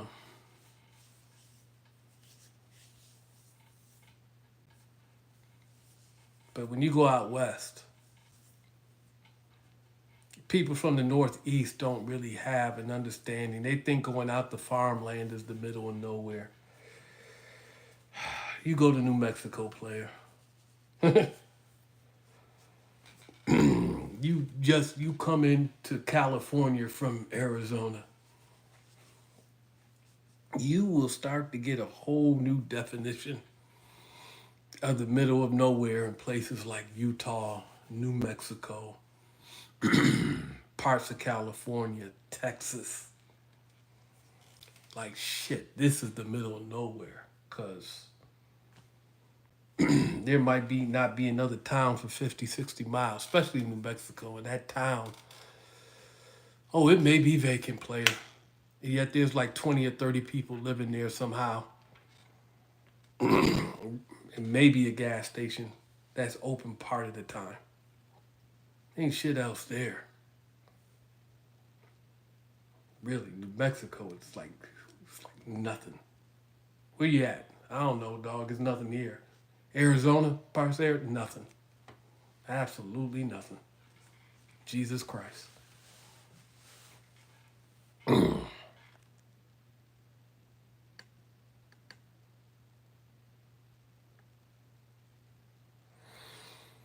do have a CDL.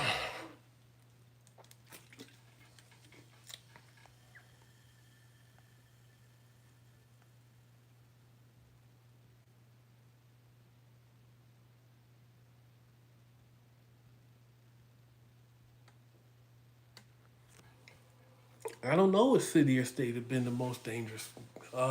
There. How would I know? I haven't been to enough places. I mean, if you're from Chicago, how dangerous do you think Chicago is?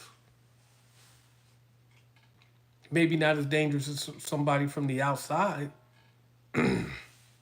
because oh, I'm cool over here, but I need not go down there. Or I moved from this side of town to that side of town because they just too wild over there, and I'm straight over here. Or I moved out of Chicago into one of the burbs because it's just cool out here, and then there ain't no problem. And I go to Chicago, I go to work, and then everything else done I can get done out here. You know, is Chicago more dangerous than Philly? Is Philly more dangerous than New York? Is Miami more dangerous than all of them? What about New Orleans? How about Houston and all that crazy shit that's going down over there? What about Little Rock in Arkansas? What about Memphis, which is notorious for so many things? Who's more dangerous? And Atlanta keeps sticking up because they just wilding out here, right? What about Detroit? What about all these places, man? Nothing's more dangerous than the things that you don't know that you're not familiar with. But if you grew up in Detroit, you grew up in Chicago, you grew up in Miami, you grew up in New Orleans, you grew up in Compton, California, Long Beach, or Oak Town. You grew up in Little Rock, Arkansas. Yeah, you like, yeah, man, this place can get sketchy, man. Yeah, but you grew up there, so you know your way around, and so it's not as dangerous to you as it may be to somebody else. You just like, oh no, dog, you can't be sleeping out here, but as long as you know where to be, you be all right, man. There's your answer for that.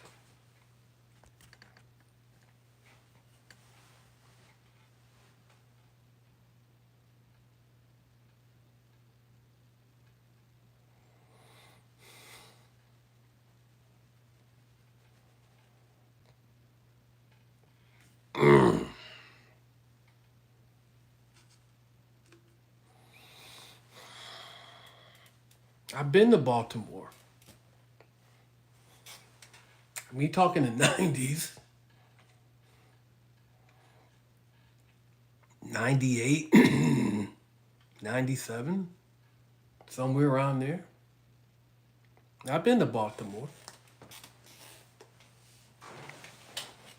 I mean, the first time I ever had, like, the car in front of me had, like, the police, the jump out boys jump out. I mean, they came from everywhere. I'm like, God damn, where these motherfuckers come from? But other than that, I drove all around Baltimore. I didn't feel particularly endangered. But that's just my ignorance because I didn't know where I was. You can go into places in Detroit. It may be the most dangerous place in the city, but you may not it may not look that way, appear that way. That's what they say about California. Don't let the palm trees and the sunshine fool you. But if you're oblivious to it and you don't know and everything just looks like it's just moving like normal and you don't know where you at, you don't feel particularly in fear. I've handed out flyers in Hollywood, Florida, and Miami, and probably driven through whatever crazy areas in Miami because it looks like a decent city. And then it looked like I went through the middle of Liberty City because, god damn, what the fuck happened here? And then I just drove out of it. And I was never overly impressed with South Beach because I've been to South Beach. 1 or 2 blocks off of South Beach, you'd be like, what the fuck is this? You know? But I don't know where I'm at. I'm just handing out flyers. I've handed out flyers in Chicago. I don't know where I'm at, but people are watching me. And I can sense people are watching me, but I know why they're watching me. Because I dress like what I'm doing or what I did. And so at the time, well, no, at the time I was working security. I just got time off to work flyers because the flyers were more lucrative. And the company I was working with just let me go do it. So everything I had on, I was walking around, people thought I was the police. I looked like the police because of the stuff, the coat that I wore, the pants that I wore. They just always thought I was police. I was somewhere in Chicago and the kids got off the bus and walking down the street and said, hello, officer. I'm handing out flyers, but they still thought I was a cop. So, hey. But I didn't know where I was in Chicago, so I had no fear of anything. I was observant enough to understand it. I'm walking through this area and these people sitting there, they're watching me. I said, these people are actively watching me.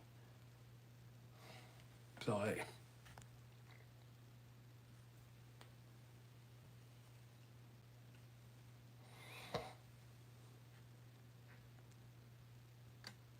No, I've never been to Richmond, Virginia. No martial arts. So I've been up here for 300 minutes, which has got to be about 5 freaking hours. So we gonna have to wrap this up. So get your few questions out, make them real poignant. Let me answer them, and then let me get the hell on. I really appreciate y'all uh, talking to me over this stressful day that I had, with this nigga moment that I had, and just a little bit of decompression. Y'all have done me a great service. Believe it or not. Y'all have done me a great service today. Any questions? 10. Get out of here, Frank.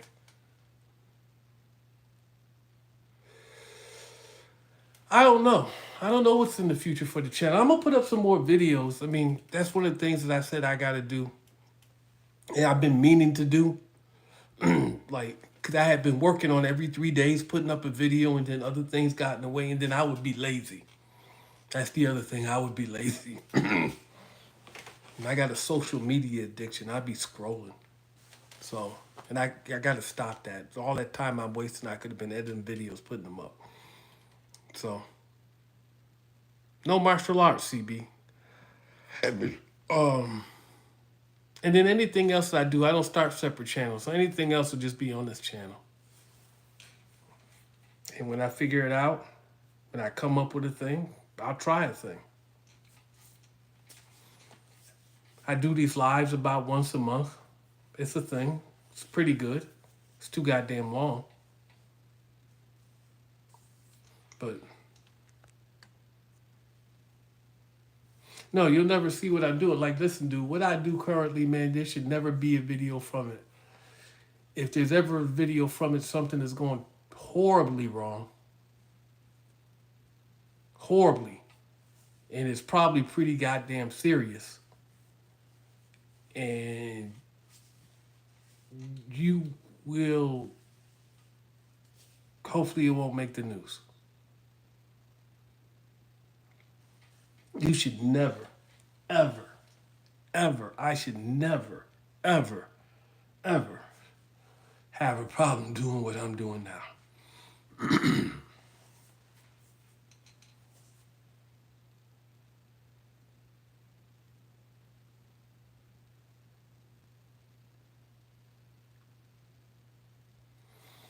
I'm a courier. Hey, man, y'all dispensaries don't pay. That's a lot of risk to take.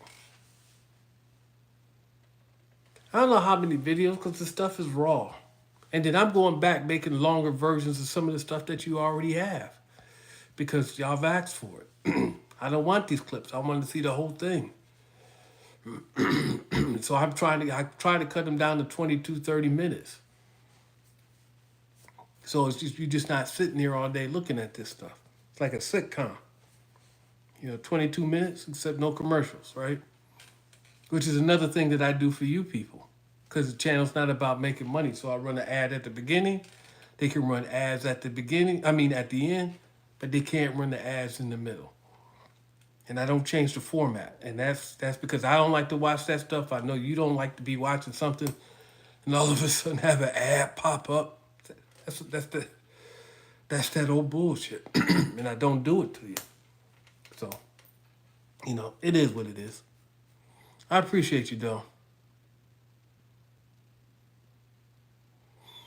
No, but some of the stuff that they'll demonetize now, they didn't demonetize back then. But the copyright, artificial intelligence, ooh, he is a motherfucker. Some of them I put up, some of them I don't. Even if they get canceled, some of them I put up, some of them I don't. But that AI, because they play so much music in that mall,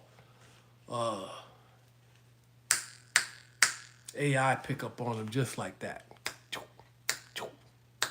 I'm like, God damn. It's kind of ridiculous. All right, then. It's all been good, man. What? Man, I've been talking all this time, and now you telling me this? Really? Okay. Okay, 20 seconds left. 18, 17, 16, 15, 14,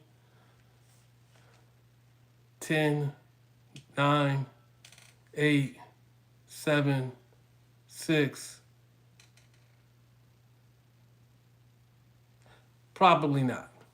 Deuces.